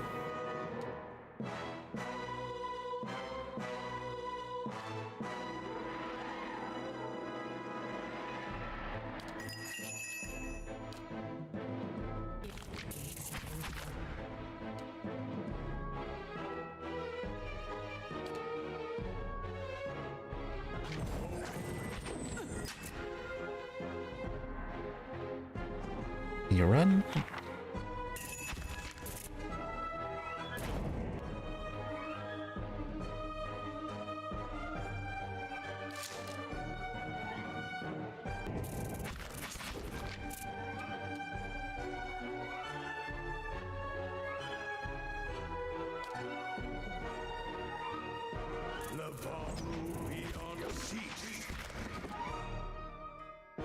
Okay, that apparently didn't do anything.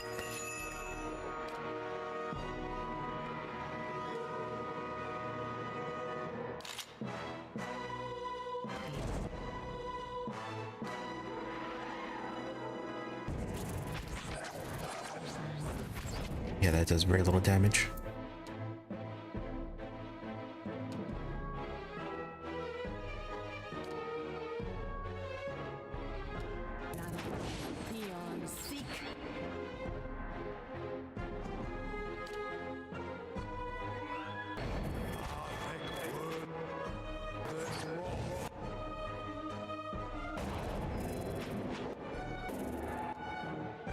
Barely injured, barely injured.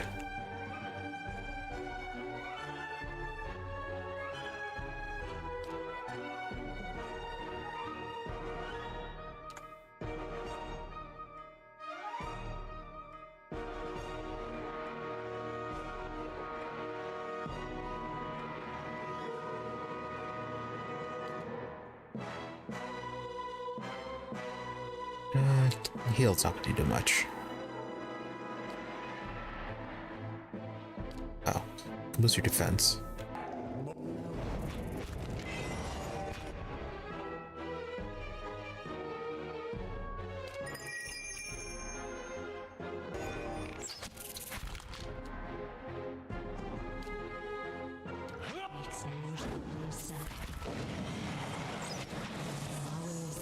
Better.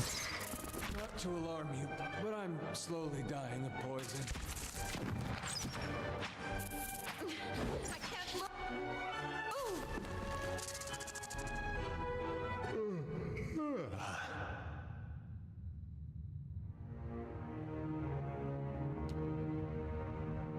All right, big fight. I was not expecting so many spiders to just pop out of nowhere.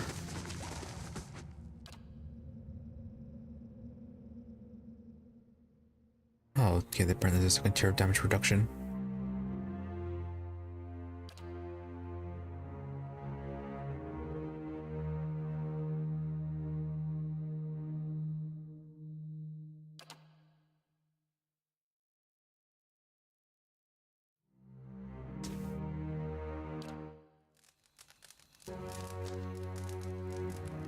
You feel a presence hovering nearby.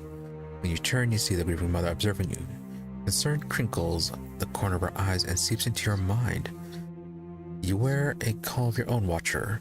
I see you shrouded by old lives and unanswered questions. Yes, I felt them more and more of late.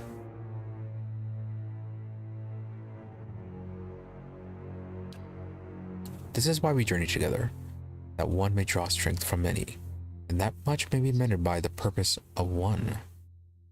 Purpose of one. As she peers at you, her brow seems creased with new kind of anxiety. Your obscure past, does it trouble you?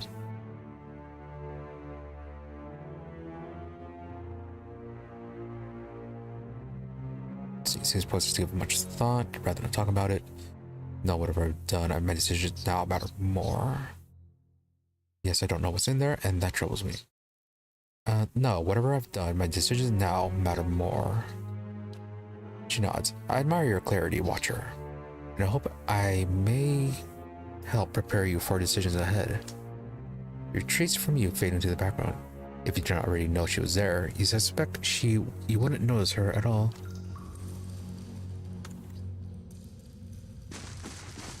To whispers and shadows.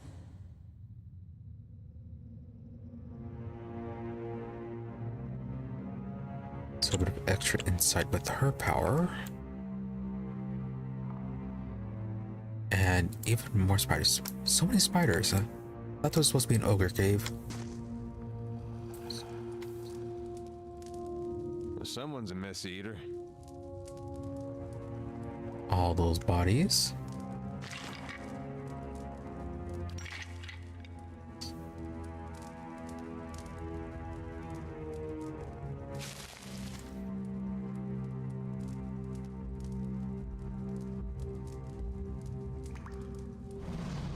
Ogre and 2 bears. As you advance into the darkness, the ground begins to tremble. You hear plodding footfalls, growling breaths, and bone-snapping crunches. An ogre steps out of the shadows, 10 feet tall and bulging with muscle. He tears a mouthful from a hoofed pink-fleshed limb and tosses it aside. Yep, definitely ate the pigs. As he watches you from under the thick ridge of his brows, too well equipped to be a villager, abandoned from the road, that must be. Well, good analytical skills. There were Norse and Titans to grip around a club. I've kept to myself, killed no one but the fools reckless enough to chase me down here. Why have you come looking for me?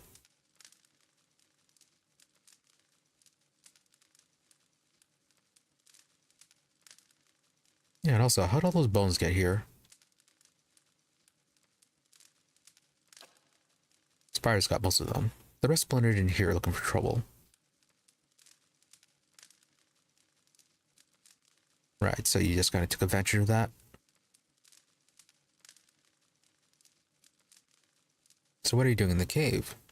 Hiding from your kind. Kith are driven from their homes by strange storms.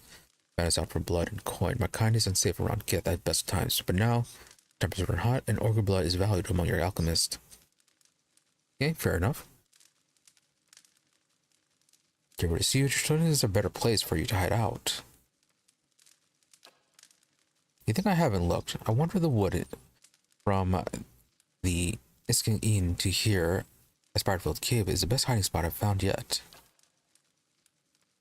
And you seem sensible enough to understand that now that you found me here, I can't let you leave.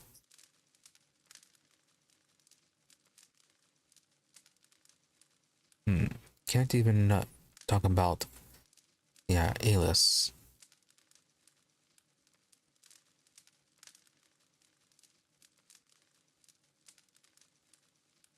Toss him out in the woods? That's a no. If he could be out in the woods, he would be out there. This isn't safe, and if you kill me, it's only a matter of time before someone else finds you. Oh, we can bring him to our stronghold. He grits his teeth and glares at you, his eyes hard and narrow with rage. He takes several heaving breaths, seemingly ready to charge in a second. Finally drops his club. That's what I'm afraid of. He sighs, blasting you with his fetid breath. Time to move on then.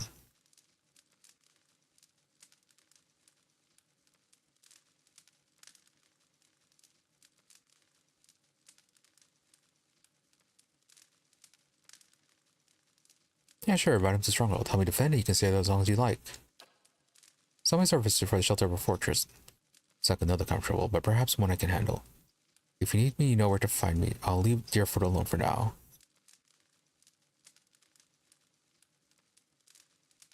Okay, nice, we got that settled. Yeah, and back to the missing noblewoman. I do my best to avoid Kith, especially the kind that might give rise to search parties. No, I haven't seen her. Yeah, you didn't seem smart enough to do that. So it seems like it's more likely she is in that locked room.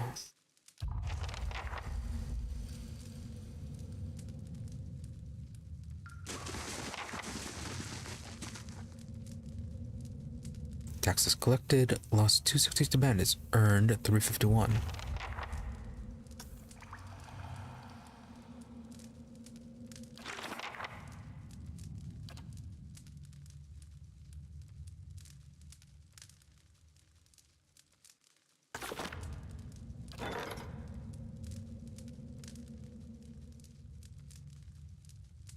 Alright, so even with all the people we hired, it's still enough to earn money.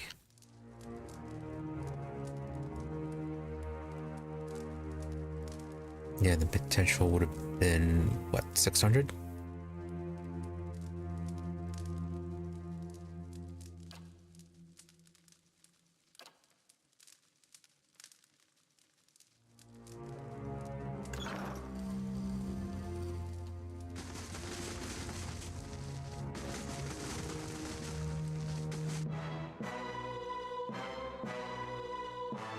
Oh, I forgot to ask him about the pigs.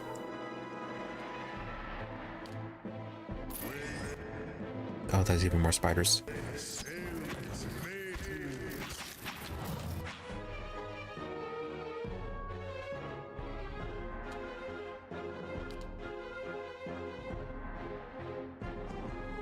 Following your lead. Need something?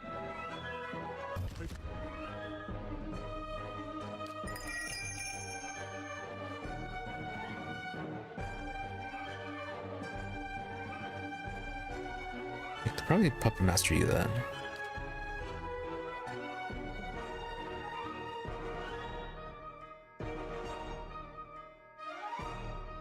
Yeah, you're not close enough though. Kinda stuck over here. Oh, and that just pulled the whole group.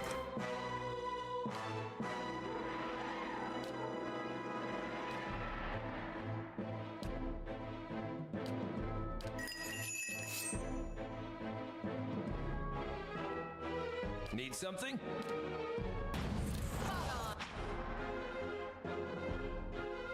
Well, as long as they're attacking that.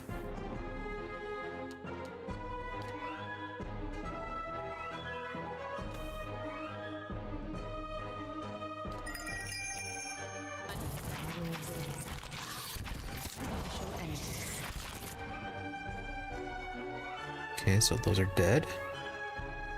Switch back to range and pull back.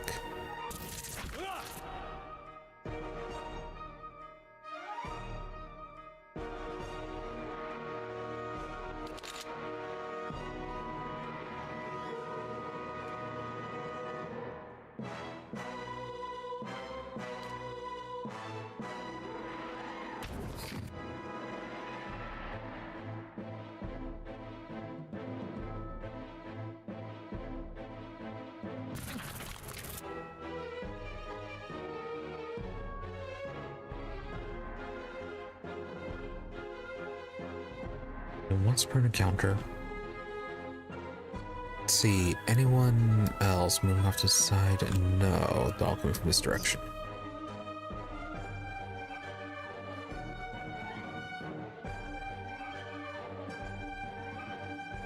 Might be better to cast some spells on them.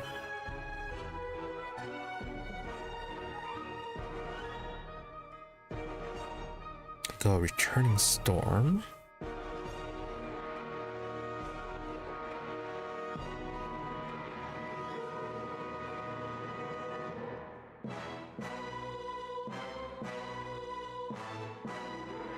Does this do any damage? No.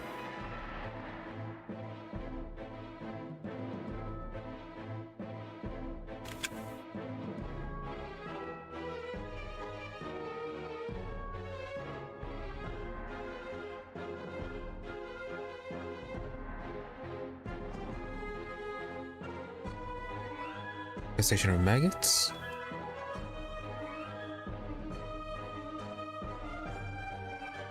(10) damage by percentage of endurance lost. Yeah, but these are barely damage. We have to get them damaged first.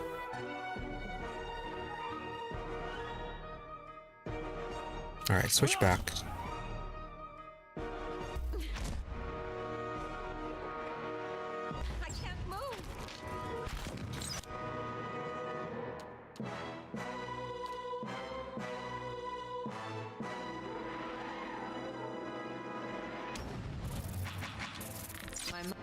Mind feels sharp as steel. Yes.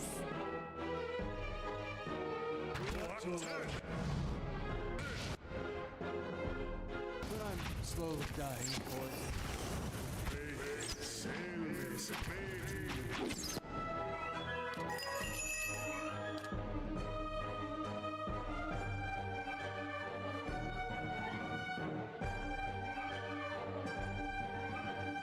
Okay, actually their defense is all a bit high. Maybe something else.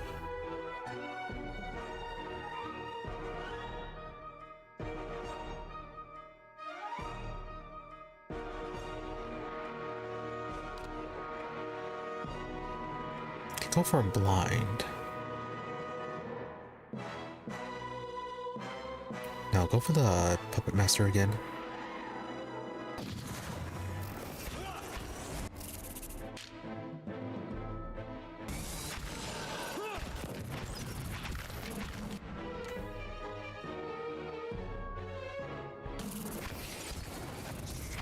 Your thoughts must flow deep.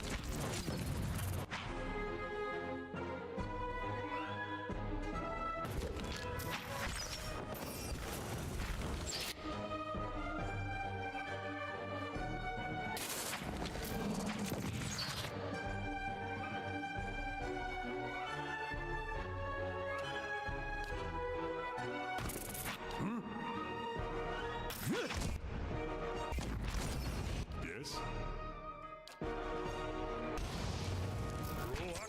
Need something?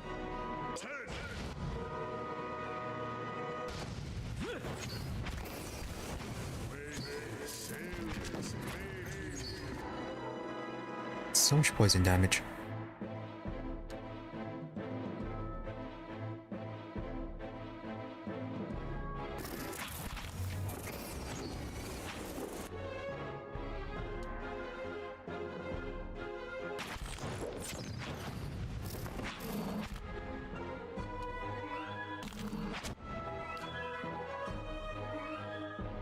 Another puppet master. No, I should be good enough for this.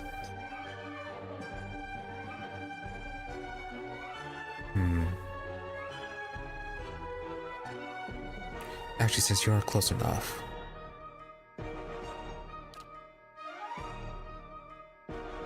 Probably best to blind you. Up, and went down again.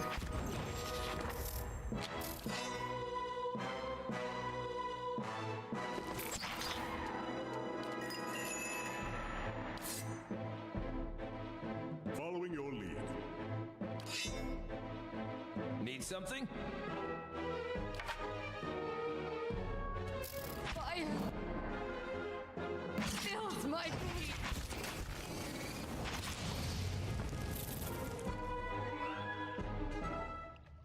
Just has to die right at the end.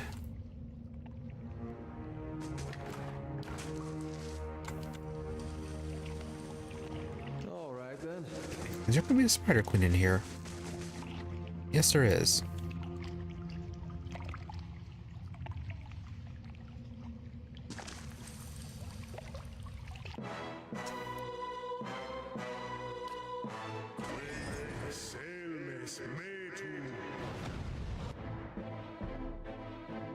Your thoughts must flow deeply indeed. There's the one that causes increased injury.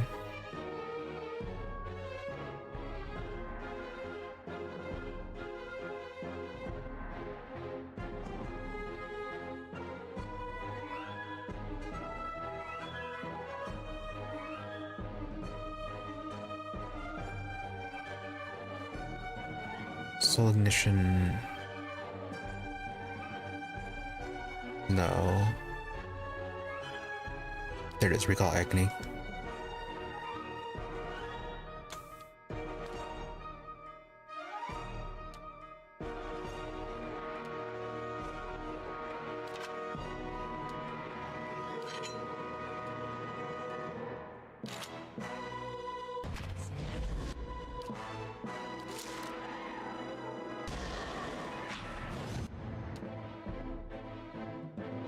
What are you immune to?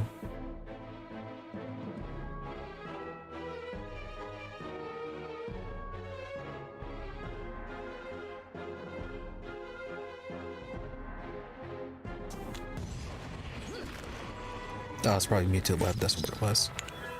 And she'll be trying to knock you down.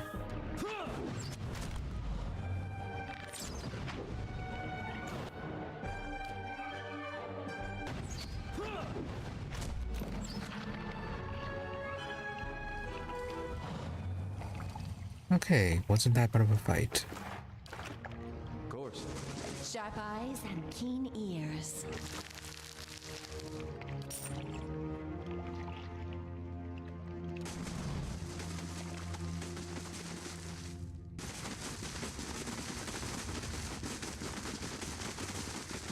Sharp eyes and keen ears. Have anything hidden by any chance? And also about the pigs then. No. It's standing, but prompts nothing for anyone else who wanders in. Hello? Hello?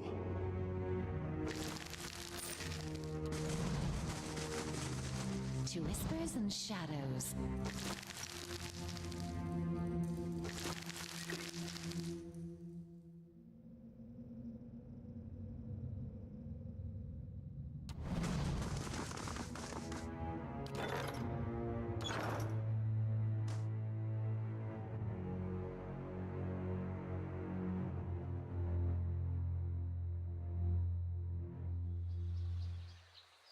And this is random corpse with the skull key. Tattered note. It was bloodstained and torn, and the edges are smudged with some kind of pigment. Some scraps are illegible. You didn't make out a hastily written instructions. To avoid the entrance in the tower, traffic through my shop would attract the attention. Guildford may be sympathetic to our goals, but they wouldn't approve of a temple yet. Key to entrance by the river east of town, but be careful of the road. Reports of these days. T.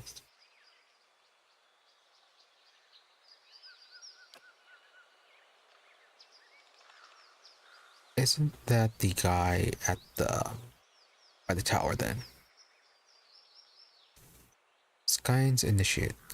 Oh, he's a cultist. Is he gonna sacrifice her?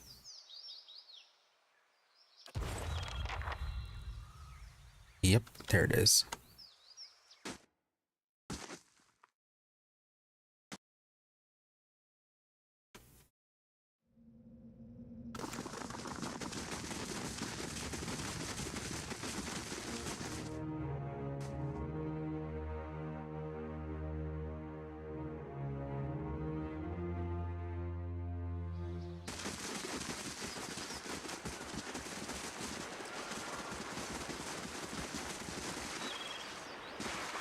So no need for a law.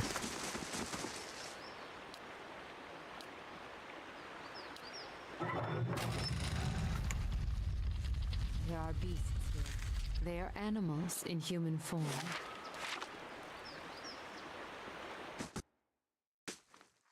Alright, so she's probably down here.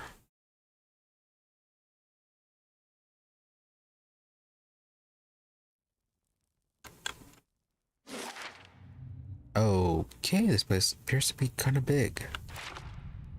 Quiet.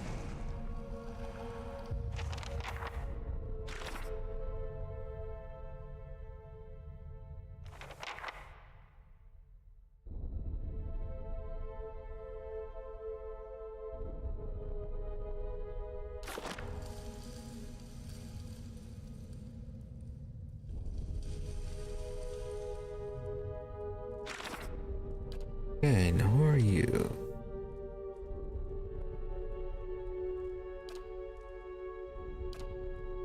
God of defiance, violent rebellion, secret hatred, covert plots, resentments, and envy. Frequently pictured as a disfigured and scarred slave and worshipped most often by the subjugated and destitute.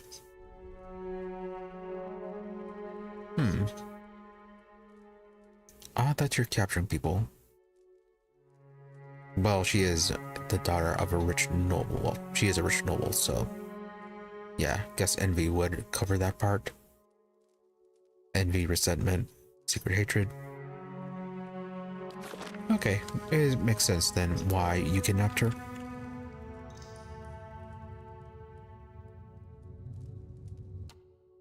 Oh, and okay, you just kind of came out of nowhere.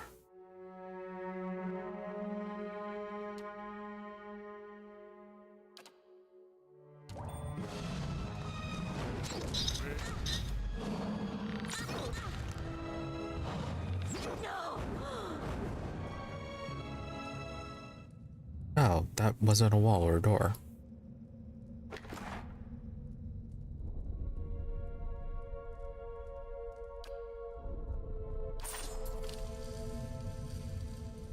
Let's see, and considering how large this place looks, let's call it here for today. Yeah, we'll just pick this up next week on a Sunday. Not a whole lot of progress, but a whole lot of reading. A lot of interesting stuff though, with the grieving mother and the whole thing with the Hollowborn children. Plus we got 2 new people. Her plus, yeah, Revius, the really smelly druid. So, continuing this next week on a Sunday. Tomorrow we'll be back to Rimworld, trying to get our agents, investigating the anomalies, trying to get them some new recruits as they get way too old to be doing their job. Yep, definitely lots of yapping. But that's kind of how these games go. Anyways, more Rimworld tomorrow, as well as a few days after until Saturday, where it'll be back to Total War Warhammer 3, our legendary Gorbad run, which we are surprisingly still alive in. So, that being said, be sure to follow or subscribe to the channels depending on where you prefer to watch, whether it be on Twitch or on YouTube for notifications when we're online. Otherwise, there's always my social media for updates and notifications. Twitter is at Imri_EE, Blue Sky at Imri-EE. So basically same thing, just between dash or underscore.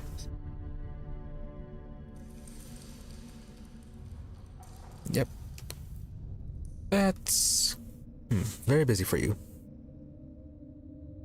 So yeah. Where was I? Oh yeah, if you don't feel like dealing with social media, I do try to stream every day about the same time between 12:30 a.m. to 5 a.m. US Central, usually give or take 30 minutes, and regardless of those weird start and end times, sort of the middle is a bit more reliable when I am here. And as I said, I do try to stream every day. So, anyways, thank you all for watching. Thank you to those who happen to stop by stream live, as well as thank you to those who end up watching the VOD. Hope you're all reasonably entertained, you have a good day or night, whichever you happen to be, and that you stop by again next time. With that, thank you and goodbye.